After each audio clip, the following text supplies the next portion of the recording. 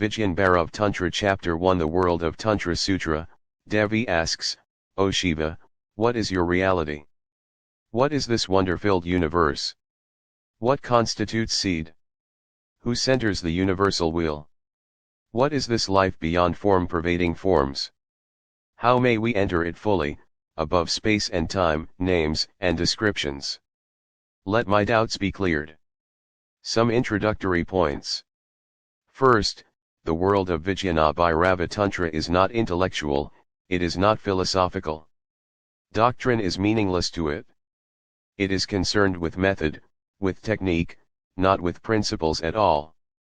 The word Tantra means technique, the method, the path. So it is not philosophical, note this. It is not concerned with intellectual problems and inquiries. It is not concerned with the why of things, it is concerned with how, not with what is truth, but how the truth can be attained. Tantra means technique. So this treatise is a scientific one. Science is not concerned with why, science is concerned with how. That is the basic difference between philosophy and science. Philosophy asks, why this existence? Science asks, how this existence? The moment you ask the question, how, method, technique, become important. Theories become meaningless, experience becomes the center. Tantra is science, Tantra is not philosophy. To understand philosophy is easy because only your intellect is required.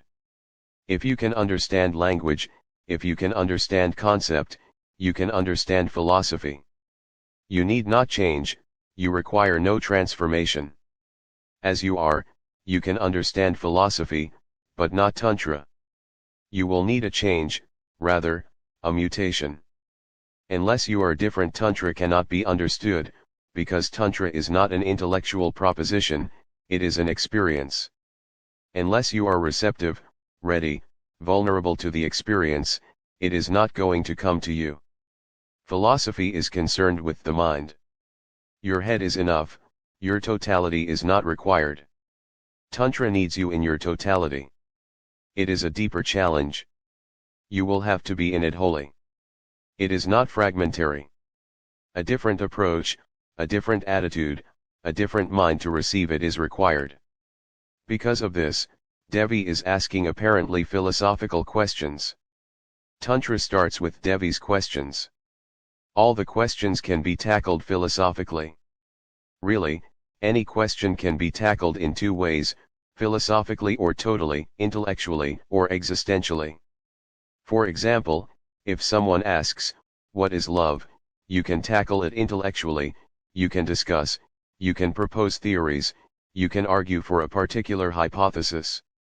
You can create a system, a doctrine, and you may not have known love at all. To create a doctrine, experience is not needed. Really, on the contrary, the less you know the better, because then you can propose a system unhesitatingly. Only a blind man can easily define what light is. When you do not know, you are bold. Ignorance is always bold, knowledge hesitates. And the more you know, the more you feel that the ground underneath is dissolving. The more you know, the more you feel how ignorant you are. And those who are really wise, they become ignorant. They become as simple as children, or as simple as idiots. The less you know, the better. To be philosophical, to be dogmatic, to be doctrinaire, this is easy. To tackle a problem intellectually is very easy. But to tackle a problem existentially, not just to think about it, but to live it through, to go through it, to allow yourself to be transformed through it, is difficult. That is, to know love, one will have to be in love. That is dangerous because you will not remain the same. The experience is going to change you. The moment you enter love, you enter a different person. And when you come out, you will not be able to recognize your old face, it will not belong to you. A discontinuity will have happened. Now there is a gap, the old man is dead and the new man has come. That is what is known as rebirth, being twice born. Tantra is non-philosophical and existential. So of course Devi asks questions which appear to be philosophical, but Shiva is not going to answer them that way. So it is better to understand it in the beginning, otherwise you will be puzzled, because Shiva is not going to answer a single question. All the questions that Devi is asking, Shiva is not going to answer at all. And still he answers. And really, only he has answered them and no one else, but on a different plane. Devi asks, "What is your reality, my lord?" He is not going to answer it. On the contrary, he will give a technique. And if Devi goes through this technique, she will know. So the answer is roundabout, it is not direct. He is not going to answer who am I. He will give a technique, do it and you will know. For Tantra, doing is knowing, and there is no other knowing. Unless you do something, unless you change, unless you have a different perspective to look at, to look with, unless you move in an altogether different dimension than the intellect, there is no answer. Answers can be given, they are all lies. All philosophies are lies. You ask a question and the philosophy gives you an answer. It satisfies you or doesn't satisfy you. If it satisfies you, you become a convert to the philosophy, but you remain the same. If it doesn't satisfy you, you go on searching for some other philosophy to be converted to. But you remain the same, you are not touched at all, you are not changed. So whether you are a Hindu or a Mohammedan or a Christian or a Jain, it makes no difference. The real person behind the facade of a Hindu or a Mohammedan or a Christian is the same. Only words differ, or clothes. The man who is going to the church or to the temple or to the mosque is the same man. Only faces differ, and they are faces which are false, they are masks. Behind the masks you will find the same man, the same anger, the same aggression, the same violence, the same greed, the same lust, everything the same. Is Mohammedan sexuality different from Hindu sexuality? Is Christian violence different from Hindu violence? It is the same. The reality remains the same, only clothes differ. Tantra is not concerned with your clothes, Tantra is concerned with you. If you ask a question it shows where you are. It shows also that wherever you are you cannot see, that is why there is the question. A blind man asks, "What is light?" and philosophy will start answering what is light. Tantra will know only this, if a man is asking what is light, it shows only that he is blind. Tantra will start operating on the man, changing the man, so that he can see. Tantra will not say what is light. Tantra will tell how to attain insight, how to attain seeing, how to attain vision. When the vision is there, the answer will be there. Tantra will not give you the answer, Tantra will give you the technique to attain the answer. Now, this answer is not going to be intellectual. If you say something about light to a blind man, this is intellectual. If the blind man himself becomes capable of seeing, this is existential. This is what I mean when I say that Tantra is existential. So Shiva is not going to answer Devi's questions, still, he will answer, the first thing. The second thing, this is a different type of language. You must know something about it before we enter into it. All the Tantra treatises are dialogues between Shiva and Devi. Devi questions and Shiva answers. All the Tantra treatises start that way. Why? Why this method? It is very significant. It is not a dialogue between a teacher and a disciple, it is a dialogue between two lovers. And Tantra signifies through it a very meaningful thing, that the deeper teachings cannot be given unless there is love between the two, the disciple and the master. The disciple and master must become deep lovers. Only then can the higher, the beyond, be expressed. So it is a language of love, the disciple must be in an attitude of love. But not only this, because friends can be lovers. Tantra says a disciple moves as receptivity, so the disciple must be in a feminine receptivity, only then is something possible. You need not be a woman to be a disciple, but you need to be in a feminine attitude of receptivity. When Devi asks, it means the feminine attitude asks. Why this emphasis on the feminine attitude? Man and woman are not only physically different, they are psychologically different. Sex is not only a difference in the body, it is a difference in psychologies also. A feminine mind means receptivity, total receptivity, surrender, love. A disciple needs a feminine psychology, otherwise he will not be able to learn. You can ask, but if you are not open then you cannot be answered. You can ask a question and still remain closed. Then the answer cannot penetrate you. Your doors are closed, you are dead. You are not open. A feminine receptivity means a womb-like receptivity in the inner depth, so that you can receive. And not only that, much more is implied. A woman is not only receiving something, the moment she receives it, it becomes a part of her body. A child is received. A woman conceives, the moment there is conception, the child has become part of the feminine body. It is not alien, it is not foreign. It has been absorbed. Now the child will live not as something added to the mother, but just as a part, just as the mother. And the child is not only received, the feminine body becomes creative, the child begins to grow. A disciple needs a womb-like receptivity. Whatsoever is received is not to be gathered as dead knowledge. It must grow in you, it must become blood and bones in you. It must become a part, now. It must grow. This growth will change you, will transform you, the receiver. That is why Tantra uses this device. Every treatise starts with Devi asking a question and Shiva replying to it.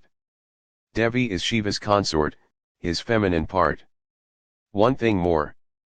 Now modern psychology, depth psychology particularly, says that man is both man and woman. No one is just male and no one is just female, everyone is bisexual. Both sexes are there. This is a very recent research in the West, but for Tantra this has been one of the most basic concepts for thousands of years.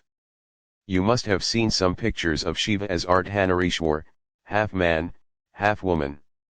There is no other concept like it in the whole history of man. Shiva is depicted as half man, half woman. So Devi is not just a consort, she is Shiva's other half. And unless a disciple becomes the other half of the master it is impossible to convey the higher teachings, the esoteric methods. When you become one then there is no doubt. When you are one with the master, so totally one, so deeply one, there is no argument, no logic, no reason. One simply absorbs, one becomes a womb. And then the teaching begins to grow in you and change you. That is why Tantra is written in love language. Something must also be understood about love language. There are two types of language, logical language and love language. There are basic differences between the two. Logical language is aggressive, argumentative, violent. If I use logical language I become aggressive upon your mind. I try to convince you, to convert you, to make a puppet of you. My argument is right and you are wrong. Logical language is egocentric, I am right and you are wrong, so I must prove that I am right and you are wrong. I am not concerned with you, I am concerned with my ego. My ego is always right. Love language is totally different. I am not concerned with my ego, I am concerned with you. I am not concerned to prove something, to strengthen my ego. I am concerned to help you. It is a compassion to help you to grow, to help you to transform, to help you to be reborn. Secondly, logic will always be intellectual. Concepts and principles will be significant, arguments will be significant. With love language what is said is not so significant, rather, it is the way it is said. The container, the word is not important, the content, the message is more important. It is a heart-to-heart talk, not a mind-to-mind discussion. It is not a debate, it is a communion. So this is rare, Devi is sitting in the lap of Shiva and asking, and Shiva answers. It is a love dialogue, no conflict, as if Shiva is speaking to himself. Why this emphasis on love, love language? Because if you are in love with your master, then the whole gestalt changes, it becomes different. Then you are not hearing his words. Then you are drinking him. Then words are irrelevant. Really, the silence between the words becomes more significant. What he is saying may be meaningful or it may not be meaningful, but it is his eyes, his gestures, his compassion, his love. That is why Tantra has a fixed device, a structure. Every treatise starts with Devi asking and Shiva answering. No argument is going to be there, no wastage of words. There are very simple statements of fact, telegraphic messages with no view to convince, but just to relate. If you encounter Shiva with a question with a closed mind, he will not answer you in this way. First your closedness has to be broken. Then he will have to be aggressive. Then your prejudices, then your preconceptions have to be destroyed. Unless you are cleared completely of your past, nothing can be given to you. But this is not so with his consort Devi. With Devi there is no past. Remember, when you are deeply in love your mind ceases to be. There is no past, only the present moment becomes everything. When you are in love the present is the only time, the now is all, no past, no future. So Devi is just open. There is no defense, nothing to be cleared, nothing to be destroyed. The ground is ready, only a seed has to be dropped. The ground is not only ready, but welcoming, receptive, asking to be impregnated. So all these sayings that we are going to discuss will be telegraphic. They are just sutras, but each sutra, each telegraphic message given by Shiva is worth a Veda, worth a Bible, worth a Quran. Each single sentence can become the base of a great scripture. Scriptures are logical, you have to propose, defend, argue. Here there is no argument, just simple statements of love. Thirdly, the very words Vigyan Bhairav Tantra mean the technique of going beyond consciousness. Vigyana means consciousness, Bhairava means the state which is beyond consciousness, and Tantra means the method of going beyond consciousness. This is the supreme doctrine, without any doctrine. We are unconscious, so all the religious teachings are concerned with how to go beyond unconsciousness, how to be conscious. For example, Krishnamurti, Zen, they are all concerned with how to create more consciousness, because we are unconscious. So how to be more aware, alert. From unconsciousness, how to move toward consciousness. But Tantra says that this is a duality, unconscious and conscious. If you move from unconsciousness to consciousness, you are moving from one duality to another. Move beyond both. Unless you move beyond both you can never reach the ultimate, so be neither the unconscious nor the conscious, just go beyond, just be. Be neither the conscious nor the unconscious, just be. This is going beyond yoga, going beyond Zen, going beyond all teachings. Vijnana means consciousness, and Bhairava is a specific term, a Tantra term for one who has gone beyond. That is why Shiva is known as Bhairava and Devi is known as Bhairavi, those who have gone beyond the dualities. In our experience only love can give a glimpse. That is why love becomes the very basic device to impart tantric wisdom. In our experience we can say that only love is something which goes beyond duality. When two persons are in love, the deeper they move into it, the less and less they are two, the more and more they become one. And a point comes and a peak is reached when only apparently they are two. Inwardly they are one, the duality is transcended. Only in this sense does Jesus saying that God is love become meaningful, otherwise not. In our experience love is nearest to God. It is not that God is loving, as Christians go on interpreting, that God has a fatherly love for you. Nonsense. God is love is a tantric statement. It means love is the only reality in our experience which reaches nearest to God, to the divine. Why?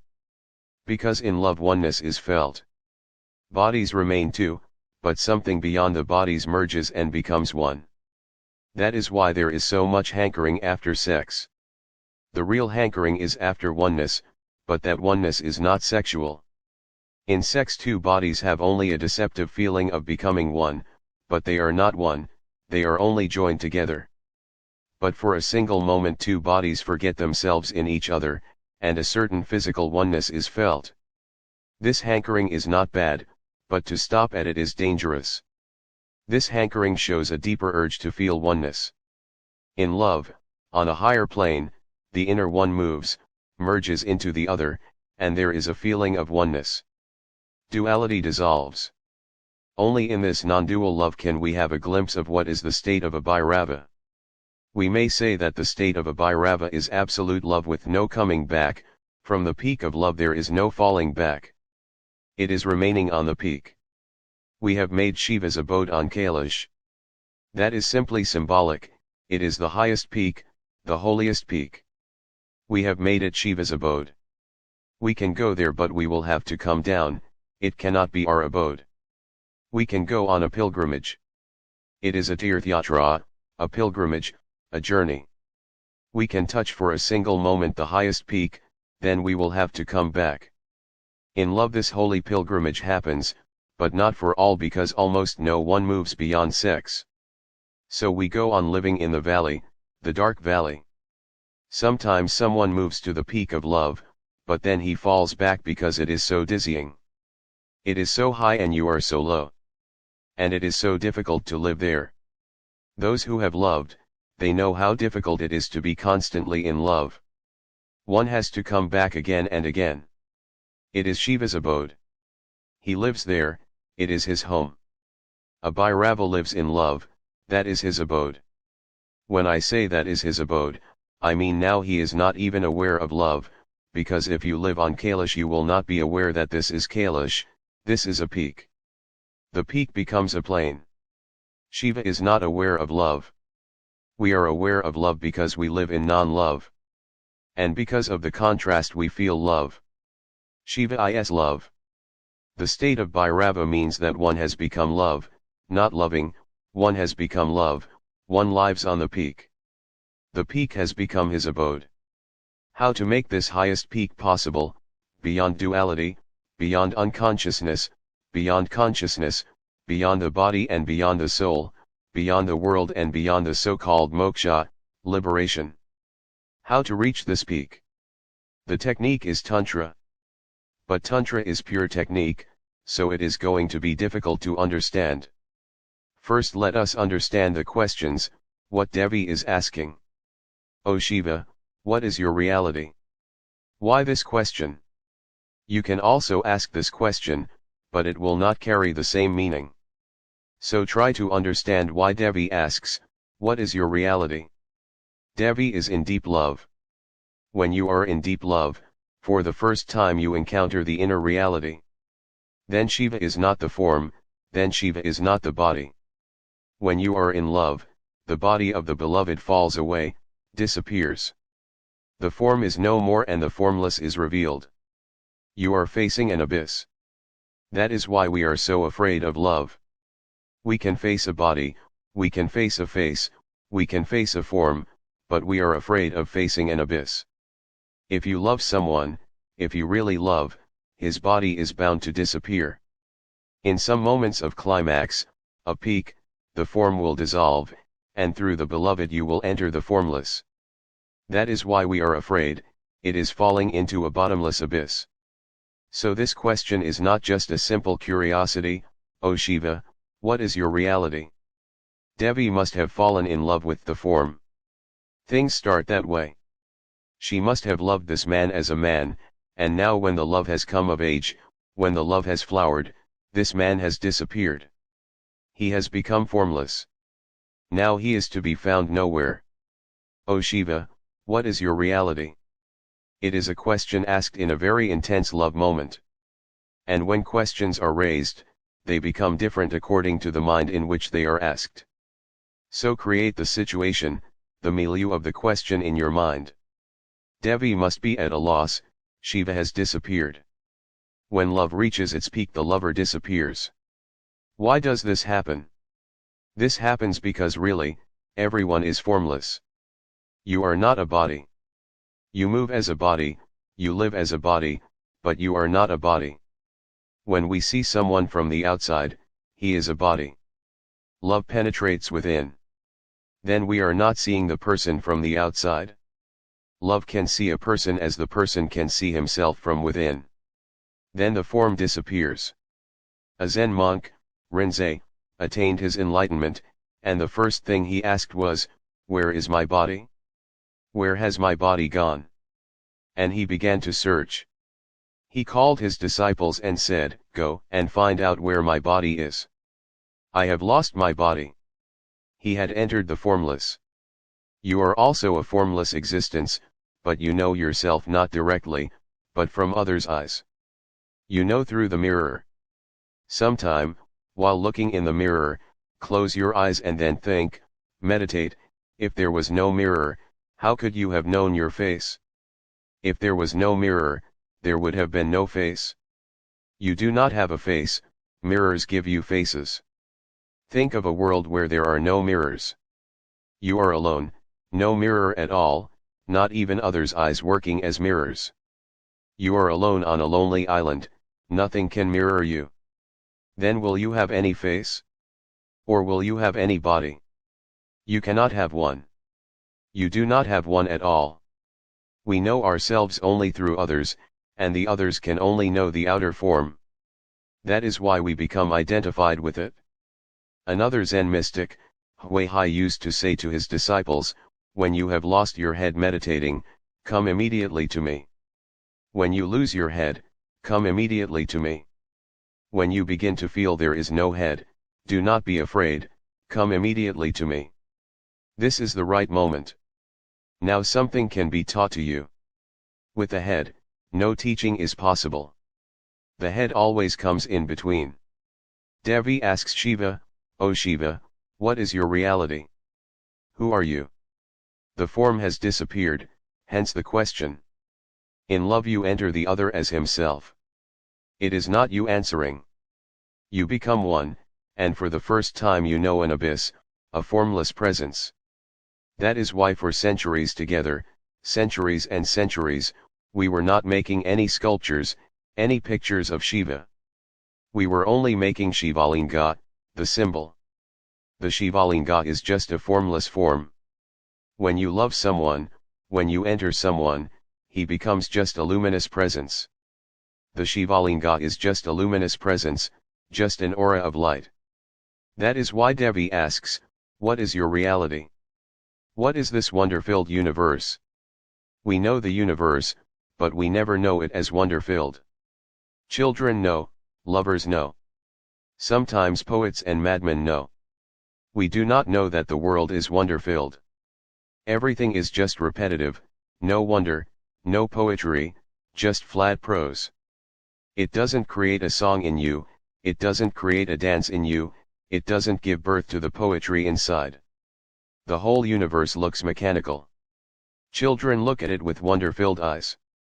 When the eyes are wonder-filled, the universe is wonder-filled. When you are in love, you again become like children. Jesus says, "Only those who are like children will enter my kingdom of God." Why? Because if the universe is not a wonder, you cannot be religious. The universe can be explained, then your approach is scientific. The universe is either known or unknown, but that which is unknown can be known any day, it is not unknowable.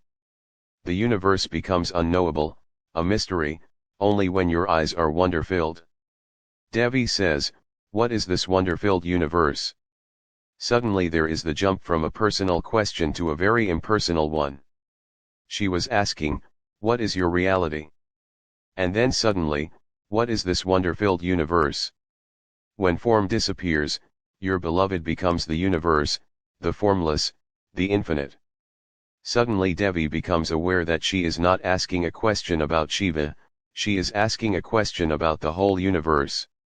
Now Shiva has become the whole universe. Now all the stars are moving in him, and the whole firmament and the whole space is surrounded by him. Now he is the great engulfing factor, the great encompassing. Karl Jaspers has defined God as the great encompassing. When you enter into love, into a deep, intimate world of love, the person disappears, the form disappears, and the lover becomes just a door to the universe. Your curiosity can be a scientific one, then you have to approach through logic. Then you must not think of the formless. Then beware of the formless, then remain content with the form. Science is always concerned with the form. If anything formless is proposed to a scientific mind, he will cut it into form. Unless it takes a form, it is meaningless. First give it a form, a definite form, only then does the inquiry start. In love, if there is form, then there is no end to it. Dissolve the form. When things become formless, dizzy, without boundaries, everything entering another, the whole universe becoming a oneness, then only is it a wonder-filled universe. What constitutes seed? Then Devi goes on. From the universe she goes on to ask, what constitutes seed? This formless, wonder-filled universe, from where does it come? From where does it originate? Or does it not originate? What is the seed? Who centers the universal wheel? Asks Devi. This wheel goes on moving and moving, this great change, this constant flux. But who centers this wheel? Where is the axis, the center, the unmoving center? She doesn't stop for any answer. She goes on asking as if she is not asking anyone, as if talking to herself.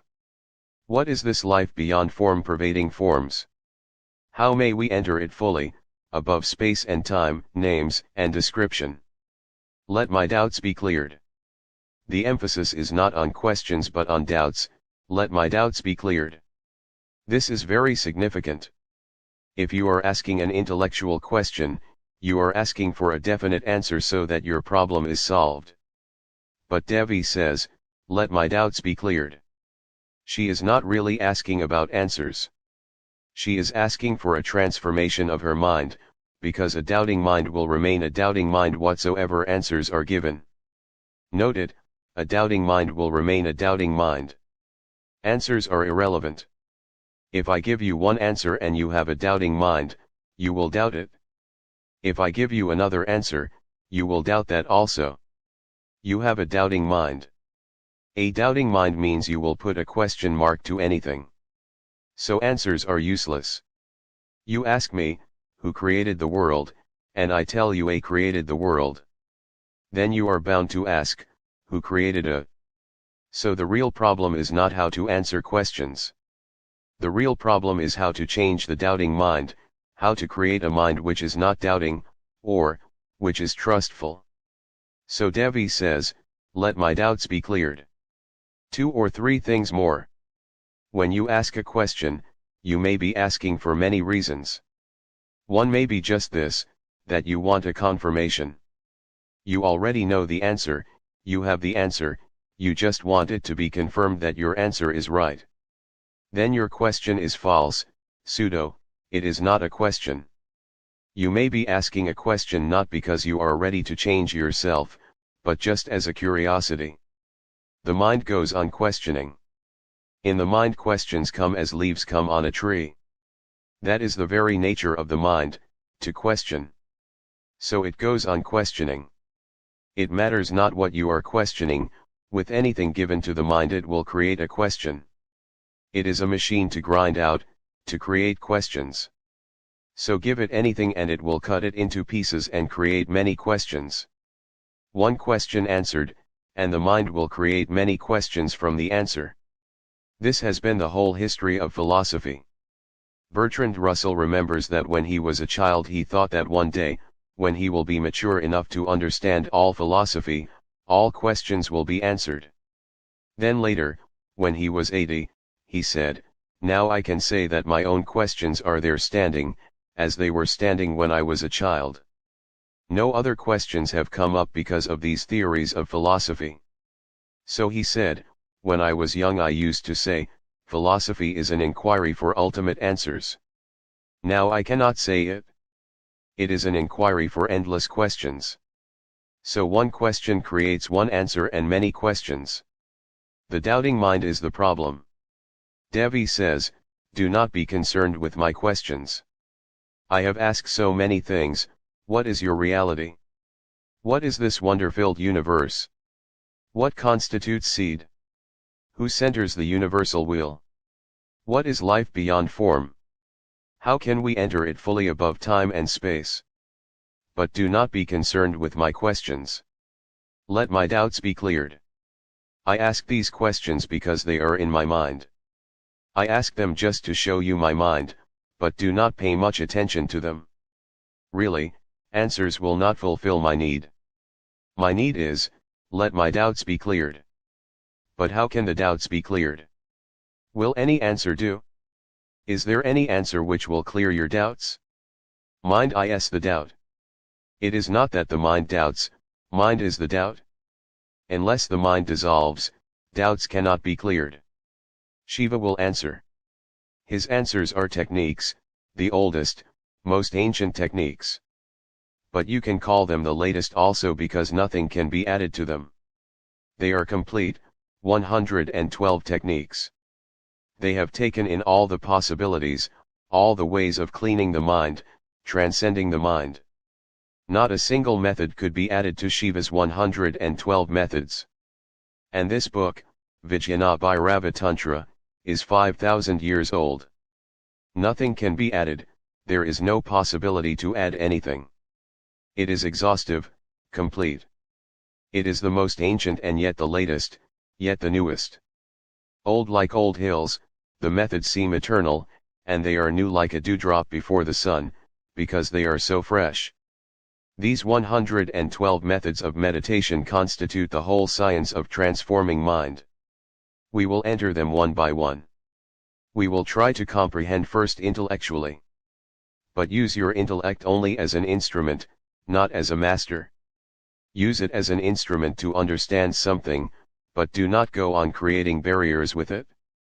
When we will be talking about these techniques, just put aside your past knowledge, your knowing, whatsoever information you have collected. Put them aside, they are just dust gathered on the road. Encounter these methods with a fresh mind, with alertness, of course, but not with argumentation. And do not create the fallacy that an argumentative mind is an alert mind. It is not, because the moment you move into arguments you have lost the awareness, you have lost the alertness. Then you are not here. These methods do not belong to any religion. Remember, they are not Hindu, just as the theory of relativity is not Jewish because Einstein conceived it. And radio and television are not Christian. No one says, why are you using electricity? This is Christian, because a Christian mind conceived it. Science does not belong to races and religions, and Tantra is a science. So remember, this is not Hindu at all. These techniques were conceived by Hindus, but these techniques are not Hindu. That is why these techniques will not mention any religious ritual. No temple is needed. You are quite enough of a temple yourself. You are the lab, the whole experiment is to go on within you. No belief is needed. This is not religion, this is science. No belief is needed. It is not required to believe in the Quran or the Vedas or in Buddha or in Mahabharata. No, no belief is needed. Only a daringness to experiment is enough, courage to experiment is enough, that is the beauty. A Mohammedan can practice and he will reach to the deeper meanings of the Quran. A Hindu can practice and he will for the first time know what the Vedas are. And a Jain can practice and a Buddhist can practice, they need not leave their religion. Tantra will fulfill them, wherever they are. Tantra will be helpful, whatsoever their chosen path.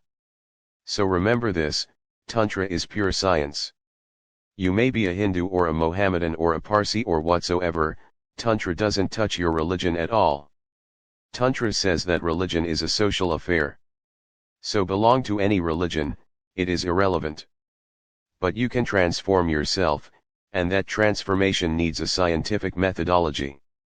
When you are ill, when you have fallen ill or you have caught tuberculosis or anything, then whether you are a Hindu or a Mohammedan makes no difference. The tuberculosis remains indifferent to your Hinduism, to your Mohammedanism, to your beliefs, political, social or religious. Tuberculosis has to be treated scientifically. There is no Hindu tuberculosis, no Mohammedan tuberculosis. You are ignorant, you are in conflict, you are asleep. This is a disease, a spiritual disease. This disease has to be treated by the Tantra. You are irrelevant, your beliefs are irrelevant. It is just a coincidence that you are born somewhere and someone else is born somewhere else. This is just a coincidence. Your religion is a coincidence, so do not cling to it. Use some scientific methods to transform yourself. Tantra is not very well known. And even if it is known, it is very much misunderstood. There are reasons for it. The higher and purer a science, the less is the possibility that the masses will know of it. We have only heard the name of the theory of relativity. It used to be said that only 12 persons understood it when Einstein was alive. All over the world only 12 minds could understand it. It was difficult even for Albert Einstein to make it understood to someone, to make it understandable, because it moves so high, it goes above your head. But it can be understood. A technical, mathematical knowledge is needed, a training is needed, and then it can be understood. But Tantra is more difficult because no training will help. Only transformation can help. That is why Tantra could never become understood by the masses. And it always happens that when you cannot understand a thing, at least you will misunderstand, because then you can feel, okay, I understand. You cannot simply remain in the vacuum. Secondly, when you cannot understand a thing, you begin to abuse it because it insults you. You cannot understand it? You cannot understand it? That is impossible. Something must be wrong with the thing itself. One begins to abuse, one begins to talk nonsense, and then he feels, now it is okay. So Tantra was not understood, Tantra was misunderstood. It was so deep and so high that this was natural. Secondly, because Tantra moves beyond duality, the very standpoint is amoral. Please understand this word, moral, immoral, amoral. We understand morality, we understand immorality, but it becomes difficult if something is amoral, beyond both. Tantra is amoral. Look at it in this way. A medicine is amoral, it is neither moral nor immoral. If you give it to a thief it will help, if you give it to a saint it will help. It will make no differentiation between a thief and a saint. The medicine cannot say, this is a thief so I am going to kill him, and this is a saint so I am going to help him. A medicine is a scientific thing. Your being a thief or being a saint is irrelevant. Tantra is amoral. Tantra says, no morality is needed, no particular morality is needed. On the contrary, you are immoral because you have a very disturbed mind. So Tantra cannot make a precondition, that first you become moral and then you can practice Tantra. Tantra says, this is absurd.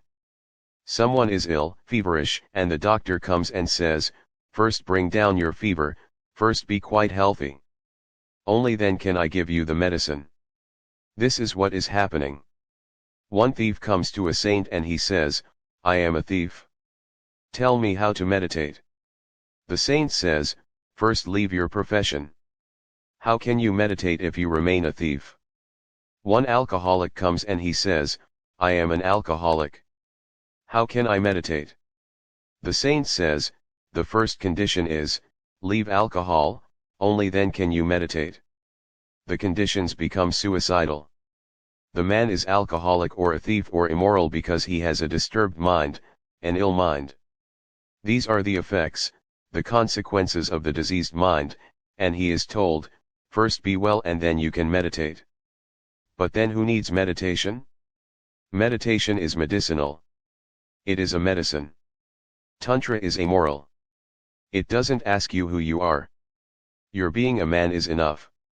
Wherever you are, whatsoever you are accepted. Choose a technique which fits you, put your total energy into it, and you will not be the same again. Real, authentic techniques always will be like that. If I make preconditions, it shows I have a pseudo technique. I say, first do this and first do not do that, and then, and those are impossible conditions because a thief can change his objects, but cannot become a non-thief. A greedy man can change the objects of his greed, but he cannot become non-greedy. You can force him or he can force upon himself non-greed, but it is also only because of a certain greed. If heaven is promised, he may even try to be non-greedy. But this is greed par excellence. Heaven, moksha, liberation, Satchitananda, existence, consciousness, bliss, they will be the objects of his greed. Tantra says, you cannot change man unless you give him authentic techniques with which to change. Just by preaching nothing is changed. And you can see this all over the world. Whatsoever Tantra says is written all over the world, so much preaching, so much moralizing, so many priests, preachers. The whole world is filled with them, yet everything is so ugly and so immoral. Why is this happening? The same will be the case if you give your hospitals to preachers. They will go there and they will start preaching. And they will make every ill man feel, you are guilty. You have created this disease, now change this disease. If preachers are given hospitals, what will be the condition of hospitals? The same as the condition of the whole world. Preachers go on preaching. They go on telling people, don't be angry, without giving any technique. And we have heard this teaching for so long that we never even raise the question, what are you saying? I am angry, and you simply say, don't be angry. How is this possible? When I am angry, it means I am anger, and you just tell me, don't be angry. So I can only suppress myself. But that will create more anger. That will create guilt, because if I try to change and cannot change myself, that creates inferiority. It gives me a feeling of guilt, that I am incapable, I cannot win over my anger. No one can win. You need certain weapons, you need certain techniques, because your anger is just an indication of a disturbed mind. Change the disturbed mind and the indication will change. Anger is just showing what is within. Change the within and the without will change. So Tantra is not concerned with your so-called morality. Really, to emphasize morality is mean, degrading, it is inhuman. If someone comes to me and I say, leave anger first, leave sex first, leave this and that, then I am inhuman. What I am saying is impossible. And that impossibility will make that man feel inwardly mean. He will begin to feel inferior, he will be degraded inside in his own eyes. If he tries the impossible, he is going to be a failure. And when he is a failure, he will be convinced that he is a sinner. The preachers have convinced the whole world that you are sinners. This is good for them, because unless you are convinced, their profession cannot continue. You must be sinners, only then can churches, temples, and mosques continue to prosper. Your being in sin is their success. Your guilt is the base of all the highest churches. The more guilty you are, the more churches will go on rising higher and higher. They are built on your guilt, on your sin, on your inferiority complex. Thus, they have created an inferior humanity. Tantra is not concerned with your so-called morality, your social formalities, etc. That doesn't mean that Tantra says to be immoral, no. Tantra is so much unconcerned with your morality that Tantra cannot say to be immoral. Tantra gives you scientific techniques for changing the mind, and once the mind is different, your character will be different. Once the basis of your structure changes, your whole edifice will be different. Because of this amoral attitude, Tantra could not be tolerated by your so-called saints. They all went against it, because if Tantra succeeds, then all this nonsense which goes on in the name of religion will have to stop. See this, Christianity fought very much against scientific progress. Why? Only because if scientific progress is there in the material world, then the time is not very far off when in the psychological and in the spiritual world also science will penetrate. So Christianity started fighting scientific progress, because once you know that you can change matter through technique, the time is not very far off when you will come to know that you can change mind through techniques, Because mind is nothing but subtle matter. This is Tantra's proposition, that mind is nothing but subtle matter, it can be changed. And once you have a different mind, you have a different world, because you look through the mind.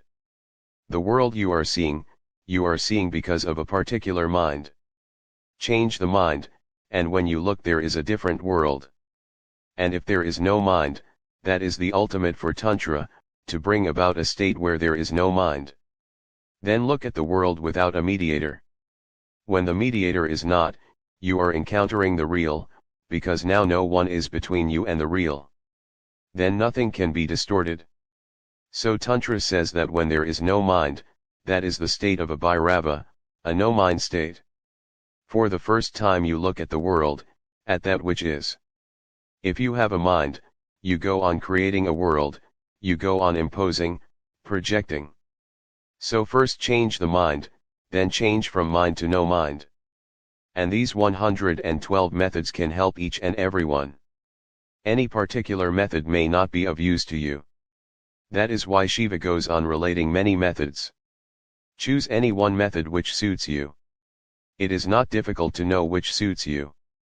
We will try to understand each method and how to choose for yourself one method which can change you and your mind.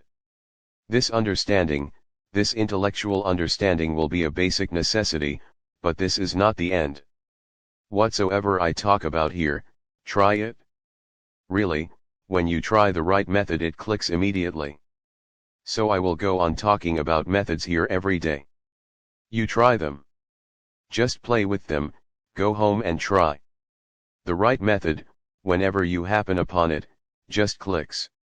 Something explodes in you, and you know that this is the right method for me. But effort is needed, and you may be surprised that suddenly one day one method has gripped you. So while I am talking here, parallel to it go on playing with these methods.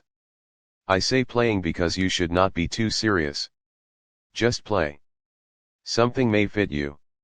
If it fits you, then be serious, and then go deep into it, intensely, honestly, with all your energy, with all your mind. But before that just play. I have found that while you are playing your mind is more open. While you are serious your mind is not so open, it is closed. So just play. Do not be too serious, just play. And these methods are simple, you can just play with them.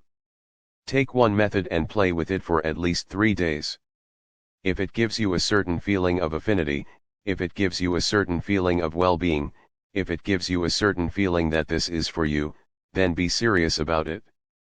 Then forget the others, do not play with other methods. Stick to it, at least for 3 months. Miracles are possible. The only thing is that the technique must be for you. If the technique is not for you, then nothing happens.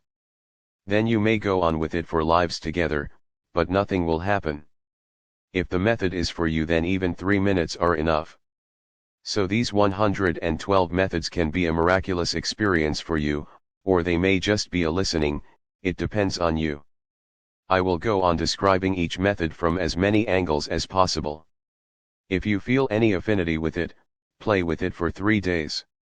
If you feel that it fits, that something clicks in you, continue it for 3 months. Life is a miracle.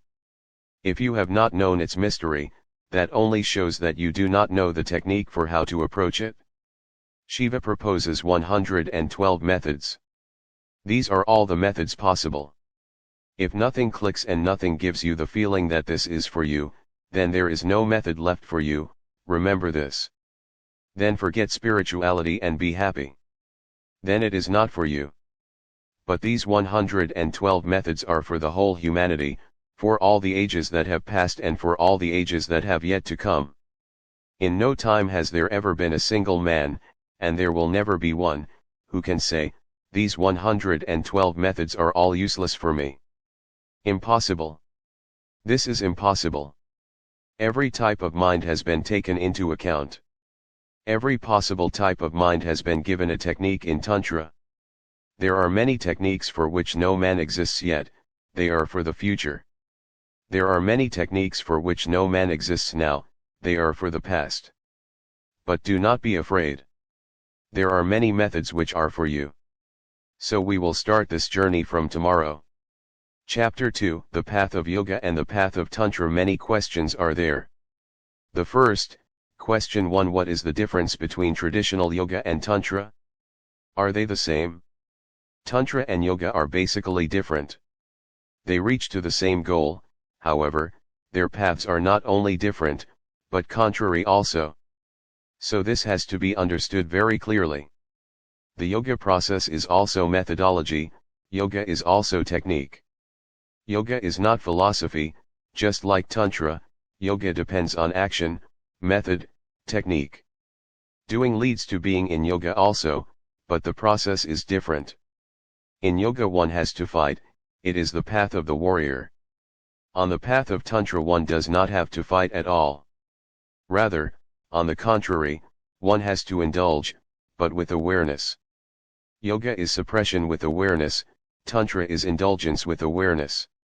Tantra says that whatsoever you are, the ultimate is not opposite to it. It is a growth, you can grow to be the ultimate. There is no opposition between you and the reality. You are part of it, so no struggle, no conflict, no opposition to nature is needed. You have to use nature, you have to use whatsoever you are to go beyond. In yoga you have to fight with yourself to go beyond. In yoga, the world, and moksha, liberation, you as you are and you as you can be, are two opposite things. Suppress, fight, dissolve that which you are so that you can attain that which you can be. Going beyond is a death in yoga. You must die for your real being to be born. In the eyes of Tantra, yoga is a deep suicide. You must kill your natural self, your body, your instincts, your desires, everything. Tantra says accept yourself as you are. It is a deep acceptance. Do not create a gap between you and the real, between the world and nirvana. Do not create any gap. There is no gap for Tantra, no death is needed. For your rebirth, no death is needed, rather, a transcendence. For this transcendence, use yourself. For example, sex is there, the basic energy you are born through, born with. The basic cells of your being and of your body are sexual, so the human mind revolves around sex. For yoga you must fight with this energy. Through fight you create a different center in yourself. The more you fight, the more you become integrated in a different center. Then sex is not your center. Fighting with sex, of course, consciously, will create in you a new center of being, a new emphasis, a new crystallization. Then sex will not be your energy. You will create your energy fighting with sex. A different energy will come into being and a different center of existence. For Tantra you have to use the energy of sex. Do not fight with it, transform it. Do not think in terms of enmity, be friendly to it. It is your energy. It is not evil, it is not bad. Every energy is just natural. It can be used for you, it can be used against you. You can make a block of it, a barrier, or you can make it a step. It can be used. Rightly used, it becomes friendly, wrongly used, it becomes your enemy. But it is neither. Energy is just natural. As ordinary man is using sex, it becomes an enemy, it destroys him, he simply dissipates in it. Yoga takes the opposite view, opposite to the ordinary mind. The ordinary mind is being destroyed by its own desires, so yoga says stop desiring, be desireless. Fight desire and create an integration in you which is desireless. Tantra says be aware of the desire, do not create any fight. Move in desire with full consciousness, and when you move into desire with full consciousness you transcend it. You are into it and still you are not in it. You pass through it, but you remain an outsider. Yoga appeals much because yoga is just the opposite of the ordinary mind, so the ordinary mind can understand the language of yoga. You know how sex is destroying you, how it has destroyed you, how you go on revolving around it like a slave, like a puppet. You know this by your experience. So when yoga says fight it, you immediately understand the language. That is the appeal, the easy appeal of yoga. Tantra cannot be so easily appealing. It seems difficult, how to move into desire without being overwhelmed by it. How to be in the sex act consciously, with full awareness. The ordinary mind becomes afraid. It seems dangerous. Not that it is dangerous, whatsoever you know about sex creates this danger for you. You know yourself, you know how you can deceive yourself. You know very well that your mind is cunning. You can move in desire, in sex, in everything, and you can deceive yourself that you are moving with full awareness. That is why you feel the danger. The danger is not in Tantra, it is in you. And the appeal of yoga is because of you, because of your ordinary mind, your sex-suppressed, sex-starved, sex-indulging mind. Because the ordinary mind is not healthy about sex, yoga has an appeal. With a better humanity, with a healthy sex, natural, normal, the case would be different. We are not normal and natural. We are absolutely abnormal, unhealthy, really insane. But because everyone is like us, we never feel it. Madness is so normal that not to be mad may look abnormal. A Buddha is abnormal, a Jesus is abnormal amidst us. They do not belong to us. This normalcy is a disease. This normal mind has created the appeal of yoga. If you take sex naturally, with no philosophy around it, with no philosophy for or against, if you take sex as you take your hands, your eyes, if it is totally accepted as a natural thing, then Tantra will have an appeal. And only then can Tantra be useful for many. But the days of Tantra are coming. Sooner or later Tantra will explode for the first time in the masses, because for the first time the time is ripe to take sex naturally. It is possible that the explosion may come from the West, because Freud, Jung, Reich, they have prepared the background. They did not know anything about Tantra, but they have made the basic ground for Tantra to evolve. Western psychology has come to a conclusion that the basic human disease is somewhere around sex, the basic insanity of man is sex-oriented. So unless this sex orientation is dissolved, man cannot be natural, normal. Man has gone wrong only because of his attitudes about sex. No attitude is needed. Only then are you natural. What attitude have you about your eyes? Are they evil or are they divine? Are you for your eyes or against them? There is no attitude. That is why your eyes are normal. Take some attitude, think that eyes are evil. Then seeing will become difficult. Then seeing will take the same problematic shape that sex has taken. Then you will want to see, you will desire and you will hanker to see. But when you see you will feel guilty. Whenever you see you will feel guilty that you have done something wrong, that you have sinned. You would like to kill your very instrument of seeing, you would like to destroy your eyes. And the more you want to destroy them, the more you will become eye-centered. Then you will start a very absurd activity. You will want to see more, and simultaneously you will feel more and more guilty. The same has happened with the sex center. Tantra says, accept whatsoever you are. This is the basic note, total acceptance. And only through total acceptance can you grow. Then use every energy you have. How can you use them? Accept them, then find out what these energies are, what is sex, what is this phenomenon. We are not acquainted with it. We know many things about sex, taught by others. We may have passed through the sex act, but with a guilty mind, with a suppressive attitude, in haste, in a hurry. Something has to be done in order to become unburdened. The sex act is not a loving act. You are not happy in it, but you cannot leave it. The more you try to leave it, the more attractive it becomes. The more you want to negate it, the more you feel invited. You cannot negate it, but this attitude to negate, to destroy, destroys the very mind, the very awareness, the very sensitivity which can understand it. So sex goes on with no sensitivity into it. Then you cannot understand it. Only a deep sensitivity can understand anything, only a deep feeling, a deep moving into it, can understand anything. You can understand sex only if you move in it as a poet moves amidst flowers, only then. If you feel guilty about flowers, you may pass through the garden, but you will pass with closed eyes. And you will be in a hurry, in a deep, mad haste. Somehow you have to go out of the garden. Then how can you be aware? So Tantra says, accept whatsoever you are.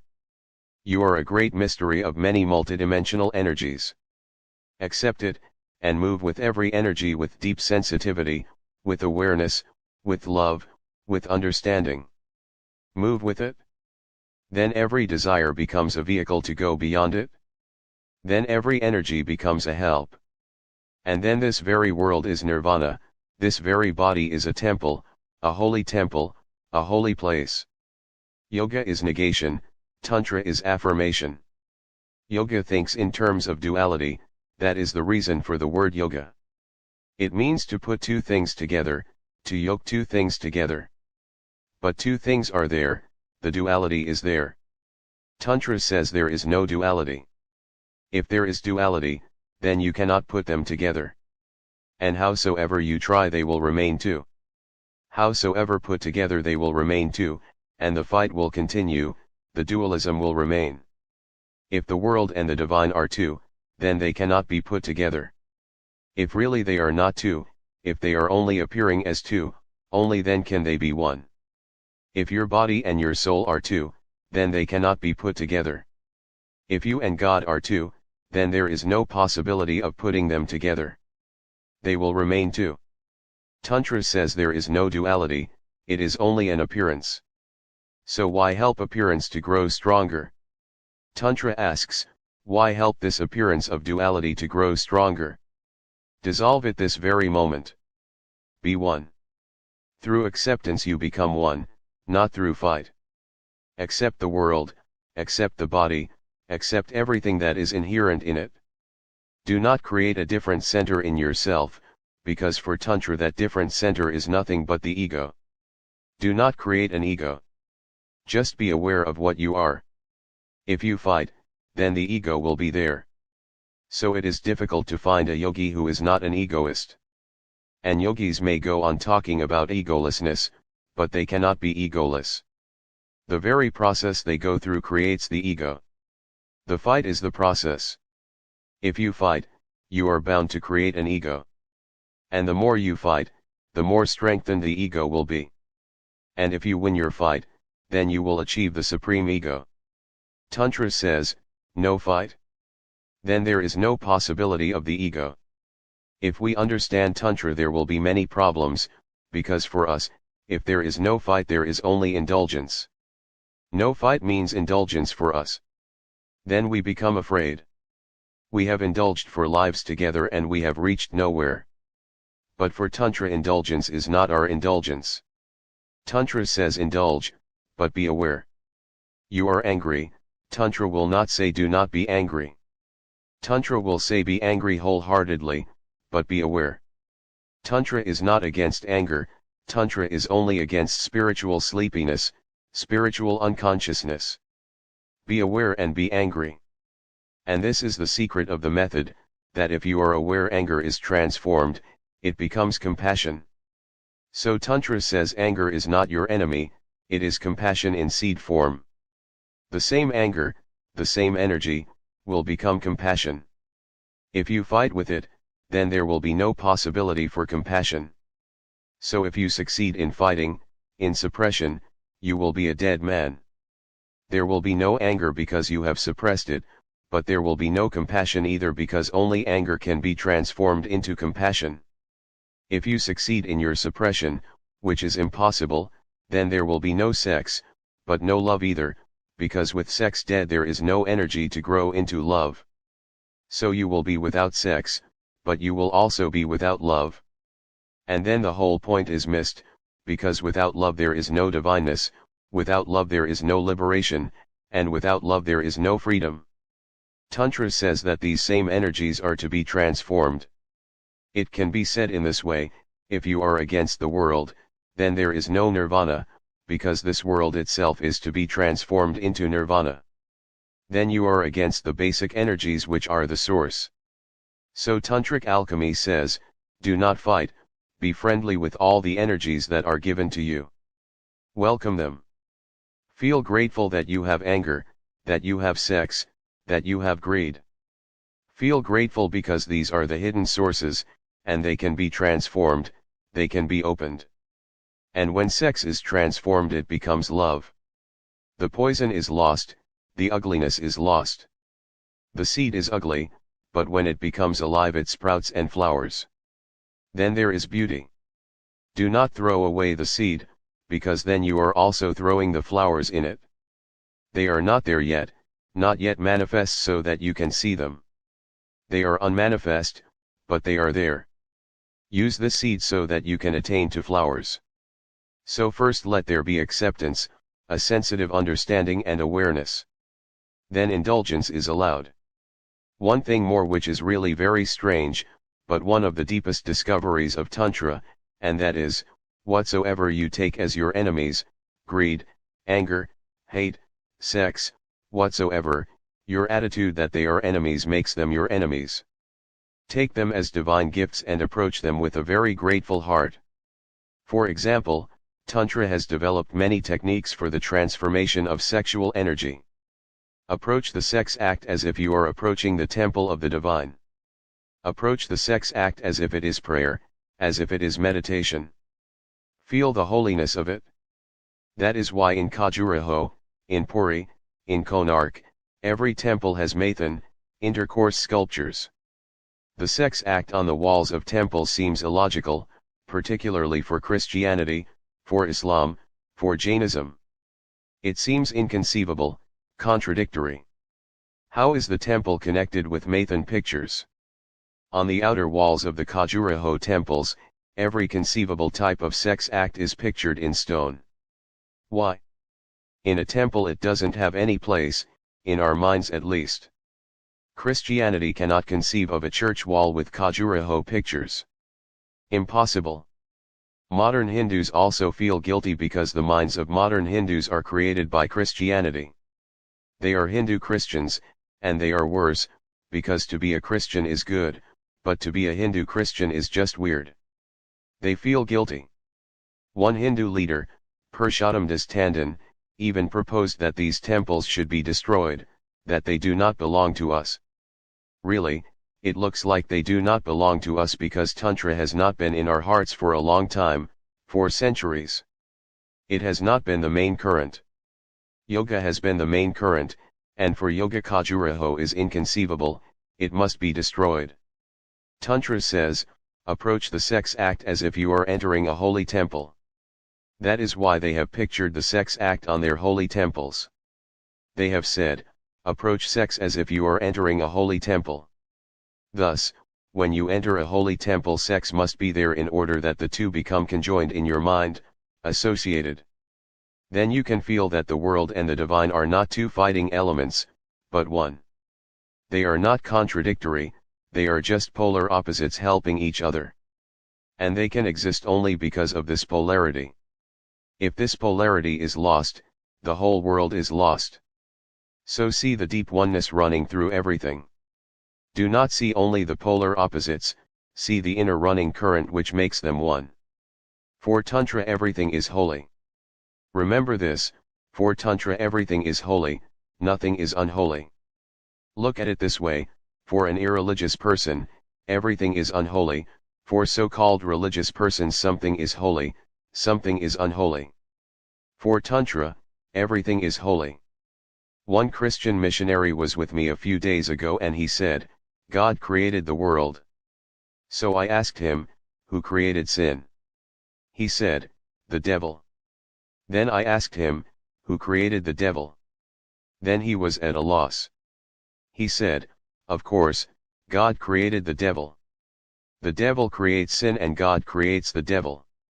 Then who is the real sinner, the devil or God? But the dualist conception always leads to such absurdities. For Tantra, God and the devil are not two. Really, for Tantra there is nothing that can be called devil, everything is divine, everything is holy. And this seems to be the right standpoint, the deepest. If anything is unholy in this world, from where does it come and how can it be? So only two alternatives are there. First, the alternative of the atheist who says everything is unholy. This attitude is okay. He is also a non-dualist, he sees no holiness in the world. Then there is the tantric's alternative, he says everything is holy. He is also a non-dualist. But between these two are the so-called religious persons, who are not really religious. They are neither religious nor irreligious because they are always in a conflict. Their whole theology is just to make ends meet, and those ends cannot meet. If a single cell, a single atom in this world is unholy, then the whole world becomes unholy, because how can that single atom exist in a holy world? How can it be? It is supported by everything, to be, it has to be supported by everything. And if the unholy element is supported by all the holy elements, then what is the difference between them? So either the world is holy totally, unconditionally, or it is unholy, there is no middle path. Tantra says everything is holy, that is why we cannot understand it. It is the deepest non-dual standpoint, if we can call it a standpoint. It is not, because any standpoint is bound to be dual. It is not against anything, so it is not any standpoint. It is a felt unity, a lived unity. These are two paths, yoga and tantra. Tantra could not be so appealing because of our crippled minds. But whenever there is someone who is healthy inside, not a chaos, tantra has a beauty. Only he can understand what tantra is. Yoga has appeal, an easy appeal, because of our disturbed minds. Remember, it is ultimately your mind which makes anything attractive or unattractive. It is you who is the deciding factor. These approaches are different. I am not saying that one cannot reach through yoga. One can reach through yoga also, but not through the yoga which is prevalent. The yoga which is prevalent is not really yoga, but the interpretation of your diseased minds. Yoga can be authentically an approach toward the ultimate, but that too is only possible when your mind is healthy, when your mind is not diseased and ill. Then yoga takes a different shape. For example, Mahavir was on the path of yoga, but he was not really suppressing sex. He had known it, he had lived it, he was deeply acquainted with it. But it became useless to him, so it dropped. Buddha was on the path of yoga, but he had lived through the world, he was deeply acquainted with it. He was not fighting. Once you know something you become free from it. It simply drops like dead leaves dropping from a tree. It is not renunciation, there is no fight involved at all. Look at Buddha's face, it doesn't look like the face of a fighter. He has not been fighting. He is so relaxed, his face is the very symbol of relaxation, no fight. Look at your yogis. The fight is apparent on their faces. Deep down much turmoil is there, right now they are sitting on volcanoes. You can look in their eyes, in their faces, and you will feel it. Deep down somewhere they have suppressed all their diseases, they have not gone beyond. In a healthy world, where everyone is living his life authentically, individually, not imitating others but living his own life in his own way, both are possible. He may learn the deep sensitivity which transcends desires, he may come to a point where all desires become futile and drop. Yoga can also lead to this, but to me yoga will lead to it in the same world where tantra can lead to it, remember this. We need a healthy mind, a natural man. In that world where a natural man is, tantra, and yoga also, will lead to transcendence of desires. In our so-called ill society, neither yoga nor tantra can do this, because if we choose yoga we do not choose it because desires have become useless, no. They are still meaningful, they are not dropping by themselves. We have to force them. If we choose yoga, we choose it as a technique of suppression. If we choose tantra, we choose tantra as a cunningness, as a deep deception, an excuse to indulge. So with an unhealthy mind neither yoga nor tantra can work. They will both lead to deceptions. A healthy mind, particularly a sexually healthy mind, is needed to start with. Then it is not very difficult to choose your path. You can choose yoga, you can choose tantra. There are two types of persons basically, male and female. I do not mean biologically, but psychologically. For those who are psychologically basically male, aggressive, violent, extrovert, yoga is their path. For those who are basically feminine, receptive, passive, nonviolent, tantra is their path. So you may note it, for tantra, Mother Kali, Tara, and so many Devis, Bhairavas, female deities, are very significant. In yoga you will never hear mentioned any name of a feminine deity. Tantra has feminine deities, yoga has male gods. Yoga is outgoing energy, tantra is energy moving inwards. So you can say in modern psychological terms that yoga is extrovert and tantra is introvert. So it depends on the personality. If you have an introverted personality, then fight is not for you. If you have an extroverted personality, then fight is for you. But we are just confused, we are just in a mess, that is why nothing helps. On the contrary, everything disturbs. Yoga will disturb you, tantra will disturb you. Every medicine is going to create a new illness for you because the chooser is ill, diseased, so the result of his choice will be illness. So I do not mean that through yoga you cannot reach. I emphasize tantra only because we are going to try to understand what tantra is. Another question, question 2, on the path of surrender, how does the seeker come to the right technique out of 112 methods? On the path of will there are methods, these 112 methods. On the path of surrender, surrender itself is the method, there are no other methods, remember this. All methods are non-surrendering, because a method means depending on yourself. You can do something, the technique is there, so you do it. On the path of surrender, you are no more, so you cannot do anything. You have done the ultimate, the last, you have surrendered. On the path of surrender, surrender is the only method. All these 112 methods require a certain will, they require something to be done by you. You manipulate your energy, you balance your energy, you create a center in your chaos. You do something. Your effort is significant, basic, required. On the path of surrender only one thing is required, you surrender. We will go deep into these 112 methods, so it is good to say something about surrender because it has no method. In these 112 methods there will be nothing about surrender. Why has Shiva not said anything about surrender? Because nothing can be said. Bhairavi herself, Devi herself, has reached Shiva not through any method. She has simply surrendered. So this must be noted. She is asking these questions not for herself, these questions are asked for the whole humanity. She has attained Shiva. She is already in his lap, she is already embraced by him. She has become one with him, but still she is asking. So remember one thing, she is not asking for herself, there is no need. She is asking for the whole humanity. But if she has attained, why is she asking Shiva? Can she herself not speak to the humanity? She has come through the path of surrender, so she doesn't know anything about method. She herself has come through love, love is enough unto itself. Love doesn't need anything more. She has come through love, so she doesn't know anything about any methods, techniques. That is why she is asking. So Shiva relates 112 methods.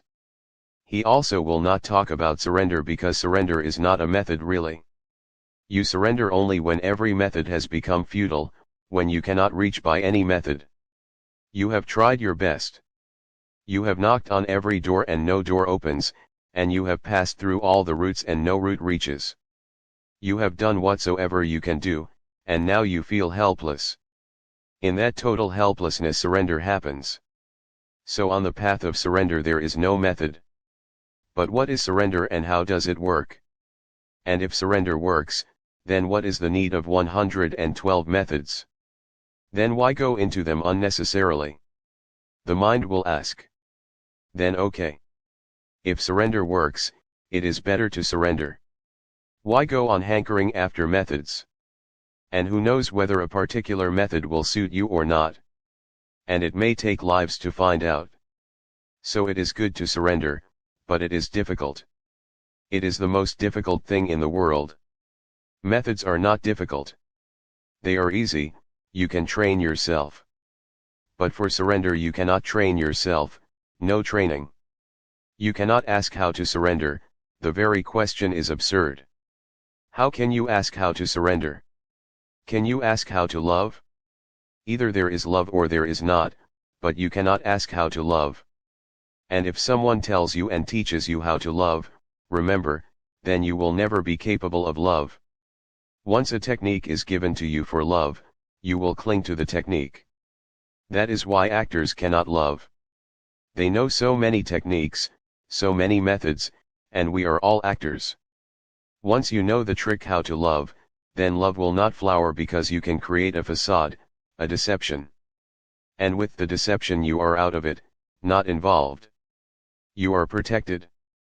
Love is being totally open, vulnerable. It is dangerous. You become insecure. We cannot ask how to love, we cannot ask how to surrender. It happens. Love happens, surrender happens. Love and surrender are deeply one. But what is it? And if we cannot know how to surrender, at least we can know how we are maintaining ourselves from surrendering, how we are preventing ourselves from surrendering. That can be known and that is helpful. How is it that you have not surrendered yet? What is your technique of non-surrendering? If you have not fallen in love yet, then the real problem is not how to love. The real problem is to dig deep to find out how you have lived without love. What is your trick? What is your technique? What is your structure, your defense structure, how you have lived without love? That can be understood, and that should be understood. First thing, we live with the ego, in the ego, centered in the ego. I am without knowing who I am. I go on announcing, I am. This I amness is false, because I do not know who I am. And unless I know who I am, how can I say I? This I is a false I. This false I is the ego. This is the defense. This protects you from surrendering. You cannot surrender, but you can become aware of this defense measure. If you have become aware of it, it dissolves. By and by, you are not strengthening it, and one day you come to feel, I am not. The moment you come to feel I am not, surrender happens. So try to find out whether you are. Really, is there any center in you that you can call your I? Go deep down within yourself, go on trying to find out where is this I, where is the abode of this ego. Rinzai went to his master and he said, give me freedom. The master said, bring yourself. If you are, I will make you free. But if you are not, then how can I make you free? You are already free. And freedom, his master said, is not your freedom. Really, freedom is freedom from you. So go and find out where this I is, where you are, then come to me. This is the meditation. Go and meditate. So the disciple Rinzai goes and meditates for weeks, months, and then he comes. Then he says, I am not the body. Only this much I have found. So the master says, this much you have become free. Go again. Try to find out. Then he tries, meditates, and he finds that I am not my mind, because I can observe my thoughts. So the observer is different from the observed, I am not my mind. He comes and says, I am not my mind. So his master says, now you are 3/4 liberated. Now go again and find out who you are. So he was thinking, I am not my body. I am not my mind. He had read, studied, he was well informed, so he was thinking, I am not my body, not my mind, so I must be my soul, my Atma. But he meditated, and then he found that there is no Atman, no soul, because this Atma is nothing but your mental information, just doctrines, words, philosophies. So he came running one day and he said, "Now I am no more." Then his master said, "Am I now to teach you the methods for freedom?" Rinzai said, "I am free because I am no more. There is no one to be in bondage. I am just a wide emptiness, a nothingness. Only nothingness can be free. If you are something, you will be in bondage. If you are, you will be in bondage. Only a void, a vacant space, can be free. Then you cannot bind it." Rinzai came running and said, "I am no more. Nowhere am I to be found. This is freedom." And for the first time he touched his master's feet, for the first time. Not actually, because he had touched them many times before also. But the master said, "For the first time you have touched my feet." Rinzai asked, "Why do you say for the first time? I have touched your feet many times." The master said, "But you were there, so how could you touch my feet while you were already there? While you are there, how can you touch my feet? The eye can never touch anybody's feet. Even though it apparently looks like it touches somebody's feet, it is touching its own feet, just in a roundabout way. You have touched my feet for the first time," the master said, "because now you are no more. And this is also the last time," the master said. "The first and the last. Surrender happens when you are not, so you cannot surrender. That is why surrender cannot be a technique. You cannot surrender, you are the hindrance. When you are not, surrender is there. So you and surrender cannot cohabit, there is no coexistence between you and surrender. Either you are or surrender is. So find out where you are, who you are. This inquiry creates many, many surprising results. Raman Maharshi used to say, "Inquire who am I?" It was misunderstood. Even his nearest disciples have not understood the meaning of it. They think that this is an inquiry to find out really who am I. It is not. If you go on inquiring who am I, you are bound to come to the conclusion that you are not. This is not really an inquiry to find out who am I. Really, this is an inquiry to dissolve. I have given many this technique, to inquire within who am I.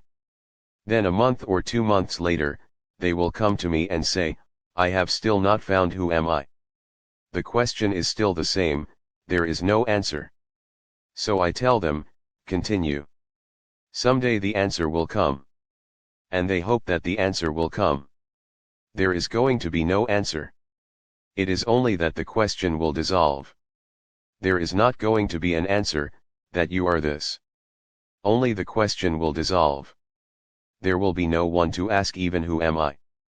And then you know. When the I is not, the real I opens.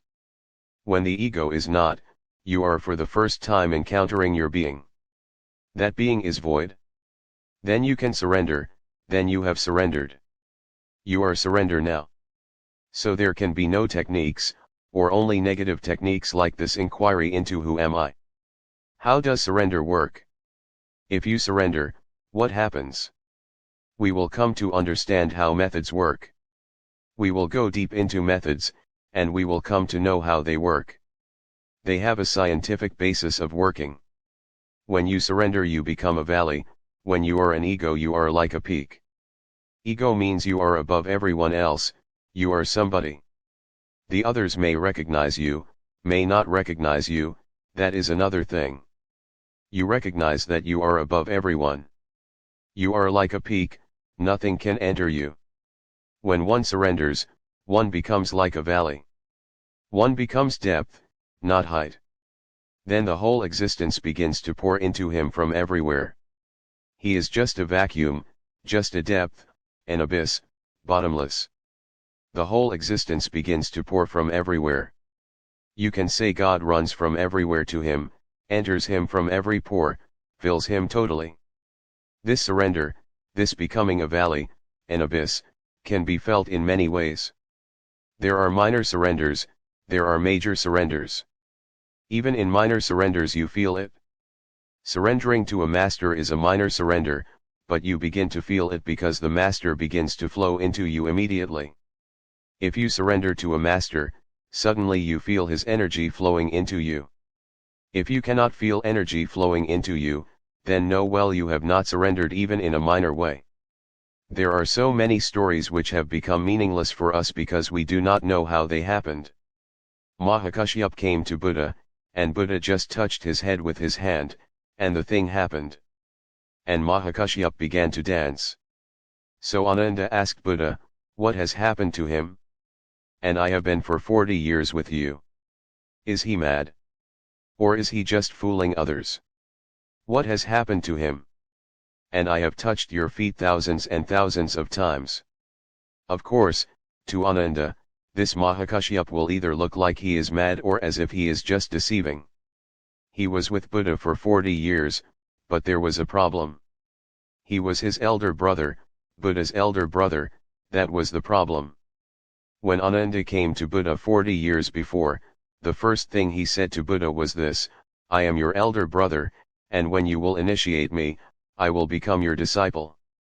So allow me 3 things before I become your disciple, because then I cannot demand. 1. I will always be with you. Give me this promise, that you will not say to me, 'Go somewhere else.' I will follow you. Secondly, I will sleep in the same room where you sleep. You cannot say to me, 'Go out.' I will be with you like your shadow. And thirdly, if I bring anyone at any time, even at midnight, you will have to answer him. You cannot say, 'This is not the time.' And give me these 3 promises while I am still your elder brother, because once I become your disciple I will have to follow you. You are still younger than me, so give me these promises." So Buddha promised, and this became the problem. For 40 years Ananda was with Buddha, but he could never surrender, because this is not the spirit of surrender. Ananda asked many, many times, "When am I going to attain?" Buddha said, "Unless I die, you will not attain." And Ananda could attain only when Buddha died. What happened to this Mahakashyap suddenly? Is Buddha partial to Mahakashyap? He is not. He is flowing, constantly flowing. But you have to be a valley, a womb, to receive him. If you are above him, how can you receive? That flowing energy cannot come to you, it will miss you. So bow down. Even in a minor surrender with a master, energy begins to flow. Suddenly, immediately, you become a vehicle of a great force. There are thousands and thousands of stories, just by a touch, just by a look, someone became enlightened. They do not appear rational to us. How is this possible? This is possible. Even a look from the master into your eyes will change your total being, but it can change only if your eyes are just vacant, valley-like.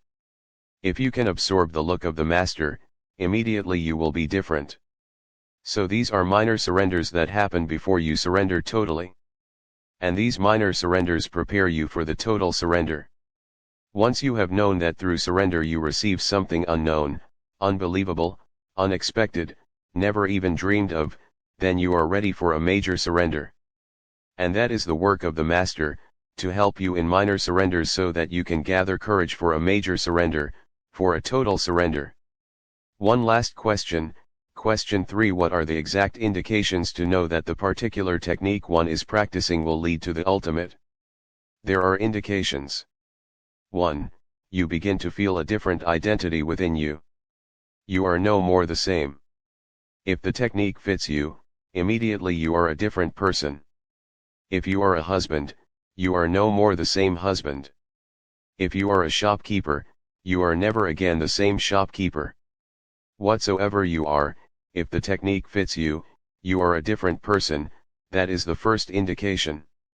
So if you begin to feel strange about yourself, know that something is happening to you. If you remain the same and do not feel any strangeness, nothing is happening. This is the first indication of whether a technique fits you. If it fits, immediately you are transported, transformed into a different person. Suddenly this happens, you look at the world in a different way.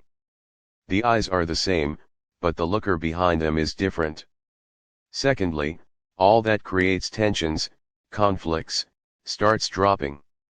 It is not that when you have practiced the method for years, then your conflicts, anxieties, tensions will drop. No. If the method fits you, immediately they start dropping. You can feel an aliveness coming to you, you are being unburdened. You will begin to feel, if the technique fits you, that gravity has become reversed. Now the earth is not pulling you down. Rather, the sky is pulling you up. How do you feel when an airplane takes off? Everything is disturbed. Suddenly there is a jerk, and gravity becomes meaningless. Now the earth is not pulling you, you are going away from gravity. The same jerk happens if a meditative technique fits you. Suddenly you take off. Suddenly you feel the earth has become meaningless, there is no gravity. It is not pulling you down, you are being pulled up. In religious terminology, this is called grace. There are two forces, gravity and grace. Grace means you are being pulled upwards, gravity means you are being pulled downwards. That is why in meditation many people suddenly feel they have no weight. That is why many people feel an inner levitation. So many have reported this to me when the technique fits them. This is strange.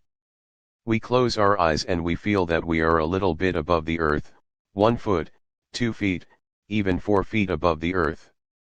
When we open our eyes we are just on the ground, when we close our eyes we have levitated. So what is this? When we open our eyes we are just on the ground. We never levitated. The body remains on the ground, but you levitate. This levitation is really a pull from the above. If the technique fits you have been pulled, because the working of the technique is to make available for you the upward pull. This is what the technique means, to make you available for the force which can pull you up. So if it fits, you know, you have become weightless. Thirdly, whatsoever you will now do, whatsoever, howsoever trivial, will be different. You will walk in a different way, you will sit in a different way, you will eat in a different way. Everything will be different. This difference you will feel everywhere. Sometimes this strange experience of being different creates fear. One wants again to go back and be the same, because one was so attuned with the old. It was a routine world, even boring, but you were efficient in it. Now everywhere you will feel a gap. You will feel that your efficiency is lost. You will feel that your utility is reduced. You will feel that everywhere you are an outsider. One has to pass through this period. You will become attuned again. You have changed, not the world, so you will not fit. So remember the third thing, when the technique fits you, you will not fit into the world. You will become unfit. Everywhere something is loose, some bolt is missing. Everywhere you will feel that there has been an earthquake. And everything has remained the same, only you, have become different. But you will be attuned again on a different plane, on a higher plane. The disturbance is felt just like when a child grows and becomes sexually mature. At the age of 14 or 15 every boy feels that he has become strange. A new force has entered, sex. It was not there before, or it was, but it was hidden. Now for the first time he has become available for a new kind of force. That is why boys are very awkward, girls, boys, when they become sexually mature, they are very awkward. They are nowhere. They are no longer children and they are not yet men, so they are in between, fitting nowhere. If they play with small children they feel awkward, they have become men. If they start making friendships with men they feel awkward, they are still children. They fit with no one. The same phenomenon happens when a technique fits you. A new energy source becomes available that is greater than sex. You are again in a transitory period. Now you cannot fit in this world of worldly men. You are not a child, and you cannot yet fit in the world of saints, and in between one feels awkward. If a technique fits you these three things will come up. You may not have expected that I would say these things. You may have expected that I would say you will become more silent, more quiet, and I am saying quite the contrary, you will become more disturbed.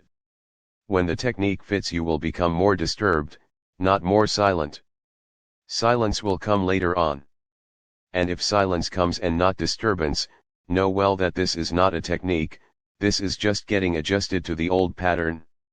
That is why more people go for a prayer than for meditation, because prayer gives you a consolation. It fits you, adjusts to you, to your world. Prayer was doing virtually the same thing that psychoanalysts are now doing. If you are disturbed, they will make you less disturbed, adjusted to the pattern, to the society, to the family. So by going to a psychoanalyst for 1, 2, or 3 years you will not get better, but you will be more adjusted. Prayer does the same thing, and priests do the same thing, they make you more adjusted.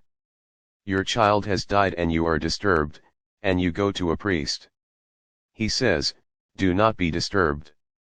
Only those children die early whom God loves more. He calls them up. You feel satisfied. Your child has been called up. God loves him more. Or the priest says something else, do not be worried, the soul never dies. Your child is in heaven. One woman was here just a few days before. Her husband had died just during the past month. She was disturbed. She came to me and she said, only assure me that he is reborn in a good place and then everything will be okay.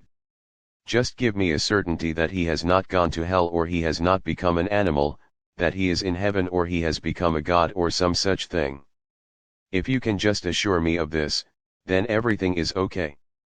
Then I can bear it, otherwise I am miserable. The priest would say, okay. Your husband is born as a god in the 7th heaven, and he is very happy. And he is waiting for you. These prayers, they make you adjusted to the pattern, you feel better. Meditation is a science. It is not going to help you in adjustment, it is going to help you in transformation. That is why I say these 3 signs will be there as indications. Silence will come, but not as an adjustment. Silence will come as an inner flowering. Then silence will not be an adjustment with the society, with the family, the world, the business, no. Then silence will be a real harmony with the universe. Then a deep harmony flowers between you and the totality, then there is silence, but that will come later. First you will get disturbed, first you will become mad. If a technique fits, it will make you aware of everything that you are. Your anarchy, your mind, your madness, everything will come to light. You are just a dark mess. When a technique fits, it is as if suddenly there is light and the whole mess becomes apparent. For the first time you will encounter yourself as you are. You would like to put the light off and go to sleep again, it is fearful. This is the point where the master becomes helpful. He says, do not be afraid. This is just the beginning.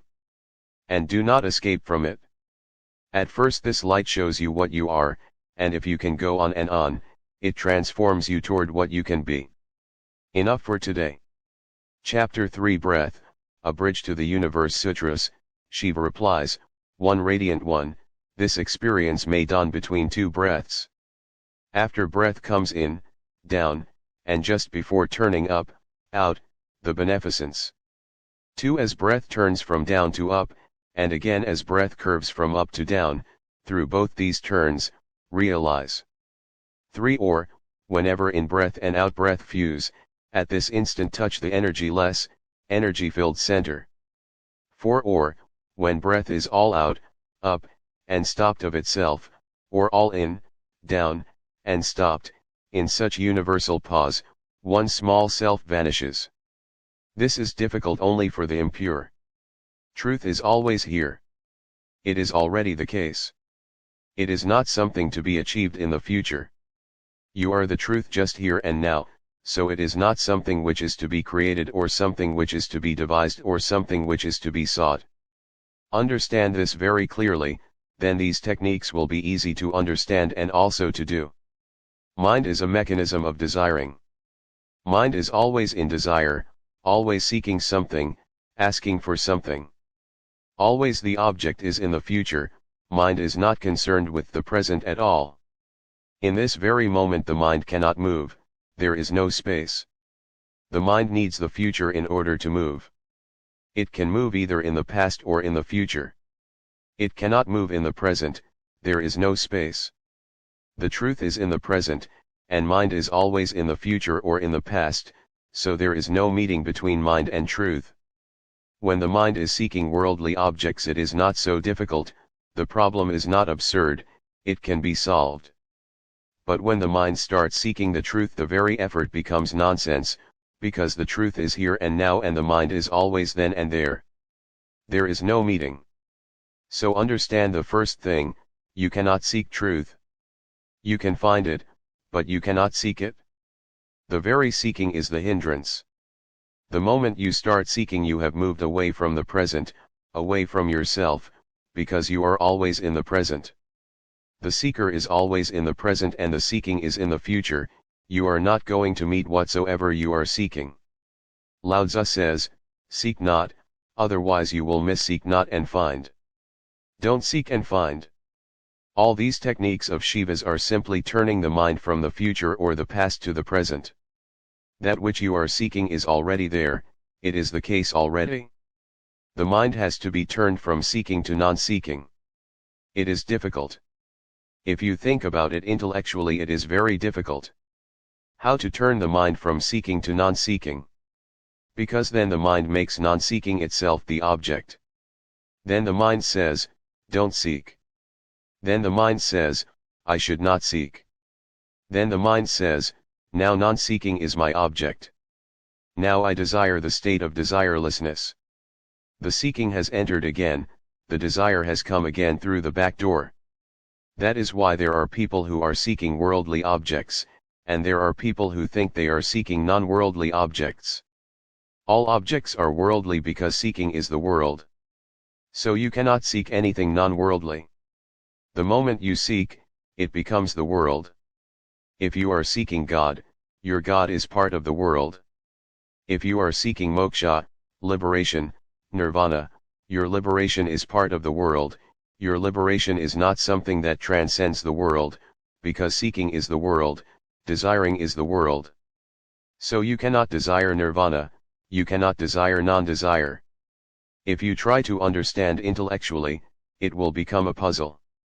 Shiva says nothing about it, he immediately proceeds to give techniques. They are non-intellectual. He doesn't say to Devi, the truth is here. Don't seek it and you will find it. He immediately gives techniques. Those techniques are non-intellectual. Do them, and the mind turns. The turning is just a consequence, just a byproduct, not an object. The turning is just a byproduct. If you do a technique, your mind will turn from its journey into the future or the past. Suddenly you will find yourself in the present. That is why Buddha has given techniques, Lao Tzu has given techniques, Krishna has given techniques. But they always introduce their techniques with intellectual concepts. Only Shiva is different. He immediately gives techniques, and no intellectual understanding, no intellectual introduction, because he knows that the mind is tricky, the most cunning thing possible. It can turn anything into a problem. Non-seeking will become the problem. There are people who come to me who ask how not to desire. They are desiring non-desire. Somebody has told them, or they have read somewhere, or they have heard spiritual gossip, that if you do not desire you will reach bliss, if you do not desire you will be free, if you do not desire there will be no suffering. Now their minds hanker to attain that state where there is no suffering, so they ask how not to desire. Their minds are playing tricks. They are still desiring, it is only that now the object has changed. They were desiring money, they were desiring fame, they were desiring prestige, they were desiring power. Now they are desiring non-desire. Only the object has changed, and they remain the same and their desiring remains the same. But now the desire has become more deceptive. Because of this, Shiva proceeds immediately with no introduction whatsoever. He immediately starts talking about techniques. Those techniques, if followed, suddenly turn your mind, it comes to the present. And when the mind comes to the present, it stops, it is no more. You cannot be a mind in the present, that is impossible. Just now, if you are here and now, how can you be a mind? Thoughts cease because they cannot move. The present has no space in which to move, you cannot think. If you are in this very moment, how can you move? Mind stops, you attain to no mind. So the real thing is how to be here and now. You can try, but effort may prove futile, because if you make it a point to be in the present, then this point has moved into the future. When you ask how to be in the present, again you are asking about the future. This moment is passing in the inquiry, how to be present? How to be here and now. This present moment is passing in the inquiry, and your mind will begin to weave and create dreams in the future. Someday you will be in a state of mind where there is no movement, no motive, no seeking, and then there will be bliss. So how to be in the present? Shiva doesn't say anything about it, he simply gives a technique. You do it, and suddenly you find you are here and now. And your being here and now is the truth, and your being here and now is the freedom, and your being here and now is the nirvana. The first 9 techniques are concerned with breathing. So let us understand something about breathing, and then we will proceed to the techniques. We are breathing continuously from the moment of birth to the moment of death. Everything changes between these 2 points. Everything changes, nothing remains the same, only breathing is a constant thing between birth and death. The child will become a youth, the youth will become old. He will be diseased, his body will become ugly, ill, everything will change. He will be happy, unhappy, in suffering, everything will go on changing. But whatsoever happens between these 2 points, one must breathe. Whether happy or unhappy, young or old, successful or unsuccessful, whatsoever you are, it is irrelevant. One thing is certain, between these 2 points of birth and death you must breathe. Breathing will be a continuous flow, no gap is possible. If even for a single moment you forget to breathe, you will be no more. That is why you are not required to breathe, because then it would be difficult. Someone might forget to breathe for a single moment, and then nothing could be done. So, really, you are not breathing, because you are not needed. You are fast asleep, and breathing goes on, you are unconscious, and breathing goes on, you are in a deep coma, and breathing goes on. You are not required, breathing is something which goes on in spite of you. It is one of the constant factors in your personality, that is the first thing. It is something which is very essential and basic to life, that is the second thing. You cannot be alive without breath. So breath and life have become synonymous. Breathing is the mechanism of life, and life is deeply related with breathing. That is why in India we call it prana. We have given one word for both. Prana means the vitality, the aliveness. Your life is your breath. Thirdly, your breath is a bridge between you and your body. Constantly, breath is bridging you to your body, connecting you, relating you to your body. Not only is the breath a bridge to your body, it is also a bridge between you and the universe. The body is just the universe which has come to you, which is nearer to you. Your body is part of the universe. Everything in the body is part of the universe, every particle, every cell. It is the nearest approach to the universe. Breath is the bridge. If the bridge is broken, you are no more in the body. If the bridge is broken, you are no more in the universe. You move into some unknown dimension, then you cannot be found in space and time. So, thirdly, breath is also the bridge between you, and space and time. Breath, therefore, becomes very significant, the most significant thing. So the first 9 techniques are concerned with breath. If you can do something with the breath, you will suddenly turn to the present. If you can do something with breath, you will attain to the source of life. If you can do something with breath, you can transcend time and space. If you can do something with breath, you will be in the world and also beyond it. Breath has 2 points.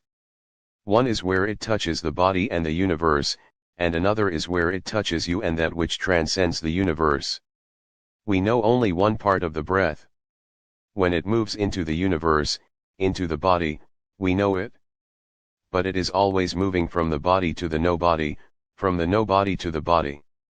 We do not know the other point.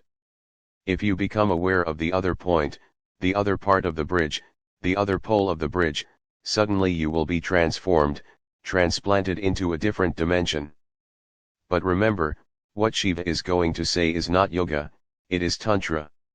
Yoga also works on breath, but the work of yoga and tantra is basically different. Yoga tries to systematize breathing. If you systematize your breathing, your health will improve. If you systematize your breathing, if you know the secrets of breathing, your life will become longer, you will be more healthy and you will live longer. You will be more strong, more filled with energy, more vital, alive, young, fresh. But Tantra is not concerned with that. Tantra is concerned not with any systematization of breath, but with using breath just as a technique to turn inward. One has not to practice a particular style of breathing, a particular system of breathing or a particular rhythm of breathing, no. One has to take breathing as it is. One has just to become aware of certain points in the breathing. There are certain points, but we are not aware of them. We have been breathing and we will go on breathing, we are born breathing and we will die breathing, but we are not aware of certain points. And this is strange. Man is searching, probing deep into space. Man is going to the moon, man is trying to reach farther, from Earth into space, and man has not yet learned the nearest part of his life.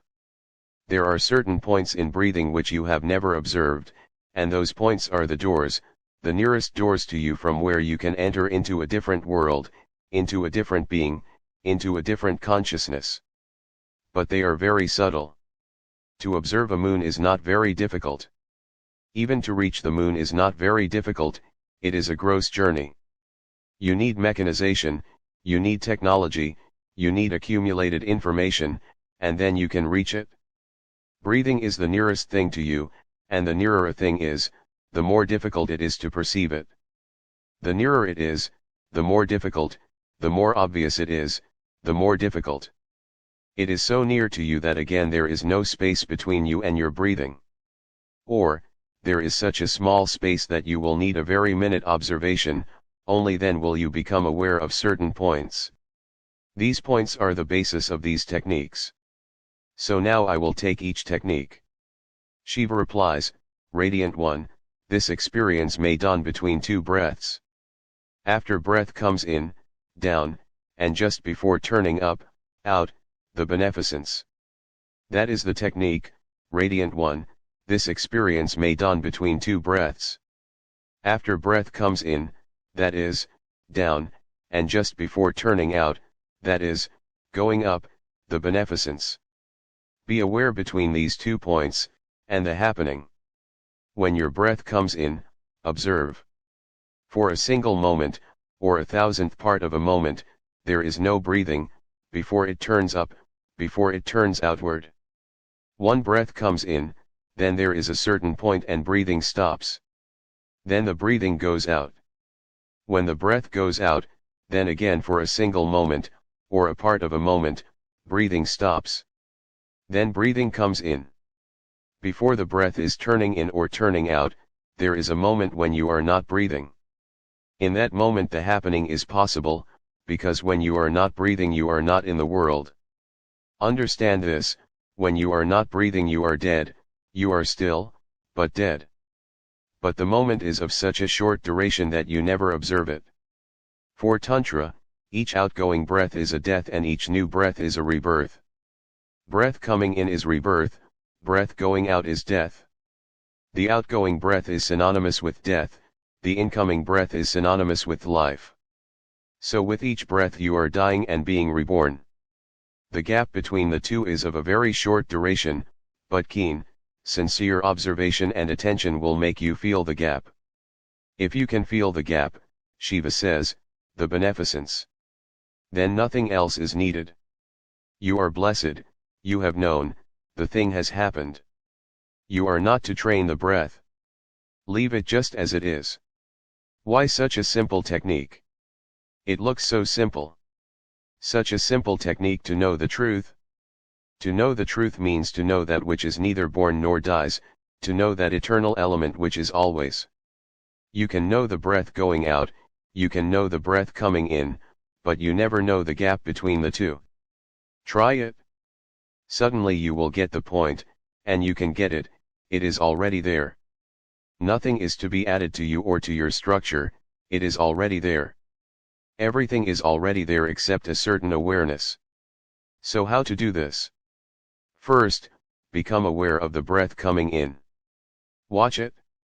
Forget everything, just watch breath coming in, the very passage. When the breath touches your nostrils, feel it there. Then let the breath move in. Move with the breath fully consciously. When you are going down, down, down with the breath, do not miss the breath. Do not go ahead and do not follow behind, just go with it.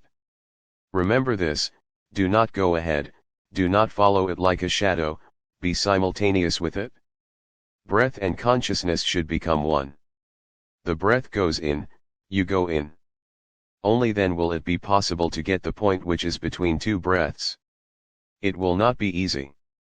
Move in with the breath, then move out with the breath, in out, in out. Buddha tried particularly to use this method, so this method has become a Buddhist method. In Buddhist terminology it is known as Anapanasati Yoga. And Buddha's enlightenment was based on this technique, only this.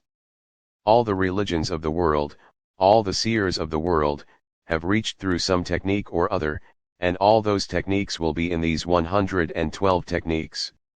This first one is a Buddhist technique. It has become known in the world as a Buddhist technique because Buddha attained his enlightenment through this technique. Buddha said, be aware of your breath as it is coming in, going out, coming in, going out. He never mentions the gap because there is no need. Buddha thought and felt that if you become concerned with the gap between two breaths, that concern may disturb your awareness. So he simply said, be aware. When the breath is going in, move with it, and when the breath is going out, move with it. Do simply this, going in, going out, with the breath. He never says anything about the latter part of the technique. The reason is that Buddha was talking with very ordinary men, and even that might create a desire to attain the interval. That desire to attain the interval will become a barrier to awareness, because if you are desiring to get to the interval you will move ahead. Breath will be coming in, and you will move ahead because you are interested in the gap which is going to be in the future. Buddha never mentions it, so Buddha's technique is just half. But the other half follows automatically. If you go on practicing breath consciousness, breath awareness, suddenly, one day, without knowing, you will come to the interval. Because as your awareness will become keen and deep and intense, as your awareness will become bracketed, the whole world is bracketed out, only your breath coming in or going out is your world, the whole arena for your consciousness, suddenly you are bound to feel the gap in which there is no breath. When you are moving with breath minutely, when there is no breath, how can you remain unaware? You will suddenly become aware that there is no breath, and the moment will come when you will feel that the breath is neither going out nor coming in. The breath has stopped completely. In that stopping, the beneficence. This one technique is enough for millions. The whole of Asia tried and lived with this technique for centuries. Tibet, China, Japan, Burma, Thailand, Ceylon, the whole of Asia except India has tried this technique. Only one technique and thousands have attained enlightenment through it. And this is only the first technique. But unfortunately, because the technique became associated with Buddha's name, Hindus have been trying to avoid it. Because it became more and more known as a Buddhist method, Hindus have completely forgotten it. And not only that, They have also tried to avoid it for another reason. Because this technique is the first technique mentioned by Shiva, many Buddhists have claimed that this book, Vigyan Bhairav Tantra, is a Buddhist book, not a Hindu book. It is neither Hindu nor Buddhist, a technique is just a technique. Buddha used it, but it was there already to be used. Buddha became a Buddha, an enlightened one, because of the technique. The technique preceded Buddha, the technique was already there. Try it. It is one of the most simple techniques, simple compared to other techniques. I am not saying simple for you. Other techniques will be more difficult. That is why it is mentioned as the first technique. The second technique, all these 9 techniques are concerned with breath. As breath turns from down to up, and again as breath curves from up to down, through both these turns, realize. It is the same, but with a slight difference. The emphasis is now not on the gap, but on the turning. The outgoing and ingoing breath make a circle. Remember, these are not 2 parallel lines. We always think of them as 2 parallel lines, breath going in and breath going out. Do you think that these are 2 parallel lines? They are not. Breath going in is half the circle, breath going out is the other half of the circle. So understand this, first, breathing in and out creates a circle. They are not parallel lines, because parallel lines never meet anywhere. Secondly, the breath coming in and the breath going out are not 2 breaths, they are 1 breath. The same breath which comes in, goes out, so it must have a turn inside. It must turn somewhere. There must be a point where the incoming breath becomes outgoing. Why put such emphasis upon turning? Because, Shiva says, as breath turns from down to up and again as breath curves from up to down, through both these turns, realize. Very simple, but he says, realize the turns and you will realize the self. Why the turn? If you know driving, you know about gears. Each time you change the gear, you have to pass through the neutral gear, which is not a gear at all. From the first gear you move to the second or from the second to the third, but always you have to move through the neutral gear. That neutral gear is a turning point. In that turning point the first gear becomes the second and the second becomes the third. When your breath goes in and turns out, it passes through the neutral gear, otherwise it cannot turn out. It passes through the neutral territory. In that neutral territory you are neither a body nor a soul, neither physical nor mental, because the physical is a gear of your being and the mental is another gear of your being. You go on moving from gear to gear, but you must have a neutral gear where you are neither body nor mind. In that neutral gear you are simply an existence, pure, simple, unembodied, with no mind. That is why there is the emphasis on the turn. Man is a machine, a large, very complicated machine. You have many gears in your body, many gears in your mind. You are not aware of your great mechanism, but you are a great machine. And it is good that you are not aware, otherwise you could go mad. The body is such a great machine that scientists say if we had to create a factory parallel to the human body, it would require 4 square miles of land, and the noise would be such that 100 square miles of land would be disturbed by it. The body is a great mechanical device, the greatest. You have millions and millions of cells and each cell is alive. So you are a big city of 70 million cells, there are 70 million citizens inside you, and the whole city is running very silently, smoothly. Every moment the mechanism is working. It is very complicated. These techniques will be related at many points with the mechanism of your body and the mechanism of your mind.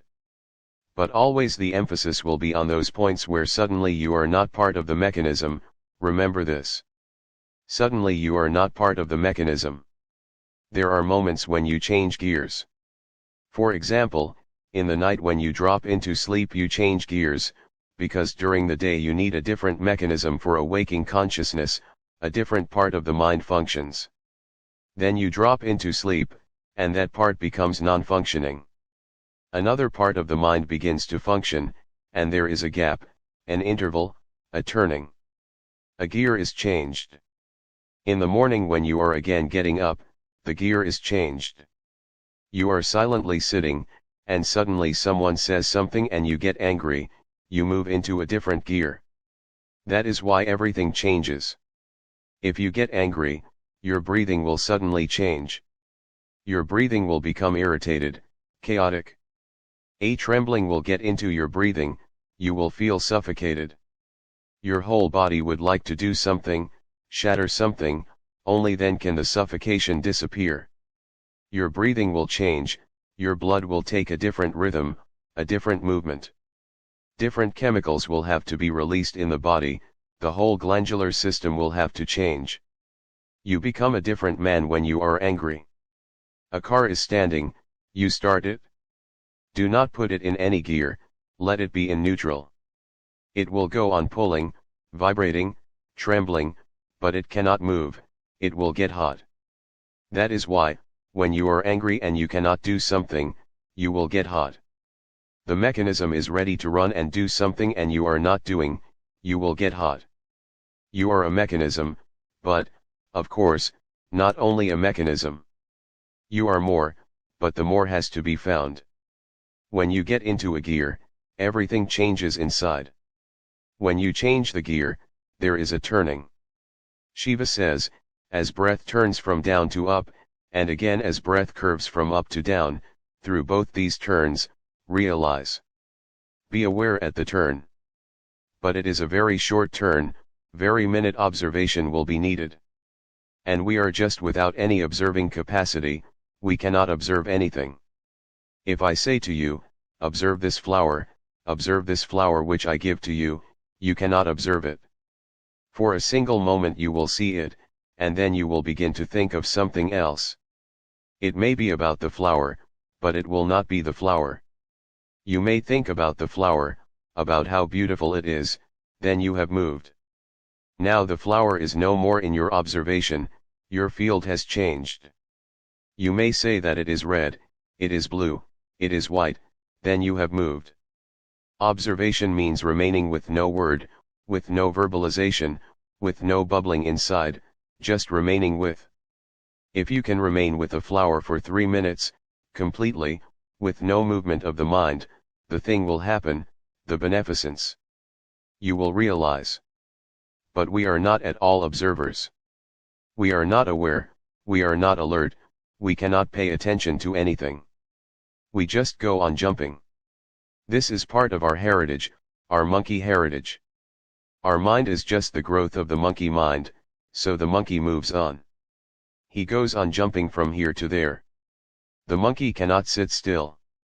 That is why Buddha insisted so much on just sitting without any movement, because then the monkey mind is not allowed to go on its way. In Japan they have a particular type of meditation which they call zazen. The word zazen in Japan means just sitting, doing nothing. No movement is allowed. One is just sitting like a statue, dead, not moving at all. But there is no need to sit like a statue for years together. If you can observe the turn of your breath without any movement of the mind, you will enter. You will enter into yourself or into the beyond within. Why are these turnings so important? They are important because on turning, the breath leaves you to move in a different direction. It was with you when it was coming in, it will be with you again when it goes out. But at the turning point it is not with you and you are not with it. In that moment the breath is different from you, and you are different from it. If breathing is life, then you are dead. If breathing is your body, then you are no body. If breathing is your mind, then you are no mind, in that moment. I wonder whether you have observed it or not. If you stop your breath, the mind stops suddenly. If you stop your breath just now, your mind will stop suddenly, the mind cannot function. A sudden stoppage of breath and the mind stops. Why? Because they are disjoined. Only a moving breath is joined with the mind, with the body, a non-moving breath is disjoined. Then you are in the neutral gear. The car is running, the power is on, the car is making a noise, it is ready to go forward, but it is not in gear, so the body of the car and the mechanism of the car are not joined. The car is divided into two. It is ready to move, but the moving mechanism is not joined with it. The same happens when breath takes a turn. You are not joined with it. In that moment you can easily become aware of who you are. What is this being? What is it to be? Who is inside this house of the body? Who is the master? Am I just the house, or is there some master also? Am I just the mechanism, or does something else also penetrate this mechanism? In that turning gap, Shiva says, realize. He says just be aware of the turning, and you become a realized soul. The third technique, or, whenever in-breath and out-breath fuse, at this instant touch the energy-less, energy-filled center. We are divided into the center and the periphery. The body is the periphery, we know the body, we know the periphery. We know the circumference, but we do not know where the center is. When the out-breath fuses with the in-breath, when they become one, when you cannot say whether it is the out-breath or the in-breath, when it is difficult to demarcate and define whether the breath is going out or coming in, when the breath has penetrated in and starts moving out, there is a moment of fusion. It is neither going out nor moving in. The breath is static. When it is moving out it is dynamic, when it is coming in it is dynamic. When it is neither, when it is silent, non-moving, you are near to the center. The fusion point of the in and outgoing breath is your center. Look at it in this way, when the breath goes in, where does it go? It goes to your center, it touches your center. When it goes out, from where does it go out? It moves from your center. Your center has to be touched. That is why Taoist mystics and Zen mystics say that the head is not the center, the navel is your center. The breath goes to the navel, then it moves out. It goes to the center. As I said, it is a bridge between you and your body. You know the body, but you do not know where your center is. The breath is constantly going to the center and moving out, but we are not taking enough breath. Thus, ordinarily it does not really go to the center, now, at least, it is not going to the center. That is why everyone feels off-center. In the whole modern world, those who can think at all feel they are missing their center. Look at a child sleeping, observe his breath. The breath goes in, the abdomen comes up. The chest remains unaffected. That is why children have no chests, only abdomens, very dynamic abdomens. The breath goes in and the abdomen comes up, the breath goes out and the abdomen goes down, the abdomen moves. Children are in their center, at their center. That is why they are so happy, so bliss-filled, so energy-filled, never tired, overflowing, and always in the present moment with no past, no future. A child can be angry. When he is angry, he is totally angry, he becomes the anger. Then his anger is also a beautiful thing. When one is totally angry, anger has a beauty of its own, because totality always has beauty. You cannot be angry and beautiful, you will become ugly, because partiality is always ugly. And not only with anger. When you love you are ugly because you are again partial, fragmentary, you are not total. Look at your face when you are loving someone, making love. Make love before a mirror and look at your face, it will be ugly, animal-like. In love also your face becomes ugly. Why? Love is also a conflict, you are withholding something. You are giving very miserly. Even in your love you are not total, you do not give completely, wholly. A child even in anger and violence is total. His face becomes radiant and beautiful, he is here and now. His anger is not something concerned with the past or something concerned with the future, he is not calculating, he is just angry. The child is at his center. When you are at your center you are always total. Whatsoever you do will be a total act, good or bad, it will be total. When you are fragmentary, when you are off-center, your every act is bound to be a fragment of yourself. Your totality is not responding, just a part, and the part is going against the whole, that creates ugliness. We all were children. Why is it that as we grow our breathing becomes shallow? It never goes to the abdomen, it never touches the navel. If it could go down more and more it would become less and less shallow, but it just touches the chest and goes out. It never goes to the center. You are afraid of the center, because if you go to the center you will become total. If you want to be fragmentary, this is the mechanism to be fragmentary. You love, if you breathe from the center, you will flow in it totally. You are afraid. You are afraid to be so vulnerable, so open to someone, to anyone. You may call him your lover, you may call her your beloved, but you are afraid. The other is there. If you are totally vulnerable, open, you do not know what is going to happen. Then you are completely, in another sense. You are afraid to be so completely given to someone. You cannot breathe, you cannot take a deep breath. You cannot relax your breathing so that it goes to the center, because the moment breathing goes to the center your act becomes total. Because you are afraid of being total, you breathe shallowly. You breathe just at the minimum, not at the maximum. That is why life seems so lifeless. If you are breathing at the minimum, life will become lifeless. You are living at the minimum, not at the maximum. You can live at the maximum, then life is an overflowing. But then there will be difficulty. You cannot be a husband, you cannot be a wife, if life is overflowing. Everything will become difficult. If life is overflowing, love will be overflowing. Then you cannot stick to one. Then you will be flowing all over, all dimensions will be filled by you.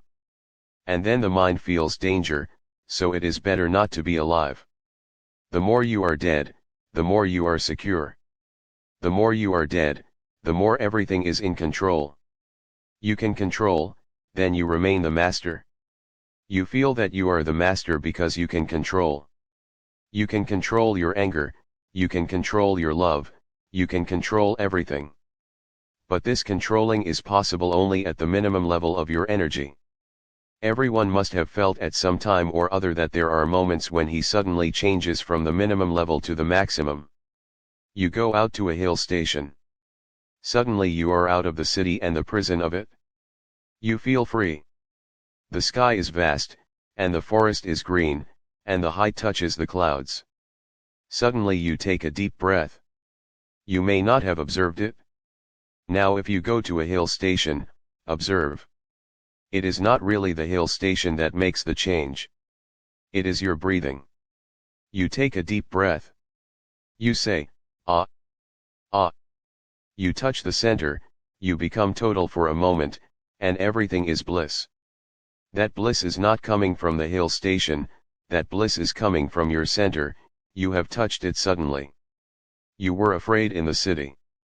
Everywhere there were others present and you were controlling. You could not scream, you could not laugh. What a misfortune! You could not sing on the street and dance. You were afraid, a policeman was somewhere around the corner, or the priest or the judge or the politician or the moralist. Someone was just around the corner, so you could not just dance in the street. Bertrand Russell has said somewhere, I love civilization, but we have achieved civilization at a very great cost. You cannot dance in the streets, but you go to a hill station and suddenly you can dance.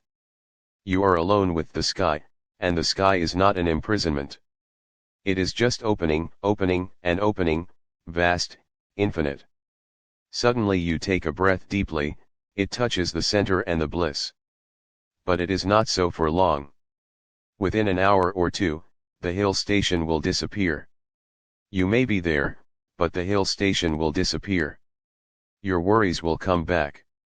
You will begin to think to make a call to the city, to write a letter to your wife, or you will begin to think that since after 3 days you are going back you should make arrangements. You have just reached and you are making arrangements to leave. You are back. That breath was not from you really, it suddenly happened. Because of the change of situation the gear changed. You were in a new situation, you could not breathe in the old way, so for a moment a new breath came in. It touched the center, and you felt the bliss. Shiva says you are every moment touching the center, or if you are not touching you can touch it. Take deep, slow breaths.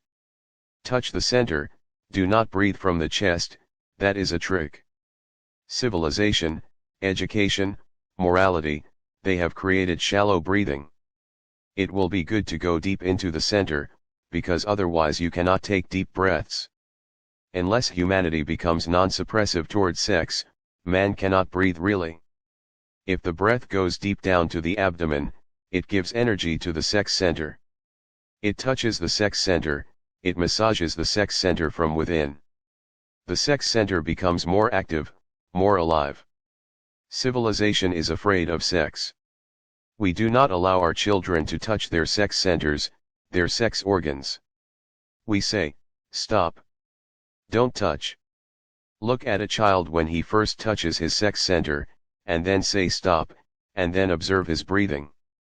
When you say stop, don't touch your sex center, the breath will become shallow immediately, because it is not only his hand which is touching the sex center, deep down the breath is touching it. And if the breath goes on touching it, it is difficult to stop the hand. If the hand stops, then basically it is necessary, required, that the breath should not touch, should not go deep. It must remain shallow. We are afraid of sex. The lower part of the body is not only lower physically, it has become lower as a value. It is condemned as lower. So do not go deep, just remain shallow. It is unfortunate that we can only breathe downwards. If some preachers were allowed, they would change the whole mechanism. They would only allow you to breathe upward into the head. Then you would absolutely not feel sex. If we are to create a sexless humanity, then we will have to change the breathing system. The breath must go into the head, to the Sahasrara, the seventh center in the head, then come back to the mouth. This should be the passage, from the mouth to the Sahasrara. It must not go deep down because down is dangerous. The deeper you go, the nearer you reach to the deeper layers of biology. You reach to the center, and that center is just near the sex center, just near. It has to be, because sex is life. Look at it in this way, breath is life from above downwards, sex is life from just the other corner, from down upwards. Sex energy is flowing and breath energy is flowing. The breath passage is in the upper body and the sex passage is in the lower body. When they meet they create life, when they meet they create biology, bioenergy. So if you are afraid of sex, create a distance between the two, do not allow them to meet. So really, civilized man is a castrated man, that is why we do not know about breath, and this sutra will be difficult to understand. Shiva says, whenever in-breath and out-breath fuse, at this instant touch the energy-less, energy-filled center. He uses very contradictory terms, energy-less, energy-filled. It is energy-less because your bodies, your minds, cannot give any energy to it.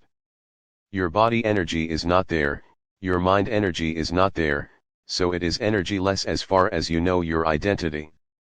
But it is energy-filled because it has the cosmic source of energy, not because of your body energy. Your body energy is just fuel energy. It is nothing but petrol. You eat something, you drink something, it creates energy. It is just giving fuel to the body. Stop eating and drinking and your body will fall dead. Not just now, it will take 3 months at least, because you have reservoirs of petrol. You have accumulated much energy, it can run for at least 3 months without going to any petrol station. It can run, it has a reservoir. For an emergency, any emergency, you may need it. This is fuel energy. The center is not getting any fuel energy.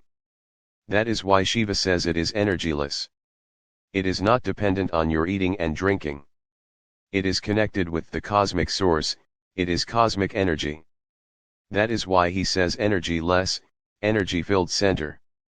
The moment you can feel the center from where breath goes out or comes in, the very point where the breaths fuse, that center, if you become aware of it, then enlightenment. The fourth technique, or, when breath is all out, up, and stopped of itself, or all in, down, and stopped. In such universal pause, one small self vanishes. This is difficult only for the impure. But then it is difficult for everyone because, he says, this is difficult only for the impure. But who is the pure one? It is difficult for you, you cannot practice it. But you can feel it sometimes suddenly. You are driving a car and suddenly you feel there is going to be an accident. Breathing will stop. If it is out, it will remain out. If it is in, it will remain in. You cannot breathe in such an emergency, you cannot afford it. Everything stops, departs. Or, when breath is all out, up, and stopped of itself, or all in, down, and stopped, in such universal pause, one small self vanishes. Your small self is only a daily utility. In emergencies you cannot remember it. Who you are, the name, the bank balance, the prestige, everything, just evaporates. Your car is just heading toward another car, another moment and there will be death. In this moment there will be a pause. Even for the impure there will be a pause. Suddenly breathing stops. If you can be aware in that moment, you can reach the goal. Zen monks have tried this method very much in Japan. That is why their methods seem very weird, absurd, strange. They have done many inconceivable things. A master will throw someone out of the house. Suddenly the master will begin slapping the disciple without any rhyme or reason, without any cause. You were sitting with your master and everything was okay. You were just chit-chatting, and he will begin to beat you in order to create the pause. If there is any cause, the pause cannot be created. If you had abused the master and he starts beating you, there is a causality. Your mind understands, I abused him, and he is beating me. Really, your mind was expecting it already, so there is no gap. But remember, a Zen master will not beat you if you abuse him, he will laugh, because then laughter can create the pause. You were abusing him and you were saying nonsense things to him, and you expected anger. But he starts laughing or dancing. That is sudden, that will create the pause. You cannot understand it. If you cannot understand, the mind stops, and when the mind stops, breathing stops. Either way, if breathing stops, mind stops, if mind stops, breathing stops. You were appreciating the master and you were feeling good, and you were thinking, now the master must be pleased. And suddenly he takes his staff and begins to beat you, and mercilessly, because Zen masters are merciless. He begins to beat you, you cannot understand what is happening. The mind stops, there is a pause. If you know the technique, you can attain to yourself. There are many stories that someone attained Buddhahood because the teacher suddenly started beating him. You cannot understand it, what nonsense. How can one attain Buddhahood by being beaten by someone, or by being thrown out of the window by someone? Even if someone kills you, you cannot attain Buddhahood. But if you understand this technique, then it becomes easy to understand. In the West particularly, in the last 30 or 40 years Zen has become very much prevalent, a fashion. But unless they know this technique, they cannot understand Zen. They can imitate it, but imitation is of no use. Rather, it is dangerous. These are not things to be imitated. The whole Zen technique is based on the fourth technique of Shiva. But this is unfortunate. Now we will have to import Zen from Japan because we have lost the whole tradition, we do not know it. Shiva was the expert par excellence of this method. When he came to marry Devi with his Bharat, his procession, the whole city must have felt the pause, the whole city. Devi's father was not willing to marry his girl to this hippie, Shiva was the original hippie. Devi's father was totally against him, and no father would permit this marriage. So we cannot say anything against Devi's father. No father would permit his daughter's marriage to Shiva. But Devi insisted, so he had to agree, unwillingly, unhappily, but he agreed. Then came the marriage procession. It is said that people began to run, seeing Shiva and his procession. The whole Bharat must have taken LSD, marijuana. They were high. And really, LSD and marijuana are just the beginning. Shiva knew and his friends and disciples knew the ultimate psychedelic, Soma Rasa. Aldous Huxley has named the ultimate psychedelic Soma only because of Shiva. They were high, just dancing, screaming, laughing. The whole city fled. It must have felt the pause. Any sudden, unexpected, unbelievable thing can create the pause for the impure. But for the pure there is no need of such things. For the pure, the pause is always there. Many times, for pure minds, breathing stops. If your mind is pure, pure means you are not desiring, hankering, seeking anything, silently pure, innocently pure, you can be sitting and suddenly your breath will stop. Remember this, mind movement needs breath movement. Mind moving fast needs fast movement in breath. That is why when you are in anger, breath will move fast. In the sex act, the breath will move very fast. That is why in Ayurveda, a system of herbal medicine in India, it is said that your life will be shortened if too much sex is allowed. Your life will be shortened, according to Ayurveda, because Ayurveda measures your life in breaths. If your breathing is too fast, your life will be shortened. Modern medicine says that sex helps blood circulation, sex helps relaxation. And those who suppress their sex may get into trouble, particularly heart trouble. They are right and Ayurveda is also right, but they seem contradictory. But Ayurveda was invented 5,000 years before. Every man was doing much labor, life was labor, so there was no need to relax, there was no need to create artificial devices for blood circulation. But now, for those who are not doing much physical labor, sex is their only labor. That is why modern medicine is also right for modern man. He is not doing any physical exertion, so sex gives the exertion, the heart beats more, the blood circulates faster, the breathing becomes deep and goes to the center. So after the sex act you feel relaxed and you can fall into sleep easily. Freud says that sex is the best tranquilizer, and it is, at least for modern man. In sex breathing will become fast, in anger breathing will become fast. In sex the mind is filled with desire, lust, impurity. When the mind is pure, no desire in the mind, no seeking, no motivation, you are not going anywhere, but just remaining here and now as an innocent pool, not even a ripple, then breathing stops automatically. There is no need for it. On this path, the small self vanishes and you attain to the higher self, the Supreme Self. I think this will do for today. Chapter 4 The Deceptions of the Mind. Question 1 How is it possible that by simply becoming aware at a particular point in the breathing process one can attain enlightenment? How it is possible to become free from the unconscious by just being aware of such a small and momentary gap in the breathing? This question is significant, and this question is likely to have occurred to many minds, so many things have to be understood.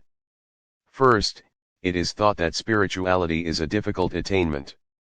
It is neither, that is, it is neither difficult nor an attainment.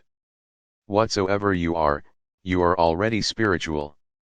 Nothing new is to be added to your being, and nothing is to be discarded from your being, you are as perfect as possible.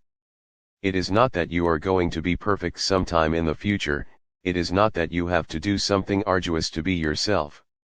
It is not a journey to some other point somewhere else, you are not going somewhere else. You are already there. That which is to be attained is already attained. This idea must go deep, only then will you be able to understand why such simple techniques can help. If spirituality is some attainment, then of course it is going to be difficult, not only difficult, but really impossible. If you are not already spiritual, you cannot be, you never can be, because how can one who is not spiritual be spiritual? If you are not divine already, then there is no possibility, there is no way. And no matter what effort you will make, effort made by one who is not already divine cannot create divinity. If you are not divine, your effort cannot create divinity. then it is impossible. But the whole situation is totally opposite, you are already that which you want to attain. The end of longing is already there, present in you.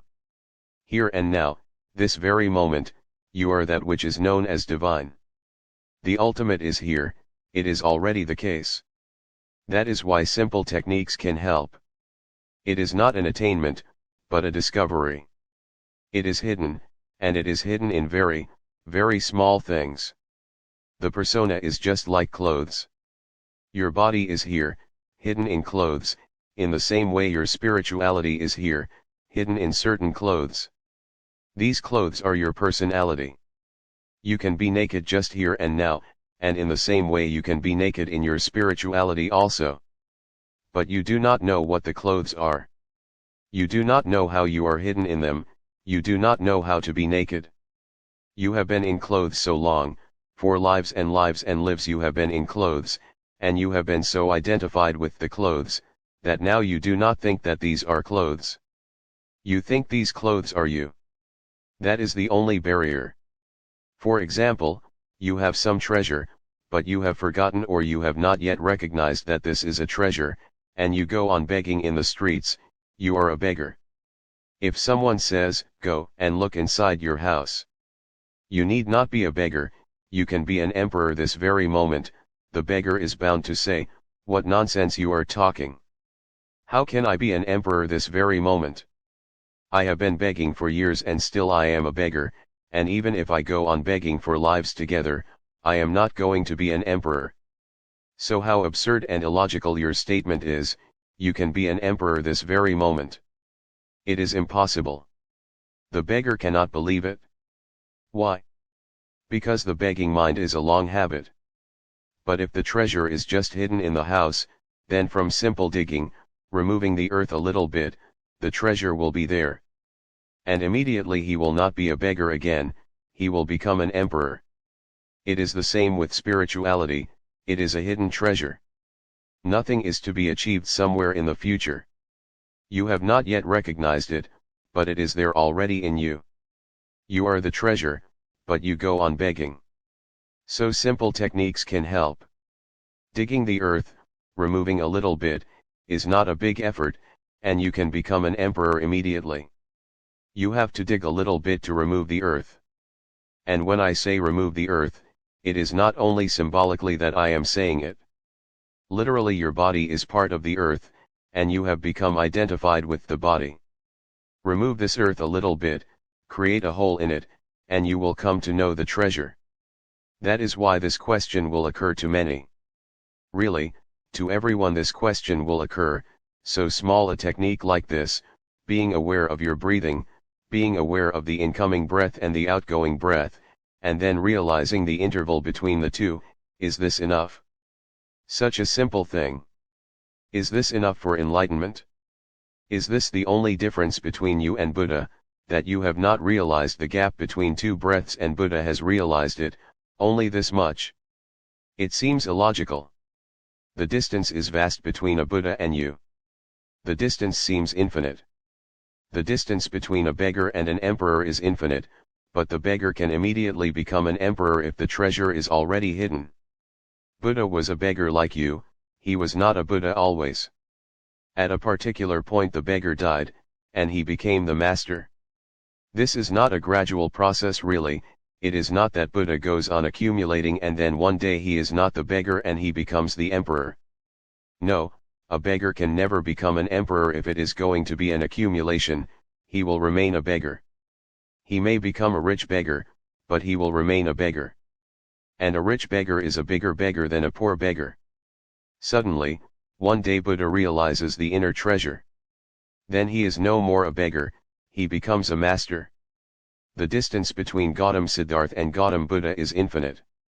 It is the same distance that is between you and a Buddha. But the treasure is hidden within you as much as it was hidden in Buddha. Take another example. One man is born with blind eyes, diseased eyes. For a blind man, the world is a different thing. A small operation may change the whole thing, because only the eyes have to be made all right. The moment the eyes are ready, the seer is hidden behind and he will begin to look from the eyes. The seer is already there, only windows are lacking. You are in a house with no windows. You can break a hole in the wall, and suddenly you will look out. We are already that which we will be, which we should be, which we are to be. The future is already hidden in the present, the whole possibility is here in the seed. Only a window has to be broken, only a small surgical operation is needed. If you can understand this, that spirituality is already there, already the case, then there is no problem concerning how such a small effort can help. Really, no big effort is needed. Only small efforts are needed, and the smaller the better. And if you work effortlessly it is still better. That is why it happens, many times it happens, that the more you try, the harder it is to attain. Your very effort, your tension, your occupiedness, your longing, your expectation, becomes the barrier. But with a very small effort, an effortless effort as they call it in Zen, doing as if not doing, it happens easily. The more you are mad after it, the less is the possibility, because where a needle is needed you are using a sword. The sword will not be helpful. It may be bigger, but where a needle is needed a sword will not do. Go to a butcher, he has very big instruments. And go to a brain surgeon, you will not find such big instruments with the brain surgeon. And if you do find them, then escape immediately.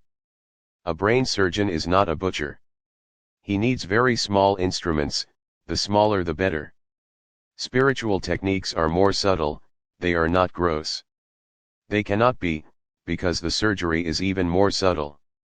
In the brain the surgeon is still doing something with gross matter, but when you are working on spiritual planes the surgery becomes more and more aesthetic. No gross matter is there. It becomes subtle, that is one thing. Secondly, the questioner asks, if something is smaller, how can a bigger step be possible through it? This concept is irrational, unscientific. Now science knows that the smaller the particle, the more atomic, the more explosive, the bigger really. The smaller it is, the bigger the effect. Could you have conceived before 1945, could any imaginative poet or dreamer have conceived that two atomic explosions would wipe out completely two big cities in Japan, Hiroshima and Nagasaki? 200,000 people were simply wiped out of existence within seconds. And what was the explosive force used? An atom. The very smallest particle blew up two big cities. You cannot see the atom. Not only with your eyes can you not see, you cannot see by any means. The atom cannot be seen with any instrument, we can only see the effects. So do not think that the Himalayas are bigger because they have such a big body. The Himalayas are just impotent before an atomic explosion.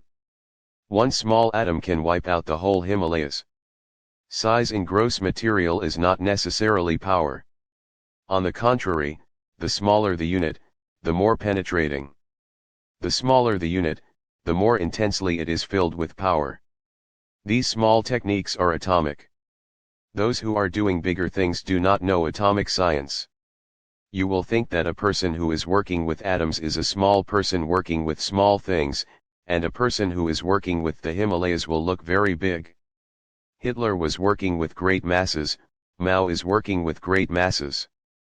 And Einstein and Planck, they were working in their laboratories with small units of matter, energy particles. But ultimately, before Einstein's research politicians were just impotent. They were working on a bigger canvas, but they did not know the secret of the small unit. Moralists always work on big planes, but these are gross. The thing looks very big.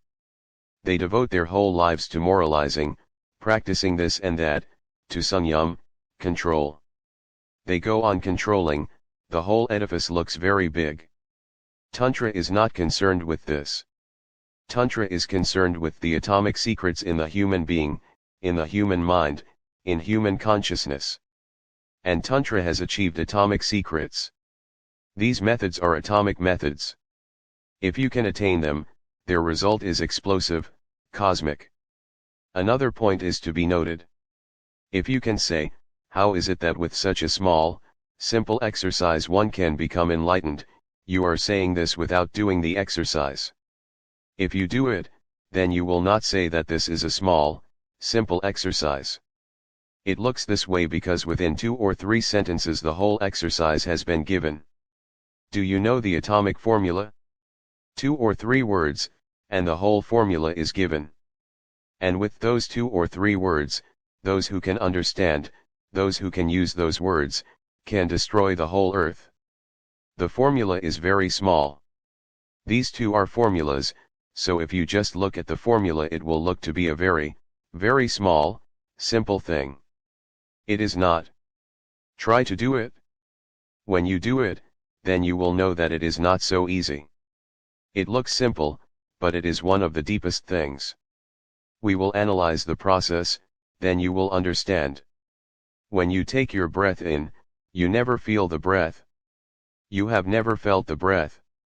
You will immediately deny this. You will say, this is not right.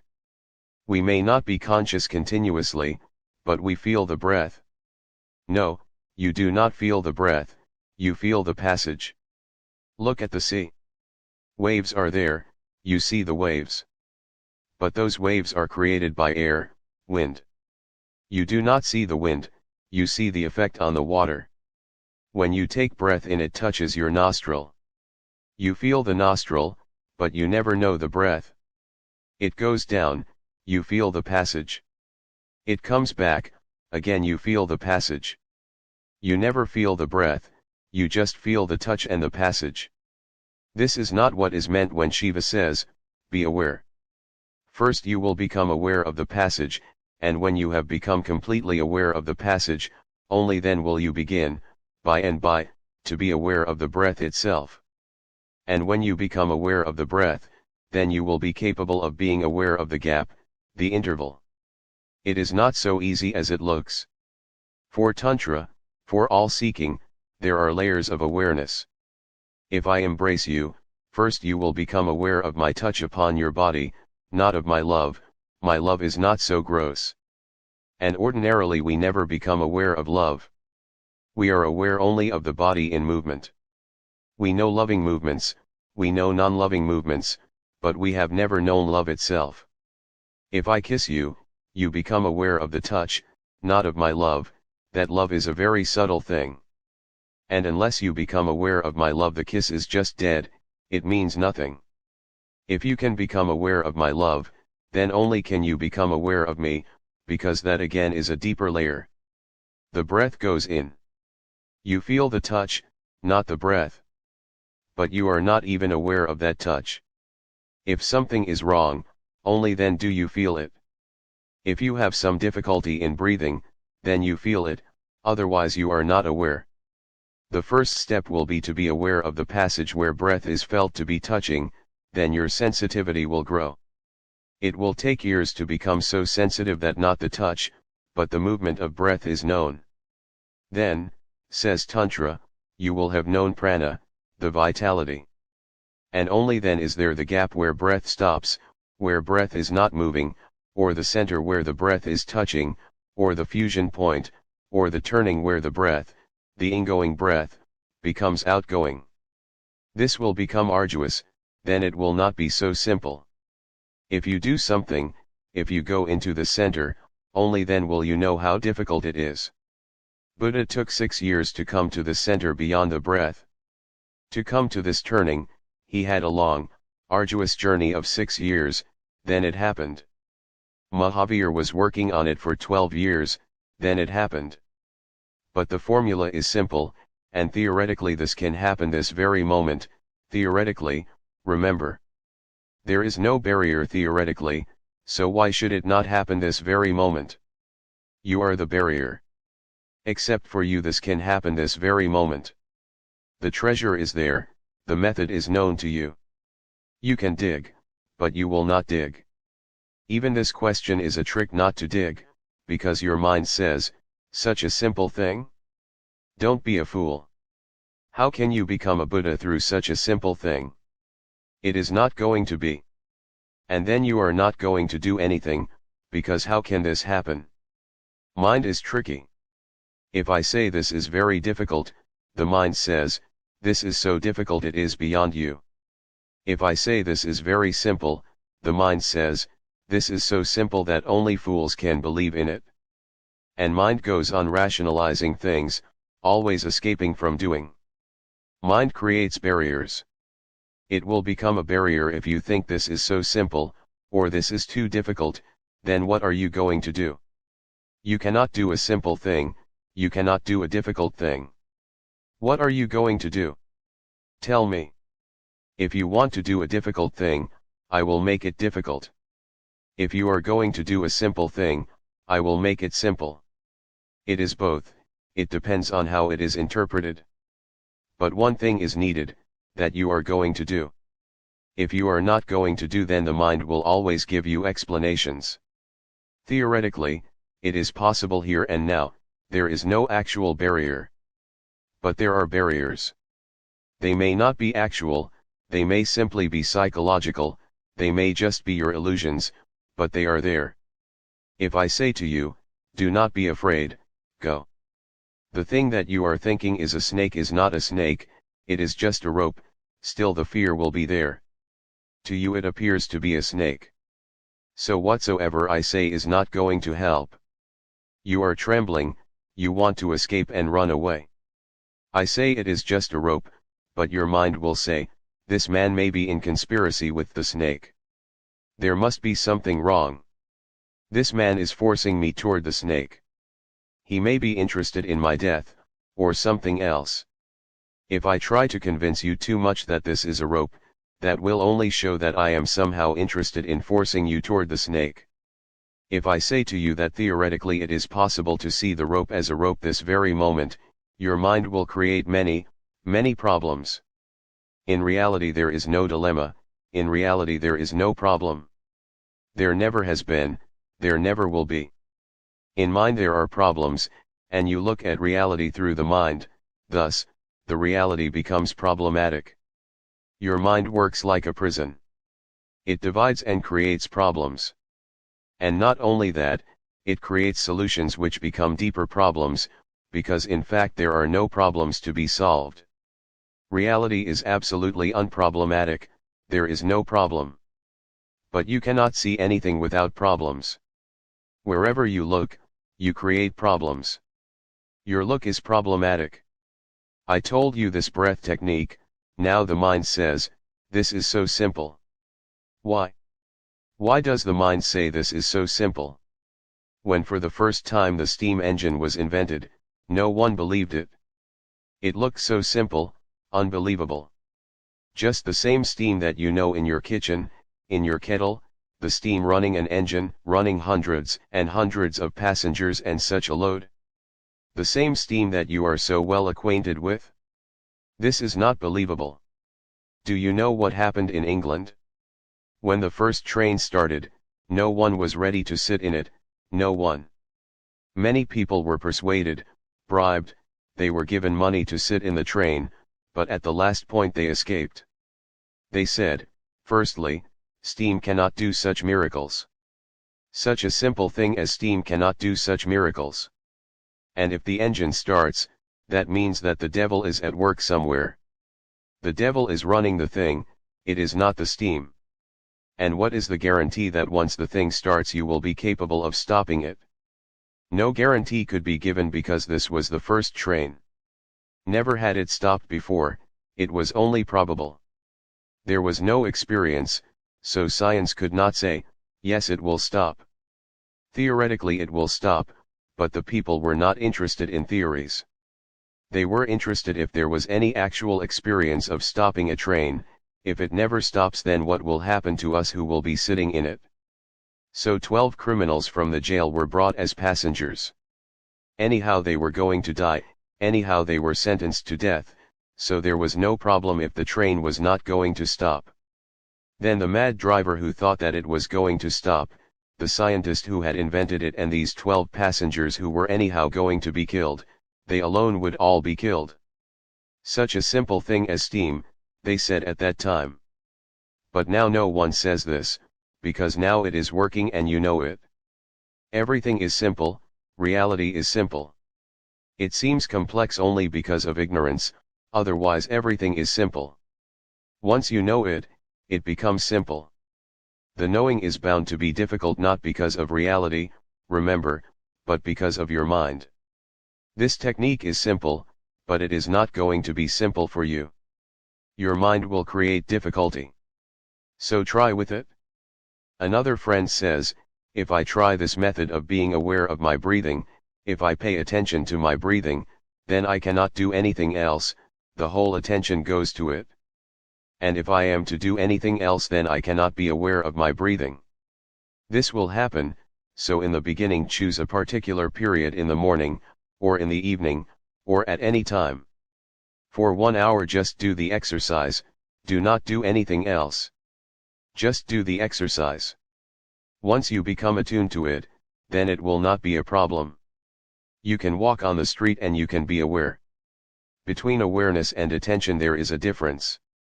When you pay attention to anything it is exclusive, you have to withdraw your attention from everywhere else.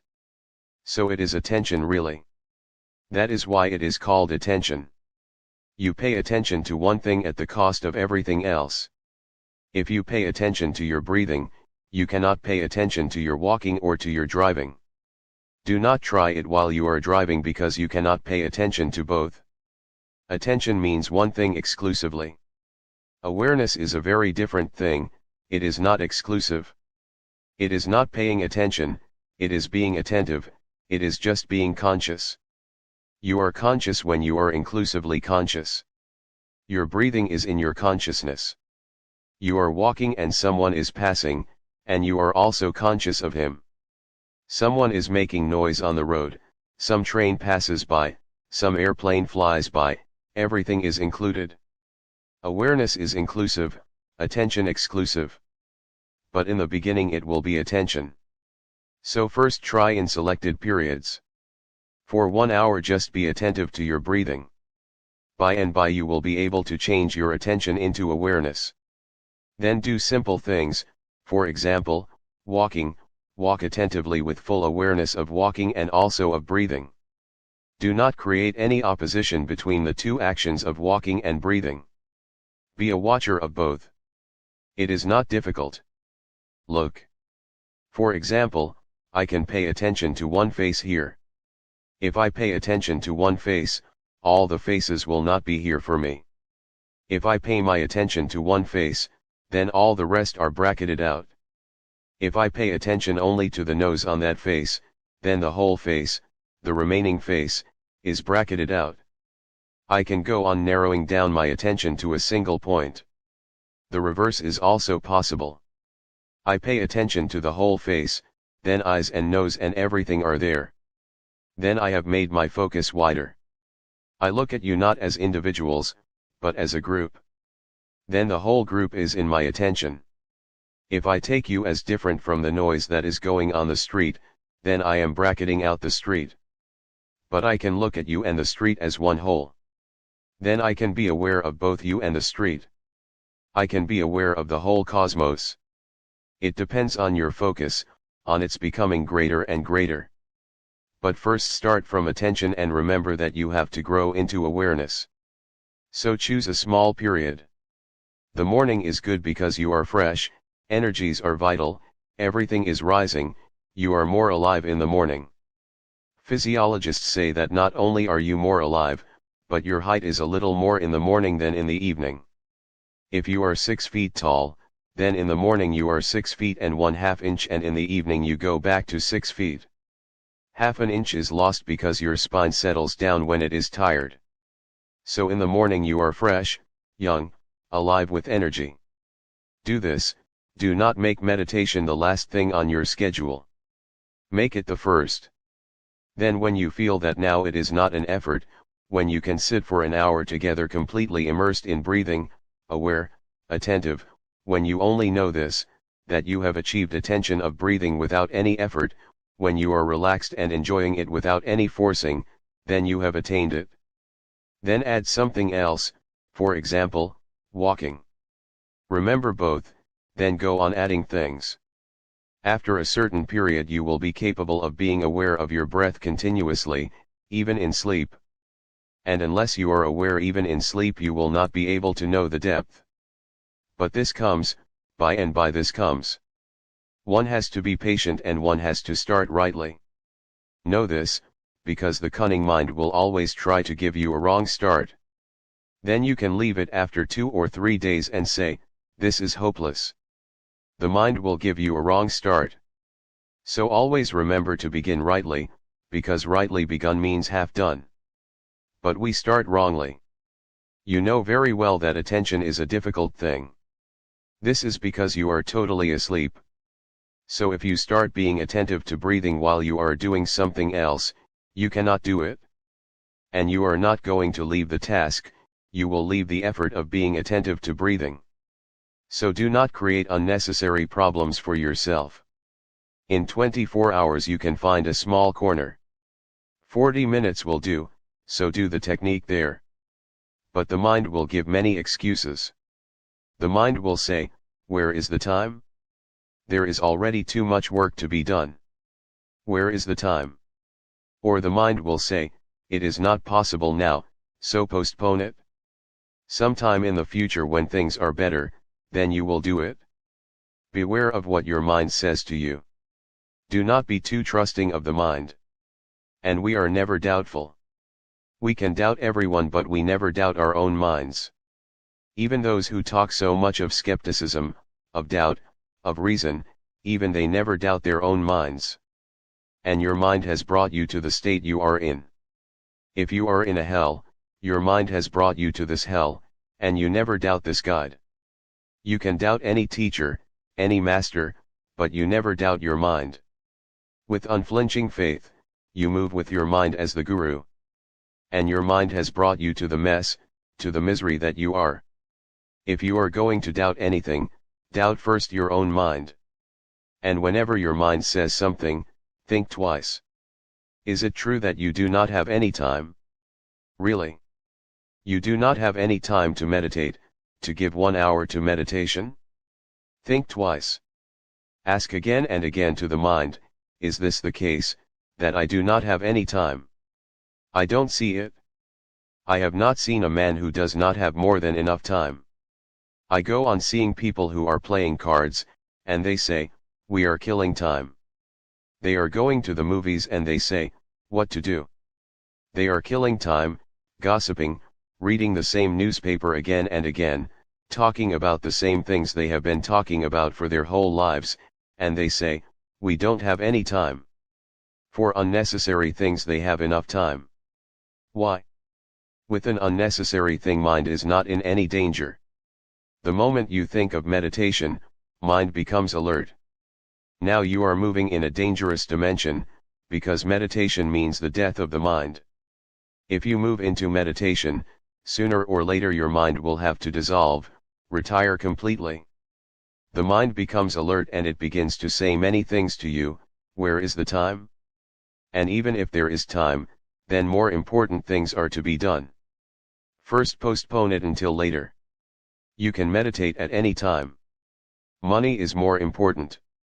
Gather money first, then meditate at your leisure. How can you meditate without money? So pay attention to money, then meditate later on. Meditation can be postponed easily, you feel, because it is not concerned with your immediate survival. Bread cannot be postponed, you will die. Money cannot be postponed, it is needed for your basic necessities. Meditation can be postponed, you can survive without it. Really, you can survive without it easily.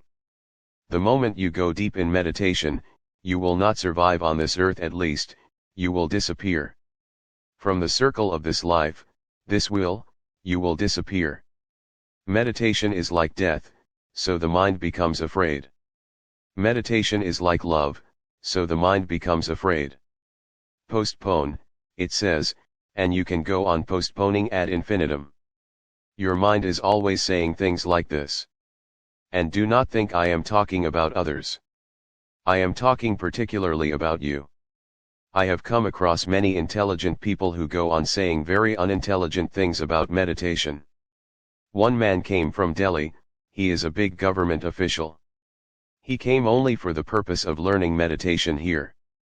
He had come from Delhi, and he stayed 7 days here.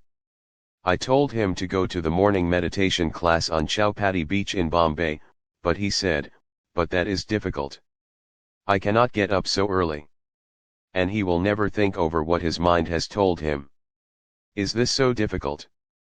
Now you will know, the exercise can be simple, but your mind is not so simple. The mind says, how can I get up in the morning at 6 o'clock? I was in a big city, and the collector of that city came to meet me at 11 o'clock at night. I was just going to my bed, and he came and said, "No. It is urgent. I am very disturbed.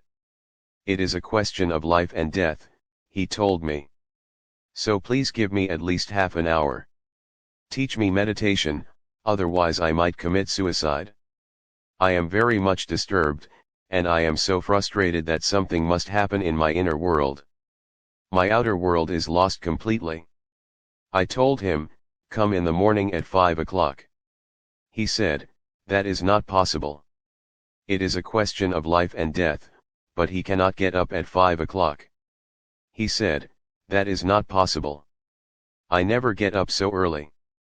"Okay," I told him, "then come at 10. He said, "That will also be difficult because by 10:30 I am to be present at my office." He cannot take 1 day's leave, and it is a question of life and death. So I told him, "Is it a question of your life and death or my life and death?" "Whose?"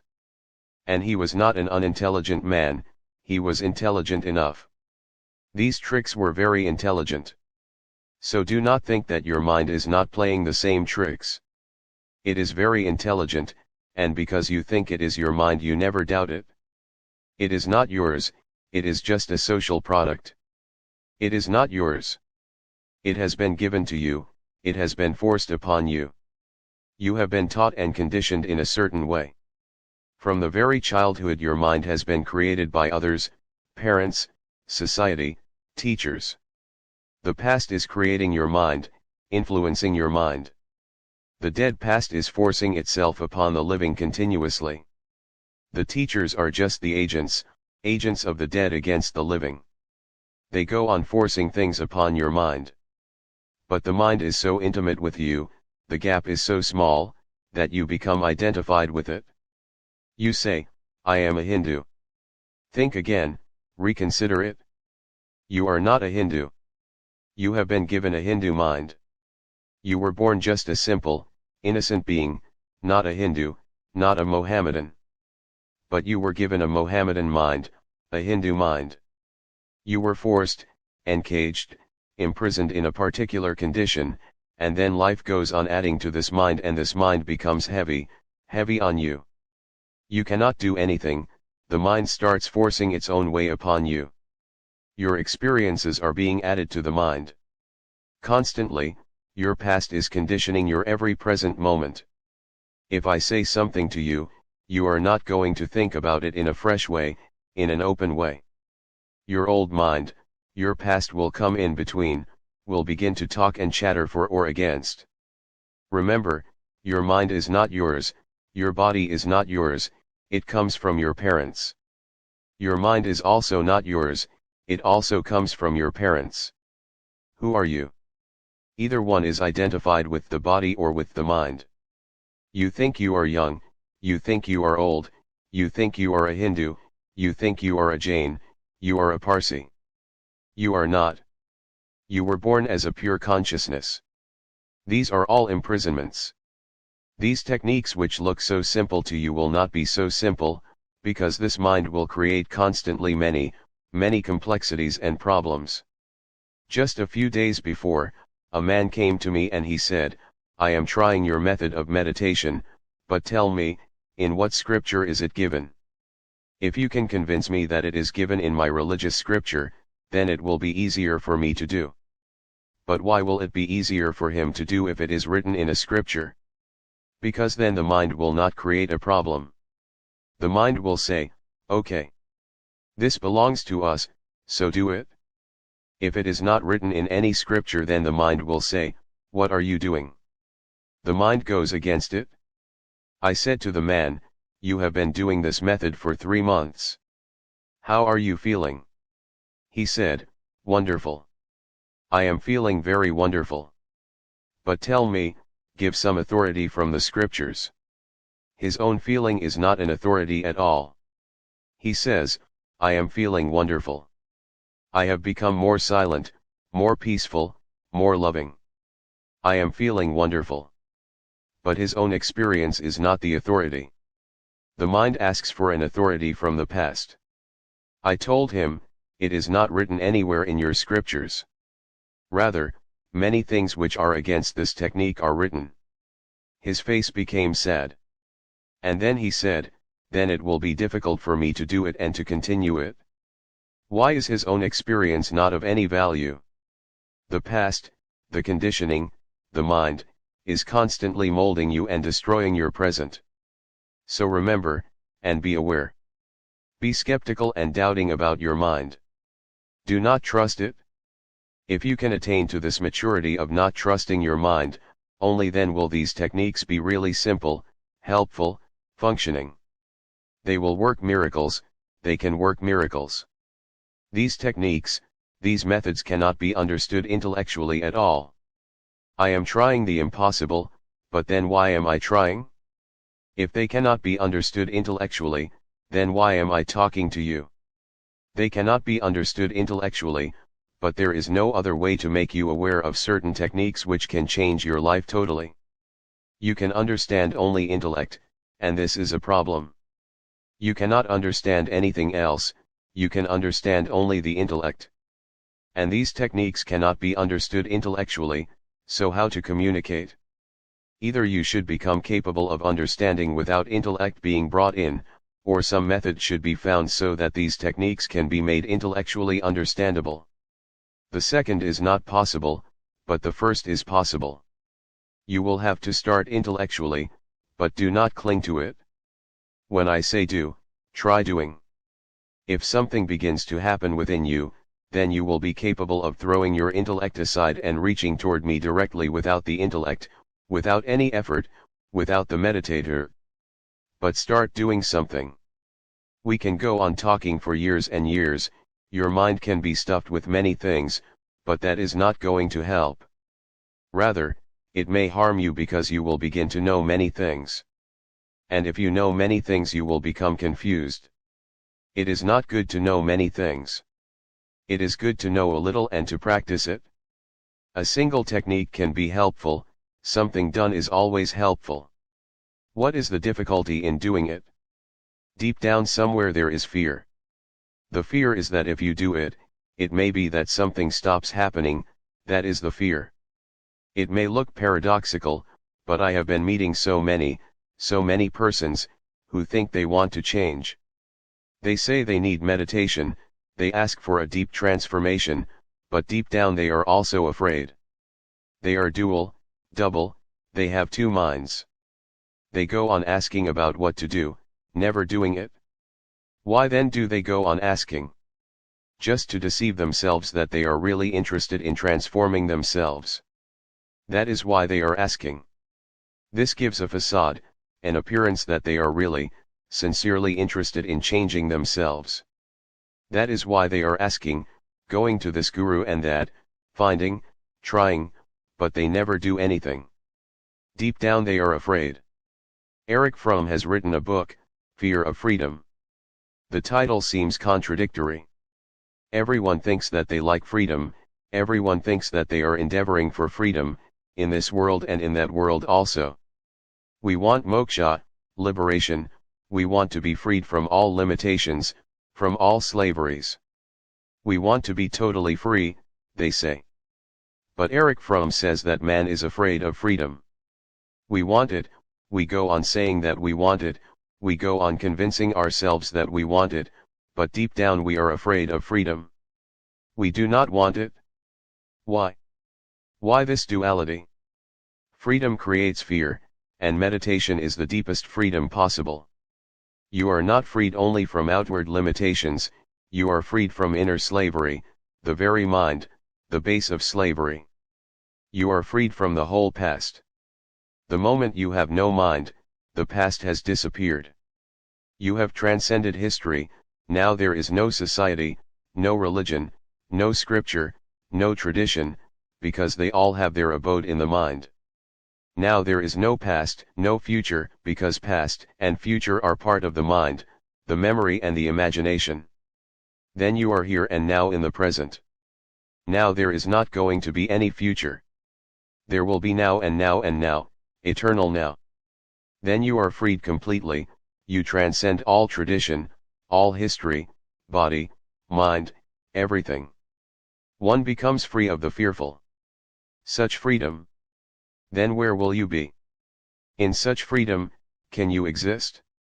In such freedom, in such vastness, can you have your small I, your ego? Can you say I am? You can say, I am in bondage, because you can know your boundary. When there is no bondage, there is no boundary.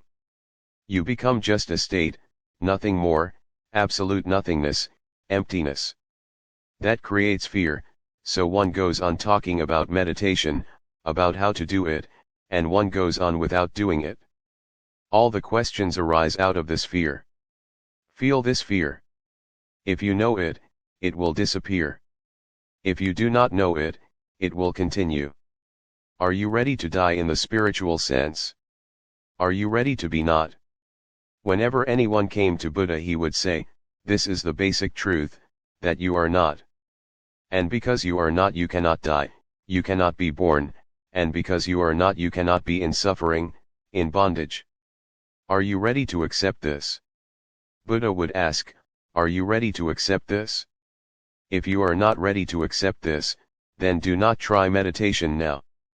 First try to find out whether you really are or you are not. Meditate on this first. Is there any self? Is there any substance within, or are you just a combination? If you manage to find out, you will find that your body is a combination.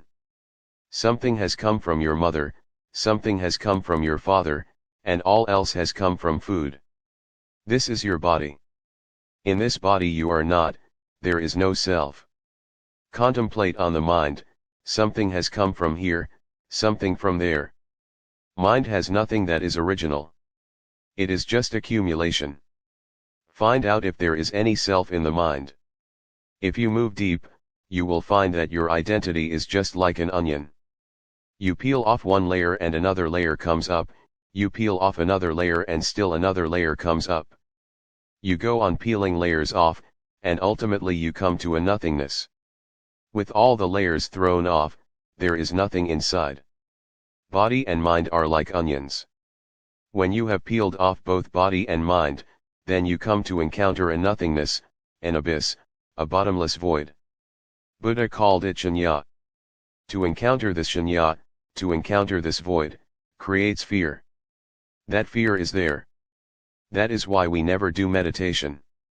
We talk about it, but we never do anything about it. That fear is there. You know deep down that there is a void, but you cannot escape this fear. Whatsoever you do, the fear will remain unless you encounter it. That is the only way. Once you encounter your nothingness, once you know that within you are just like a space, shunya, then there will be no fear.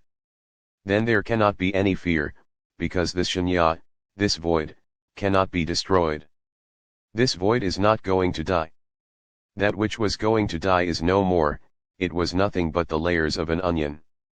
That is why many times in deep meditation, when one comes nearer to this nothingness, one becomes afraid and starts trembling.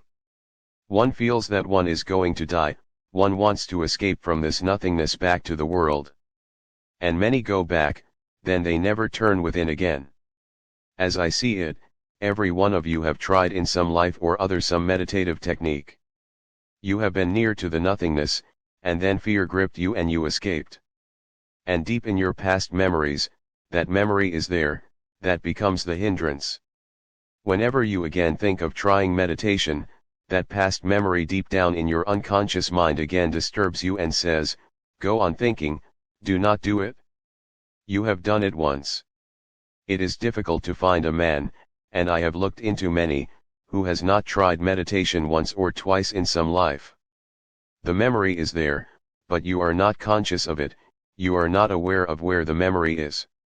It is there. Whenever you begin to do something that becomes a barrier, this and that begin to stop you in many ways. So if you are really interested in meditation, find out about your own fear of it. Be sincere about it. Are you afraid? If you are afraid, then first something has to be done about your fear, not about meditation. Buddha used to try many devices. Sometimes someone would say to him, "I am afraid of trying meditation." And this is a must, the master must be told that you are afraid. You cannot deceive the master, and there is no need, it is deceiving yourself. So whenever someone would say, "I am afraid of meditation," Buddha would say, "You are fulfilling the first requirement." If you say yourself that you are afraid of meditation, then something becomes possible. Then something can be done because you have uncovered a deep thing. So what is the fear? Meditate on it. Go and dig out where it comes from, what the source is. All fear is basically death-oriented. Whatsoever its form, mode, whatsoever its shape, name, all fear is death-oriented. If you move deep, you will find that you are afraid of death. If someone came to Buddha and said, "I am afraid of death, I have found this out," Buddha would say, "Then go to the burning ghat, go to the cemetery, and meditate on a funeral pyre. People are dying daily, they will be burned. Just remain there at the margat, cemetery, and meditate on the burning pyre. When their family members have gone, you remain there. Just look into the fire, at the burning body. When everything is becoming smoke, you just look at it deeply. Do not think, just meditate on it for 3 months, 6 months, 9 months. When it becomes a certainty to you that death cannot be escaped, when it becomes absolutely certain that death is the way of life, that death is implied in life, that death is going to be, that there is no way out and you are already in it, only then come to me." After meditating on death, after seeing every day, night and day, dead bodies being burned, dissolved into ashes, just as smoke remains and then disappears, after meditating for months together, a certainty will arise, the certainty that death is inevitable. It is the only certainty really. The only thing certain in life is death. Everything else is uncertain, it may be or it may not be. But you cannot say that it may be or it may not be for death. It is going to be. It has already occurred. The moment you entered life, you entered death. Now nothing can be done about it. When death is certain, there is no fear. Fear is always with things which can be changed. If death is to be, fear disappears. If you can change, if you can do something about death, then fear will remain. If nothing can be done, if you are already in it, then it is absolutely certain that fear will disappear. When fear of death had disappeared, Buddha would allow you to meditate. He would say, "Now you can meditate." So you also go deep into your mind. And listening to these techniques will be helpful only when your inner barriers are broken, when inner fears disappear and you are certain that death is the reality. So if you die in meditation, there is no fear, death is certain. Even if death occurs in meditation, there is no fear. Only then can you move, and then you can move at rocket speed because the barriers are not there. It is not distance that takes time, but the barriers. You can move this very moment if there is no barrier. You are already there but for the barrier. It is a hurdle race, and you go on putting up more and more hurdles. You feel good when you cross a hurdle, you feel good that now you have crossed the hurdle. And the idiocy of it, the foolishness of it, is that the hurdle was placed there by you in the first place. It was never there. You go on putting up hurdles, then jumping over them, then feeling good, then you go on putting up more hurdles, then jumping. You move in a circle and never reach to the center. Mind creates hurdles because mind is afraid. It will give you many explanations as to why you are not doing meditation. Do not believe it. Go deep, find out the basic cause. Why does a person go on talking about food and yet never eat? What is the problem? The man seems mad. Another man goes on talking about love and never loves, another man goes on talking about something else and never does anything about it. This talking becomes obsessive, it becomes a compulsion. One goes on, one sees talking as a doing. By talking you feel that you are doing something, so you feel at ease. You are doing something, at least talking, at least reading, at least listening. This is not doing. This is deceptive, do not fall into the deception. I will be talking here about these 112 methods not to feed your mind, not to make you more knowledgeable, not to make you more informed. I am not trying to make you a pundit. I am talking here in order to give you a certain technique which can change your life. So whichever method appeals to you, do not start talking about it, do it. Be silent about it and do it. Your mind will raise many questions. Just inquire deeply first before asking me. Inquire deeply first whether those questions are really significant or if your mind is just deceiving you. Do, then ask. Then your questions become practical. And I know which question has been asked through doing and which question has been asked just through curiosity, just through intellect. So by and by I will not answer your intellectual questions at all. Do something, then your questions become significant. These questions which say, this exercise is a very simple one, are not asked after doing. This is not so simple. In the end I must repeat again, you are already the truth. Only a certain awakening is needed. You are not to go anywhere else. You are to go into yourself, and the going is possible this very moment. If you can put aside your mind, you enter here and now. These techniques are for putting your mind aside. These techniques are not really for meditation, they are for putting the mind aside. Once the mind is not there, you are. I think this is enough for today, or even more than enough. Chapter 5 5 Techniques of Attentiveness 5. Attention between eyebrows, let mind be before thought. Let form fill with breath essence to the top of the head and there shower as light. 6 When in worldly activity, keep attention between two breaths, and so practicing, in a few days be born anew. 7 With intangible breath in center of forehead, as this reaches heart at the moment of sleep, have direction over dreams and over death itself. 8 With utmost devotion, center on the two junctions of breath and know the knower. 9 Lie down as dead. Enraged in wrath, stay so. Or stare without moving an eyelash. Or suck something and become the sucking. When one of the great Greek philosophers, Pythagoras, reached Egypt to enter a school, a secret esoteric school of mysticism, he was refused. And Pythagoras was one of the best minds ever produced. He could not understand it. He applied again and again, but he was told that unless he goes through a particular training of fasting and breathing he cannot be allowed to enter the school. Pythagoras is reported to have said, I have come for knowledge, not for any sort of discipline. But the school authorities said, we cannot give you knowledge unless you are different. And really, we are not interested in knowledge at all, we are interested in actual experience. No knowledge is knowledge unless it is lived and experienced. So you will have to go on a 40-day fast, continuously breathing in a certain manner, with a certain awareness on certain points. There was no other way, so Pythagoras had to pass through this training.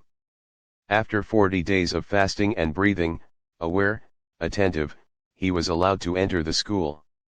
It is said that Pythagoras said, you are not allowing Pythagoras in. I am a different man, I am reborn. You were right and I was wrong, because then my whole standpoint was intellectual. Through this purification, my center of being has changed. From the intellect it has come down to the heart. Now I can feel things. Before this training I could only understand through the intellect, through the head. Now I can feel. Now truth is not a concept to me, but a life. It is not going to be a philosophy, but rather, an experience, existential. What was that training he went through? This fifth technique was the technique that was given to Pythagoras. It was given in Egypt, but the technique is Indian. The fifth technique, attention between eyebrows, let mind be before thought. Let form fill with breath essence to the top of the head and there shower as light. This was the technique given to Pythagoras. Pythagoras went with this technique to Greece, and really, he became the fountainhead, the source of all mysticism in the West. He is the father of all mysticism in the West. This technique is one of the very deep methods. Try to understand this, attention between the eyebrows. Modern physiology, scientific research, says that between the two eyebrows is the gland which is the most mysterious part of the body. This gland, called the pineal gland, is the third eye of the Tibetans, Shivanatra, the eye of the Shiva, of the Tantra. Between the two eyes there exists a third eye, but it is non-functioning. It is there, it can function any moment, but it does not function naturally. You have to do something about it to open it. It is not blind, it is simply closed. This technique is to open the third eye. Attention between the eyebrows. Close your eyes, then focus both of your eyes just in the middle of the two eyebrows. Focus just in the middle, with closed eyes, as if you are looking with your two eyes. Give total attention to it. This is one of the simplest methods of being attentive. You cannot be attentive to any other part of the body so easily. This gland absorbs attention like anything. If you give attention to it, both your eyes become hypnotized with the third eye. They become fixed, they cannot move. If you are trying to be attentive to any other part of the body, it is difficult. This third eye catches attention, forces attention, it is magnetic for attention. So all the methods all over the world have used it. It is the simplest to train you in attention because not only are you trying to be attentive, the gland itself helps you, it is magnetic. Your attention is brought to it forcibly. It is absorbed. It is said in the old Tantra scriptures that for the third eye attention is food. It is hungry, it has been hungry for lives and lives. If you pay attention to it, it becomes alive. It becomes alive. The food is given to it. And once you know that attention is food, once you feel that your attention is magnetically drawn, attracted, pulled by the gland itself, attention is not a difficult thing then. One has only to know the right point.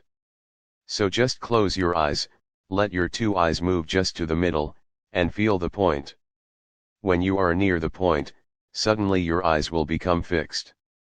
When it becomes difficult to move them, then know you have caught the right point. Attention between the eyebrows, let mind be before thought. If this attention is there, for the first time you will come to experience a strange phenomenon.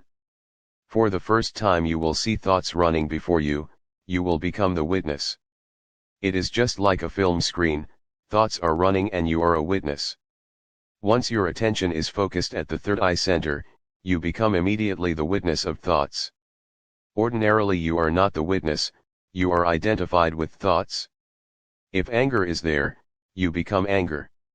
If a thought moves, you are not the witness, you become one with the thought, identified, and you move with it.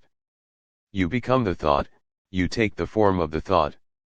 When sex is there you become sex, when anger is there you become anger, when greed is there you become greed. Any thought moving becomes identified with you. You do not have any gap between you and the thought. But focused at the third eye, suddenly you become a witness. Through the third eye you become the witness. Through the third eye you can see thoughts running like clouds in the sky or people moving on the street. You are sitting at your window looking at the sky or at people in the street, you are not identified. You are aloof, a watcher on the hill, different. Now if anger is there you can look at it as an object. Now you do not feel that you are angry. You feel that you are surrounded by anger, a cloud of anger has come around you, but you are not the anger. And if you are not the anger, anger becomes impotent, it cannot affect you, you remain untouched. The anger will come and go and you will remain centered in yourself. This fifth technique is a technique of finding the witness. Attention between the eyebrows, let the mind be before thought. Now look at your thoughts, now encounter your thoughts. Let form fill with breath essence to the top of the head and there shower as light. When attention is focused at the third eye center, between the two eyebrows, two things happen. One is, suddenly you become a witness. This can happen in two ways. You become a witness and you will be centered at the third eye. Try to be a witness. Whatsoever is happening, try to be a witness. You are ill, the body is aching and painful, you have misery and suffering, whatsoever, be a witness to it. Whatsoever is happening, do not identify yourself with it. Be a witness, an observer. Then if witnessing becomes possible, you will be focused in the third eye. The vice versa is the case also. If you are focused in the third eye, you will become a witness. These two things are part of one. So the first thing, by being centered in the third eye there will be the arising of the witnessing self. Now you can encounter your thoughts. This will be the first thing. And the second thing will be that now you can feel the subtle, delicate vibration of breathing. Now you can feel the form of breathing, the very essence of breathing. First try to understand what is meant by the form, by the essence of breathing. While you are breathing, you are not only breathing air. Science says you are breathing only air, just oxygen, hydrogen, and other gases in their combined form of air. They say you are breathing air. But Tantra says that air is just the vehicle, not the real thing. You are breathing prana, vitality. Air is just the medium, prana is the content. You are breathing prana, not only air. Modern science is still not able to find out whether there is something like prana, but some researchers have felt something mysterious. Breathing is not simply air. It has been felt by many modern researchers also. In particular, one name is to be mentioned, Wilhelm Reich, a German psychologist who called it argon energy.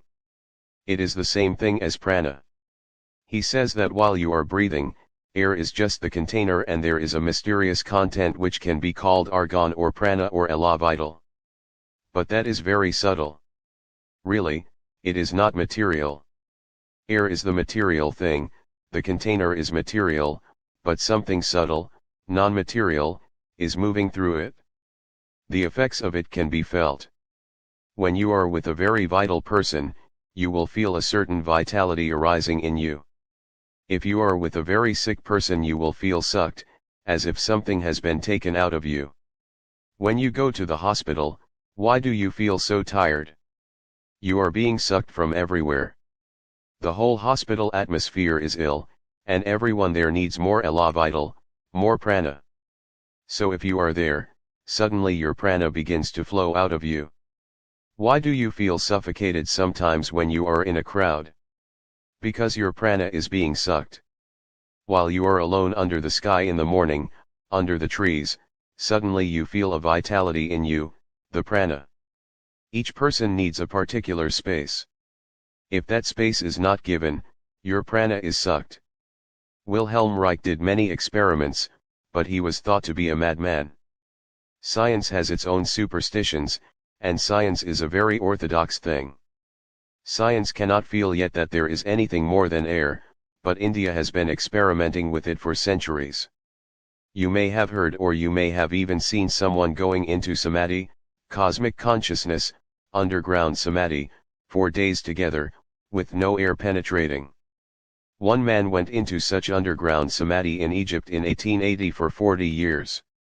Those who had buried him all died, because he was to come out of his samadhi in 1920, 40 years afterwards. In 1920 no one believed that they would find him alive, but he was found alive. He lived afterwards for 10 years more. He had become completely pale, but he was alive. And there had been no possibility of air reaching to him. He was asked by medical doctors and others, what is the secret of it? He said, we do not know. We only know this, that prana can enter and flow anywhere. Air cannot penetrate, but prana can penetrate. Once you know that you can suck prana directly, without the container, then you can go into samadhi for centuries even. By being focused in the third eye, suddenly you can observe the very essence of breath, not breath, but the very essence of breath, prana.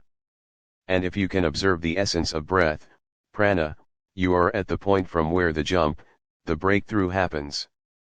The sutra says, let form fill with breath essence to the top of the head.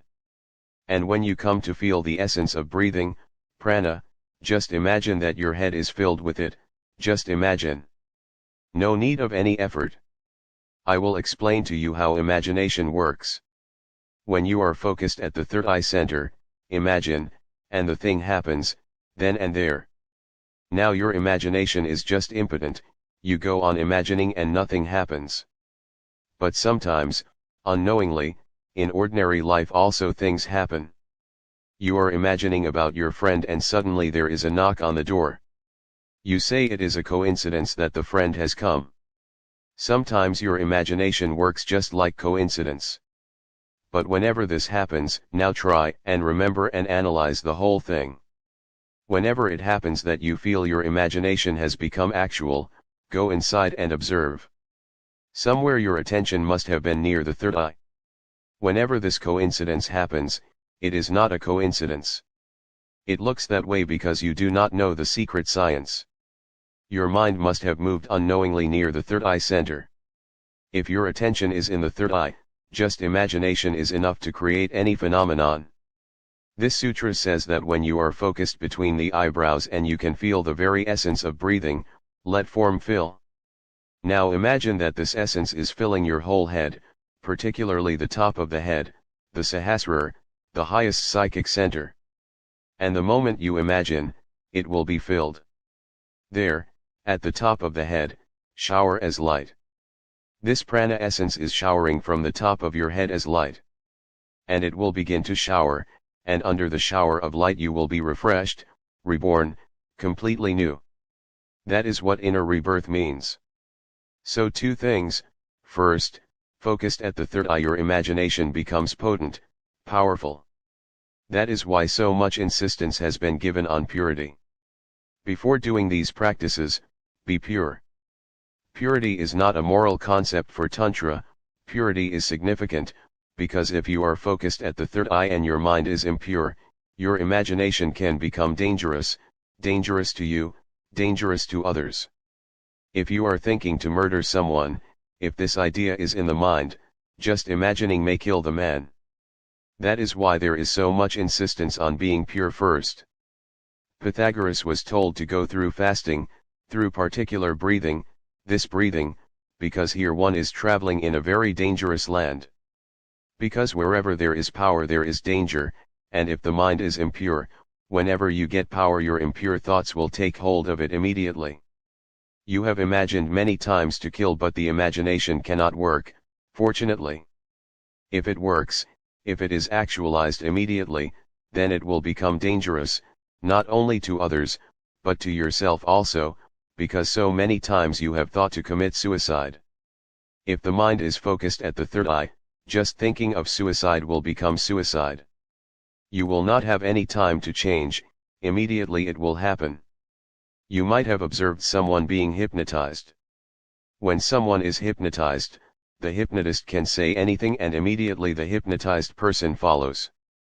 Howsoever absurd the order, howsoever irrational or even impossible, the hypnotized person follows it. What is happening? This fifth technique is at the base of all hypnotism. Whenever someone is being hypnotized he is told to focus his eyes at a particular point, on some light, some dot on the wall or anything, or on the eyes of the hypnotist. When you focus your eyes at any particular point, within 3 minutes your inner attention begins to flow toward the third eye. And the moment your inner attention begins to flow toward the third eye, your face begins to change. And the hypnotist knows when your face begins to change. Suddenly your face loses all vitality. It becomes dead, as if deeply asleep. The hypnotist knows immediately when your face has lost the luster, the aliveness. It means that now attention is being sucked by the third eye center. Your face has become dead, the whole energy is running toward the third eye center. Now the hypnotist immediately knows that anything said will happen. He says, now you are falling into a deep sleep, you will fall immediately. He says, now you are becoming unconscious, you will become unconscious immediately. Now anything can be done. If he says, now you have become Napoleon, you will become. You will begin to behave like a Napoleon, you will begin to talk like Napoleon. Your gestures will change. Your unconscious will take the order and will create the actuality. If you are suffering from a disease, now it can be ordered that the disease has disappeared and it will disappear. Or any new disease can be created. Just putting an ordinary stone from the street in your hand, the hypnotist can say, this is fire in your hand, and you will feel intense heat, your hand will get burned, not only in the mind, but actually. Actually your skin will get burned. You will have a burning sensation. What is happening? There is no fire, there is just an ordinary stone, cold. How? How does this burning happen? You are focused at the third eye center, your imagination is being given suggestions by the hypnotist, and they are being actualized. If the hypnotist says, now you are dead, you will die immediately. Your heart will stop. It will stop. This happens because of the third eye. In the third eye, imagination and actualization are not two things. Imagination is the fact. Imagine, and it is so. There is no gap between dream and reality. There is no gap between dream and reality. Dream, and it will become real. That is why Shankara has said that this whole world is nothing but the dream of the divine, the dream of the divine. This is because the divine is centered in the third eye, always, eternally, so whatsoever the divine dreams becomes real. If you are also centered in the third eye, whatsoever you dream will become real. Sariputta came to Buddha. He meditated deeply, then many things, many visions started coming, as it happens with anyone who goes into deep meditation. He began to see heavens, he began to see hells, he began to see angels, gods, demons. And they were actual, so real that he came running to Buddha to tell him that such and such a vision had come to him. But Buddha said, it is nothing, just dreams. Just dreams. But Sariputta said, they are so real. How can I say that they are dreams? When I see a flower in my vision, it is more real than any flower in the world. The fragrance is there, I can touch it. When I see you, he said to Buddha, I do not see you as real.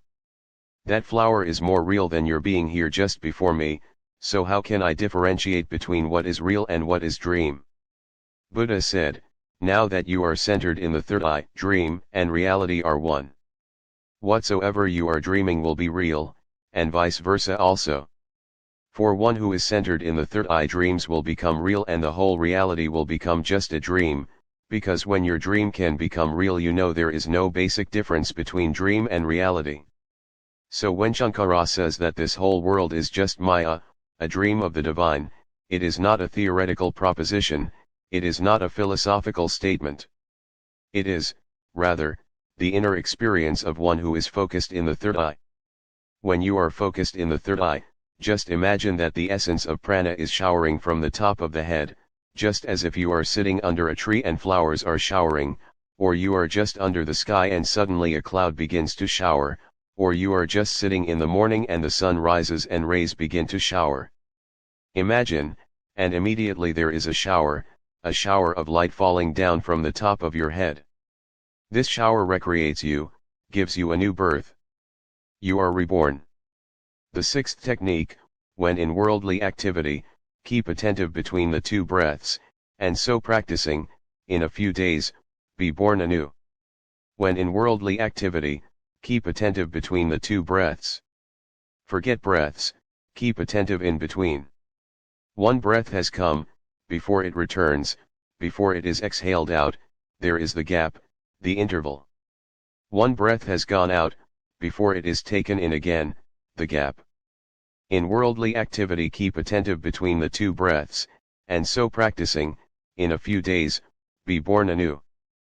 But this has to be done continuously. This sixth technique has to be done continuously. That is why this is mentioned, when in worldly activity. Whatsoever you are doing, keep your attention in the gap between the two breaths. But it must be practiced while in activity. We have discussed one technique that is just similar. Now there is only this difference, that this has to be practiced while in worldly activity. Do not practice it in isolation. This practice is to be done while you are doing something else. You are eating, go on eating and be attentive of the gap. You are walking, go on walking and be attentive of the gap. You are going to sleep, lie down, let sleep come, but you go on being attentive of the gap. Why in activity? Because activity distracts the mind, activity calls for your attention again and again. Do not be distracted, be fixed at the gap. And do not stop activity, let the activity continue. You will have two layers of existence, doing and being. We have two layers of existence, the world of doing and the world of being, the circumference and the center. Go on working on the periphery, on the circumference, do not stop it. But go on working attentively on the center also. What will happen? Your activity will become an acting, as if you are playing a part. You are playing a part, for example, in a drama. You have become Ram or you have become Christ. You go on acting as Christ or as Ram, and still you remain yourself. In the center, you know who you are, on the periphery you go on acting as Ram, Christ, or anyone. You know you are not Ram, you are acting. You know who you are. Your attention is centered in you, your activity continues on the circumference. If this method is practiced, your whole life will become a long drama. You will be an actor playing roles, but constantly centered in the gap. If you forget the gap, then you are not playing roles, you have become the role. Then it is not a drama, you have mistaken it as life. That is what we have done. Everyone thinks he is living life. It is not life, it is just a role, a part which has been given to you by the society, by the circumstances, by the culture, by the tradition, the country, the situation. You have been given a role and you are playing it, you have become identified with it. To break that identification there is this technique. Krishna has many names. Krishna is one of the greatest actors. He is constantly centered in himself and playing many roles, many games, but absolutely non-serious. Seriousness comes from identification. If you really become Ram in the drama, then there are bound to be problems. Those problems will come out of your seriousness. When Sita is stolen, you may get a heart attack, and the whole play will have to be stopped. If you really become Ram, a heart attack is certain, even heart failure. But you are just an actor. Sita is stolen, but nothing is stolen. You will go back to your home and you will sleep peacefully. Not even in a dream will you feel that Sita is stolen. When really Sita was stolen, Ram himself was weeping, crying, and asking the trees, "Where has my Sita gone? Who has taken her?" But this is the point to understand. If Ram is really weeping and asking the trees, he has become identified. He is no more Ram, he is no more a divine person. This is the point to remember, that for Ram his real life also was just a part. You have seen other actors playing Ram, but Ram himself was just playing a part, on a greater stage, of course. India has a very beautiful story about it. I think that the story is unique, nowhere else in any part of the world does such a thing exist. It is said that Valmiki wrote the Ramayana before Ram was born, and then Ram had to follow. So really, the first act of Ram was also just a drama. The story was written before Ram was born and then Ram had to follow, so what can he do? When a man like Valmiki writes the story, Ram has to follow. So everything was fixed in a way. Sita was to be stolen and the war had to be fought. If you can understand this, then you can understand the theory of destiny, bhagya, fate. It has a very deep meaning. And the meaning is, If you take it that everything is fixed for you, your life becomes a drama. If you are playing the role of Ram in the drama, you cannot change it, everything is fixed, even your dialogue. If you say something to Sita, it is just repeating something that is fixed. You cannot change it if life is taken as fixed. For example, you are going to die on a particular day, it is fixed. When you will be dying, you will be weeping, but it is fixed. And such persons will be around you, it is fixed. If everything is fixed, everything becomes a drama. If everything is fixed, it means you are just to enact it. You are not asked to live it, you are just asked to enact it. This technique, the sixth technique, is just to make yourself a psychodrama, just a play. You are focused in the gap between two breaths and life moves on the periphery.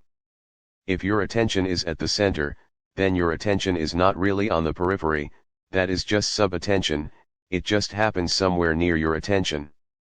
You can feel it, you can know it, but it is not significant.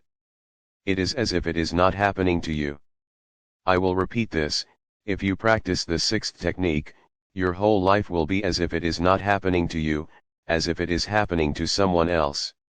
The seventh technique, with intangible breath in center of forehead, as this reaches heart at the moment of sleep, have direction over dreams and over death itself. More and more you are entering deeper layers. With intangible breath in center of forehead. If you have known the third eye, then you know the intangible breath, the invisible prana in the center of the forehead, and then you know the showering, the energy, the light showers. As this reaches heart. When the shower will reach your heart. At the moment of sleep, have direction over dreams and over death itself.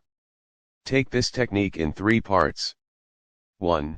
You must be able to feel the prana in breath, the intangible part of it, the invisible part of it, the immaterial part of it. It comes if you are attentive between the 2 eyebrows, then it comes easily. If you are attentive in the gap, then too it comes, but a little less easily. If you are aware of the center at your navel where breath comes and touches and goes out, it also comes, but with less ease. The easiest way to know the invisible part of breath is to be centered at the third eye. But wherever you are centered, it comes, you begin to feel the prana flowing in. If you can feel the prana flowing in you, you can know when you are going to die. 6 months before the day of your death you begin to know, if you can feel the invisible part of breath.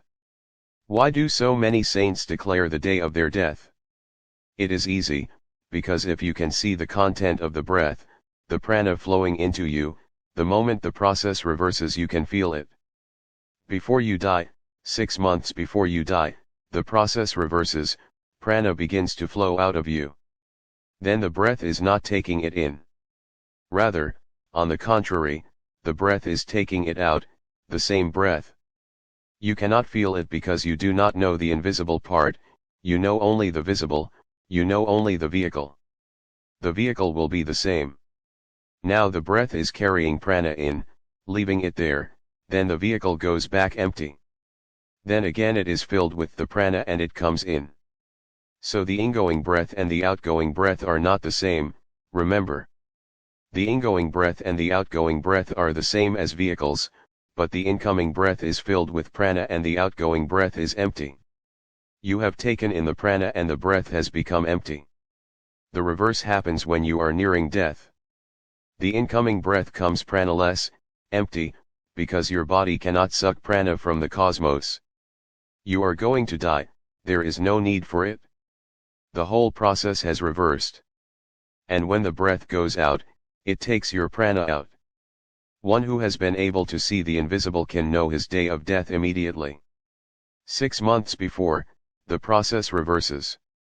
This sutra is very, very significant, with intangible breath in center of forehead, as this reaches heart at the moment of sleep, have direction over dreams and over death itself.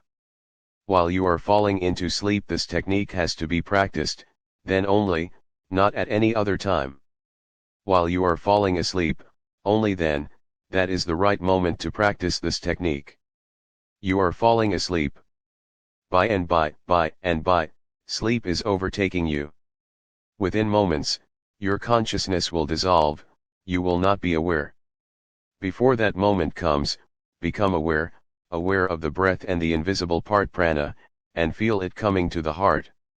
Go on feeling that it is coming to the heart. The prana enters from your heart into the body. Go on feeling that the prana is coming into the heart, and let sleep come while you are continuously feeling it. You go on feeling, and let sleep come and drown you. If this happens, that you are feeling invisible breath coming into the heart and sleep overtakes you, you will be aware in dreams. You will know that you are dreaming. Ordinarily we do not know that we are dreaming. While you dream you think that this is reality. That too happens because of the third eye. Have you seen anyone asleep? His eyes move upwards and become focused in the third eye. If you have not seen, then see. Your child is sleeping, just open his eyes and see where his eyes are. His pupils have gone up and they are focused in the third eye. I say look at children, do not look at grown-ups, they are not believable because their sleep is not deep. They will just be thinking that they are asleep. Look at children, their eyes move up. They become focused in the third eye. Because of this focusing in the third eye you take your dreams as real, you cannot feel they are dreams, they are real. You will know when you get up in the morning. Then you will know that I was dreaming. But this is the later, retrospective realization. You cannot realize in the dream that you are dreaming. If you realize it, then there are two layers, dream is there but you are awake, you are aware. For one who becomes aware in dreams, this sutra is wonderful. It says, have direction over dreams and over death itself. If you can become aware of dreams, you can do two things. You can create dreams. 1. Ordinarily you cannot create dreams. How impotent man is. You cannot even create dreams. If you want to dream a particular thing you cannot dream it, it is not in your hands. How powerless man is. Even dreams cannot be created. You are just a victim of dreams, not the creator. A dream happens to you, you cannot do anything. Neither can you stop it nor can you create it. But if you move into sleep remembering the heart being filled with prana, continuously being touched by prana with every breath, you will become a master of your dreams, and this is a rare mastery. Then you can dream whatsoever dreams you like. Just note while you are falling asleep that I want to dream this dream, and that dream will come to you. Just say, while falling asleep, I do not want to dream that dream, and that dream cannot enter your mind. But what is the use of becoming the master of your dreaming? Isn't it useless? No, it is not useless. Once you become master of your dreams you will never dream, it is absurd. When you are master of your dreams, dreaming stops, there is no need for it. And when dreaming stops, your sleep has a different quality altogether, and the quality is the same as of death. Death is deep sleep. If your sleep can become as deep as death, that means there will be no dreaming. Dreaming creates superficiality in sleep. You move on the surface because of the dreams, because of hanging on to the dreams, you move on the surface. When there is no dreaming you just drop into the sea, its depth is reached. Death is the same.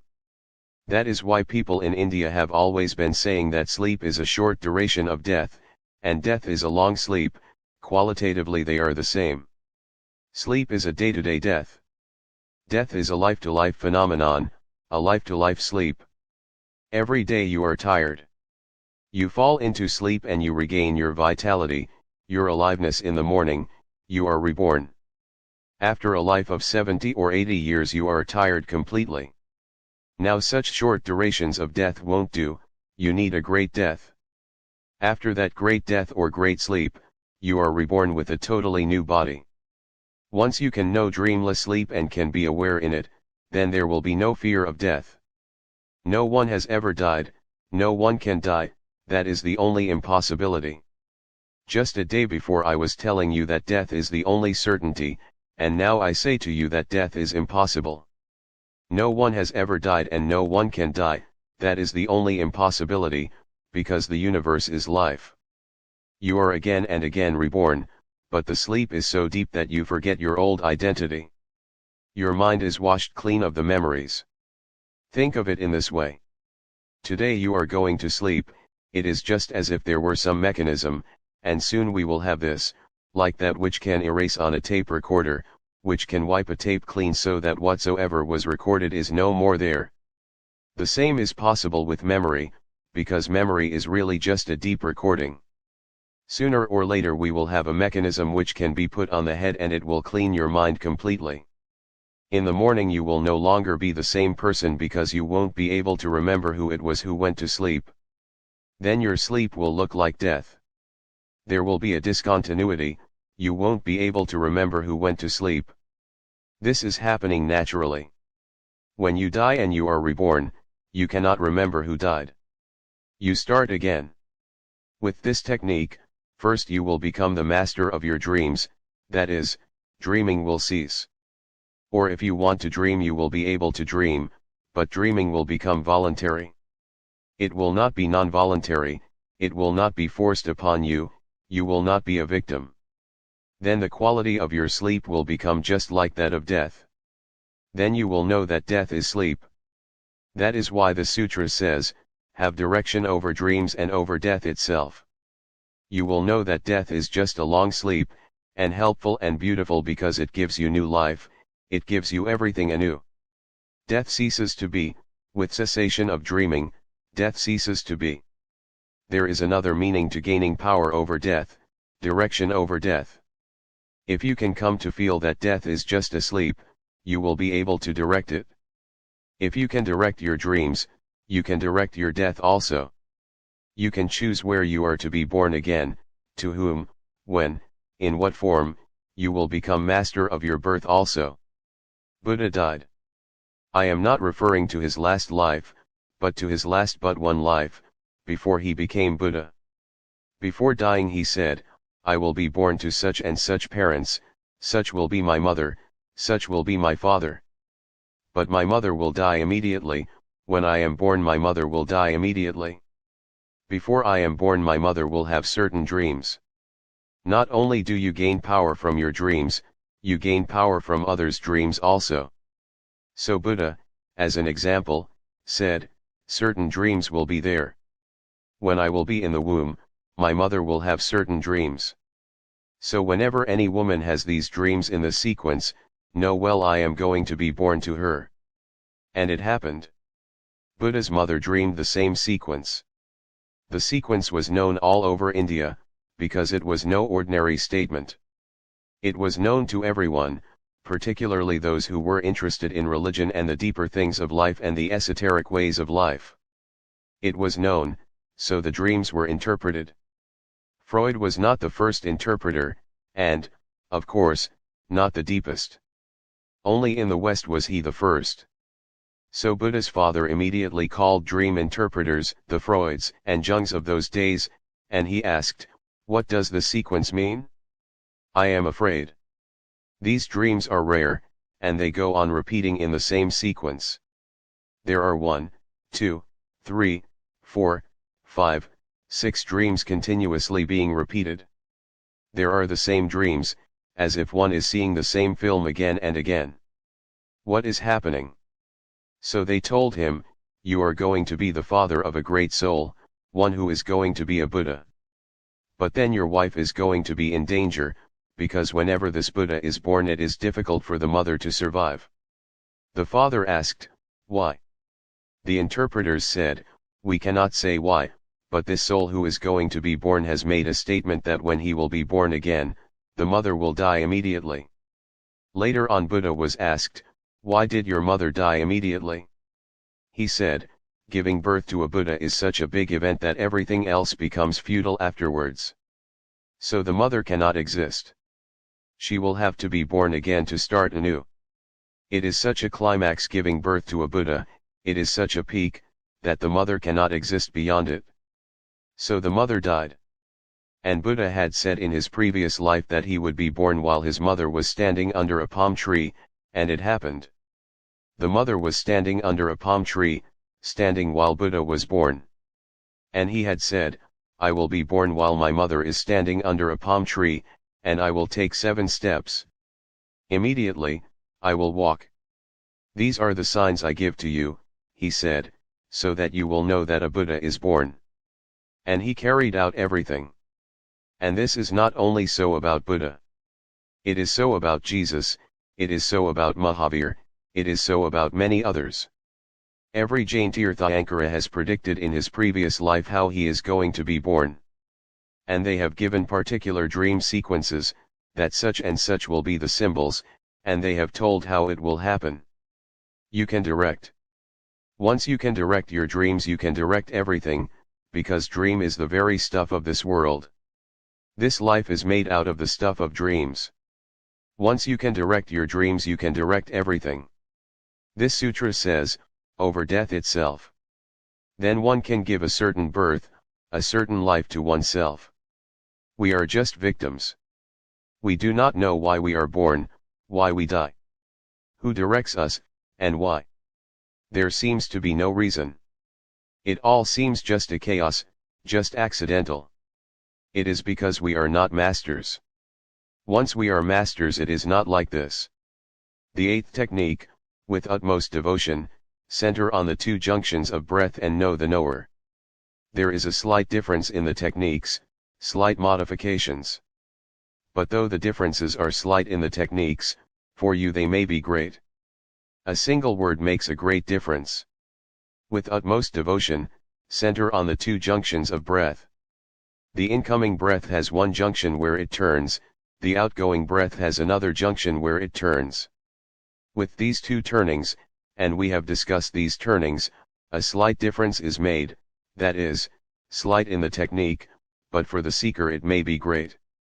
Only one condition is added, with utmost devotion, and the whole technique becomes different. In the first form of it there was no question of devotion, just a scientific technique. You do it, and it works. But there are persons who cannot do such dry, scientific techniques. Those who are heart-oriented, those who belong to the world of devotion, for them a slight difference has been made, with utmost devotion, center on the 2 junctions of breath and know the knower. If you are not of the scientific bent, of the scientific attitude, if you are not a scientific mind, then try this, with utmost devotion, with faith, love, trust, center on the 2 junctions of breath and know the knower. How to do this? How? You can have devotion about someone, about Krishna, about Christ you can have devotion. But how can you have devotion about yourself, about this junction of breathing? The phenomenon seems absolutely non-devotional. But that depends. Tantra says that the body is the temple. Your body is the temple of the divine, the abode of the divine, so do not treat your body as an object. It is sacred, it is holy. And while you are taking a breath in, it is not only you who is taking the breath, it is the divine within you. You are eating, you are moving or walking, look at it in this way, it is not you, but the divine moving in you. Then the whole thing becomes absolutely devotional. It is said about many saints that they love their bodies. They treat their bodies as if their bodies belong to their beloveds. You can treat your body in this way, or you can treat it just like a mechanism, that again is an attitude. You can treat it with guilt, sin, you can treat it as something dirty, you can treat it as something miraculous, as a miracle, you can treat it as the abode of the divine. It depends on you. If you can treat your body as a temple, then this technique will be helpful, with utmost devotion. Try it. While you are eating, try it. Do not think that you are eating. Think that it is the divine in you who is eating, and look at the change. You are eating the same thing, you are the same, but immediately everything becomes different. You are giving the food to the divine. You are taking a bath, a very ordinary, trivial thing, but change the attitude, feel that you are giving a bath to the divine in you. Then this technique will be easy, with utmost devotion, center on the 2 junctions of breath and know the knower. The 9th technique, lie down as dead. Enraged in wrath, stay so. Or stare without moving an eyelash. Or suck something and become the sucking. Lie down as dead. Try it, suddenly you have gone dead. Leave the body. Do not move it, because you are dead. Just imagine that you are dead.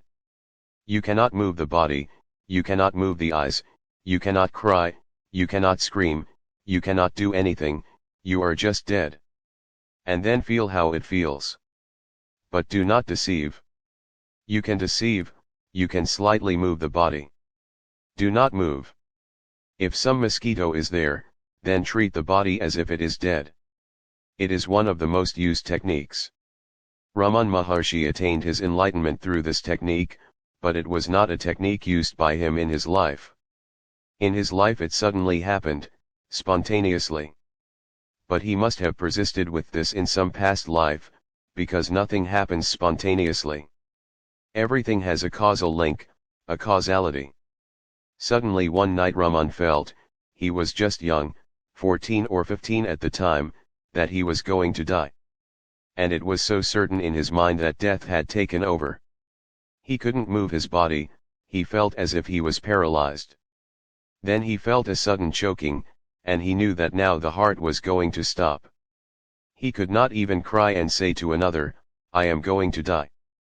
Sometimes it happens in some nightmare, you cannot cry, you cannot move.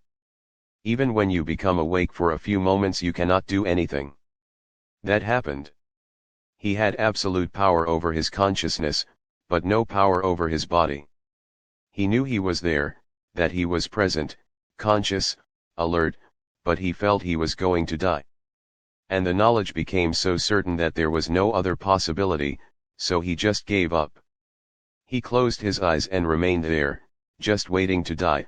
He waited there just to die. By and by the body became stiff. The body died, but then it became a problem. He knew that the body had died, but he was there and he knew it. He knew that he was alive and that the body had died.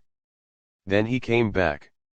In the morning the body became okay, but the same man never returned, because he had known death.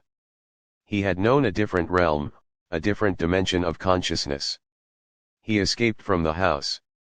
That death experience changed him completely. He became one of the very few enlightened persons of this age. This is the technique. This happened spontaneously to Raman, but it is not going to happen spontaneously to you. But try it. In some life it may become spontaneous. It may happen while you are trying it. And if it is not going to happen, the effort is never wasted. It is in you, it remains in you as a seed. Sometime, when the time is ripe and the rains will fall, it will sprout. Every spontaneity is just like this. The seed was sown some time ago, but the time was not ripe, there were no rains. In another life the time becomes ripe. You are more mature, more experienced, more frustrated with the world, then suddenly, in a certain situation, there are rains and the seed explodes. Lie down as dead. Enraged in wrath, stay so. Of course, while you are dying it will not be a happy moment. It is not going to be so blissful while you are feeling that you are dead. Fear will take you, anger may come in the mind, or frustration, sadness, sorrow, anguish, anything. It will differ from individual to individual. The sutra says, enraged in wrath, stay so. If you feel enraged, stay so. If you feel sad, stay so. If you feel anxiety, fear, stay so. You are dead and you cannot do anything, so stay so. Whatsoever is in the mind, the body is dead and you cannot do anything, so stay. That staying is beautiful. If you can stay for a few minutes, suddenly you will feel that everything has changed. But we start moving. If there is some emotion in the mind, the body begins to move. That is why we call it emotion, it creates motion in the body. If you are angry, suddenly your body begins to move. If you are sad, your body begins to move. That is why it is called emotion, because it creates motion in the body. Feel dead and do not allow emotions to move your body. Let them be there, but you stay so, fixed, dead. Whatsoever is there, no movement. Stay. No movement. Or stare without moving an eyelash. This or stare without moving an eyelash was the method of Meher Baba. For years together he was staring just at the ceiling of his room. For years together he was just lying dead on the floor, staring at the ceiling without moving an eyelash, without moving his eyes. He would lie down for hours together, just staring, not doing anything.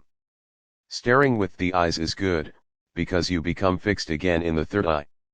And once you are fixed in the third eye, even if you want to move the eyelids you cannot, they become fixed.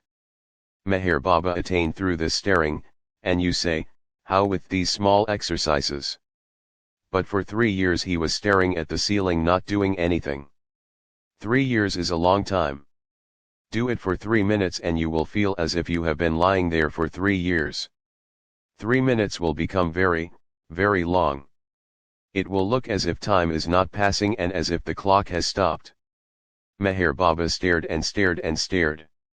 By and by thoughts ceased, movement ceased, and he became just a consciousness, he became just a staring. Then he remained silent for his whole life. He became so silent inside by this staring that it became impossible for him to formulate words again. Meher Baba was in America. There was one man who could read others' thoughts, who could do mind readings, and he was really one of the rarest mind readers. He would close his eyes, sit before you, and within a few minutes he would become attuned with you and he would begin to write what you are thinking. Thousands and thousands of times he was examined, and he was always right, always correct. So someone brought him to Meher Baba. He sat there, and this was the only failure of his life, the only failure. But then again we cannot say it was a failure. He tried, and he began to perspire, but he couldn't catch a single word. Pen in his hand, he remained there and said, "What type of man is this? I cannot read because there is nothing to read. This man is absolutely vacant. I even forget that someone is sitting there. After closing my eyes, I have to open them again and look to see whether that man is there or whether he has escaped. So it is difficult to concentrate, because the moment I close my eyes I feel I am being deceived, as if that man has escaped and there is no one before me. I have to open my eyes again, and I find that this man is there. And he is not thinking at all." That staring, that constant staring had stopped his mind completely. Or stare without moving an eyelash. Or suck something and become the sucking. These are slight modifications. Anything will do, you are dead, it is enough. Enraged in wrath, stay so. Even this part can become one technique. You are in anger, lie down, remain in the anger. Do not move from it, do not do anything, just remain still. Krishnamurti goes on talking about this. His whole technique depends on this single thing: enraged in wrath, stay so. If you are angry then be angry, and remain angry. Do not move. If you can stay so, anger will go and you will come out a different man. If you are in anxiety, do not do anything. Remain there, stay there. The anxiety will go, you will come out a different man. And once you have looked at anxiety without being moved by it, you will be the master. Or stare without moving an eyelash. Or suck something and become the sucking. This last one is physical and easy to do, because sucking is the first thing a child has to do. Sucking is the first act of life. When the child is born, he begins to cry. You may not have tried to penetrate into why there is this crying. He is not really crying, it appears to us that he is crying, he is just sucking air. And if the child cannot cry, within a few minutes he will be dead, because crying is the first effort to suck air. The child was not breathing while he was in the womb. He was alive without breathing. He was doing the same which yogis are doing underground. He was just getting prana without breathing, pure prana from the mother. That is why the love between the child and the mother is an altogether different thing from other loves, because the purest prana, energy, joins both. Now this can never happen again. There was a subtle pranic relationship. The mother was giving her prana to the child, and the child was not breathing at all. When he is born, he is thrown out of the mother into an unknown world. Now the prana, the energy, will not reach him so easily. He has to breathe himself. The first cry is an effort to suck, and then he will suck the milk from the mother's breast. These are the first basic acts which you have done. Whatsoever you have done comes later, these are the first life acts. They can be practiced also. This sutra says, or suck something and become the sucking. Suck something, just suck the air, but forget the air and become the sucking. What does this mean? You are sucking something, you are the sucker, not the sucking. You are standing behind and sucking. This sutra says, do not stand behind, move in the act and become the sucking. Try anything that will work. You are running, become the running, do not be the runner. Become the running and forget the runner. Feel that there is no runner inside, just the process of running. You are the process, a river-like process running. Nobody is there inside. It is quiet inside and there is only a process. Sucking is good, but you will feel that it is very difficult because we have forgotten it completely, but not really completely, however, because we go on substituting for it.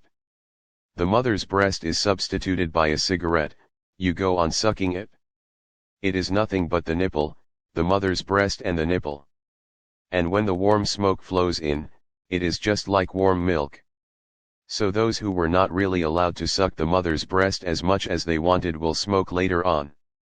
This is a substitute, but the substitute will do. While you are smoking a cigarette, become the sucking. Forget the cigarette, forget the smoker, become the smoking. There is the object you are sucking, there is the subject who is sucking, and the process in between of sucking. Become the sucking, become the process. Try it.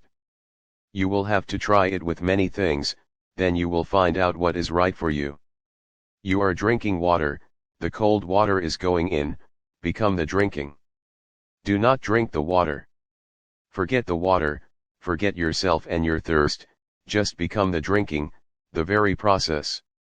Become the coolness, the touch, the entry, and the sucking that has to be given to the process. Why not? What will happen? If you become the sucking, what will happen? If you can become the sucking, immediately you will become innocent, like a first day, newly born child, because that is the first process. You will be regressed in a way. But the hankering is there. The very being of man hankers after sucking. He tries many things, but nothing helps because the point is missed. Unless you become the sucking, nothing will help. So try it. I gave this method to one man. He had tried many things, he had tried many methods.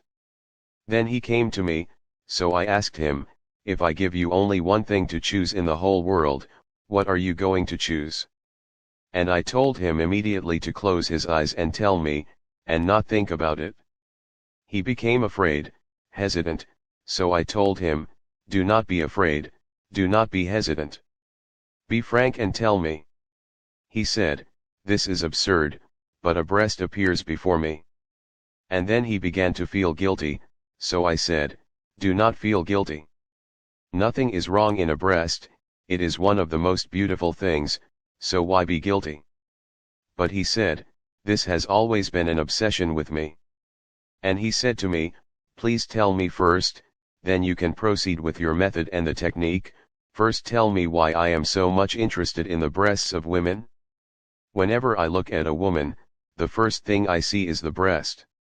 The whole body is secondary. And it is not so only with him, it is so with everyone, with almost everyone.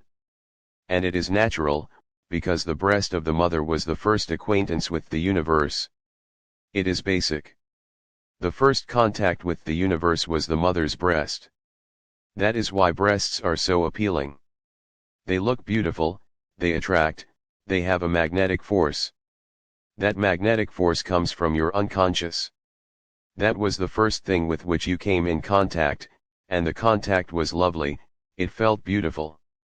It gives you food, instant vitality, love, everything. The contact was soft, receptive, inviting. It has remained so in the mind of man. So I told that man, now I will give you the method. And this was the method I gave him, to suck something and become the sucking. I told him, just close your eyes. Imagine your mother's breasts or anybody's breasts that you like. Imagine, and start sucking as if there is a real breast. Start sucking. He started sucking. Within 3 days he was sucking so fast, so madly, he became so much enchanted by it. He told me, it has become a problem, I want to suck the whole day. And it is so beautiful, and such deep silence is created by it. Within 3 months the sucking became a very, very silent gesture. The lips stopped, you couldn't even have judged that he was doing something. But inner sucking had started. He was sucking the whole day. It became a mantra, a japa, a mantra repetition. After 3 months he came to me and said, something strange is happening to me. Something sweet is falling from my head onto my tongue continuously. And it is so sweet and so energy-filling that I do not need any food, there is no hunger left. Eating has become just a formality. I take something in order not to create any problems in the family. But something is continuously coming to me. It is so sweet, life-giving. I told him to continue. 3 months more, and one day he came just mad, dancing to me, and he said, sucking has disappeared, but I am a different man. I am no more the same man who had come to you. Some door has opened within me. Something has broken and there is no desire left. Now I do not want anything, not even God, not even moksha, liberation. I do not want anything. Now everything is okay as it is. I accept it and I am blissful. Try this. Just suck something and become the sucking. It may be helpful to many because it is so basic. This much for today.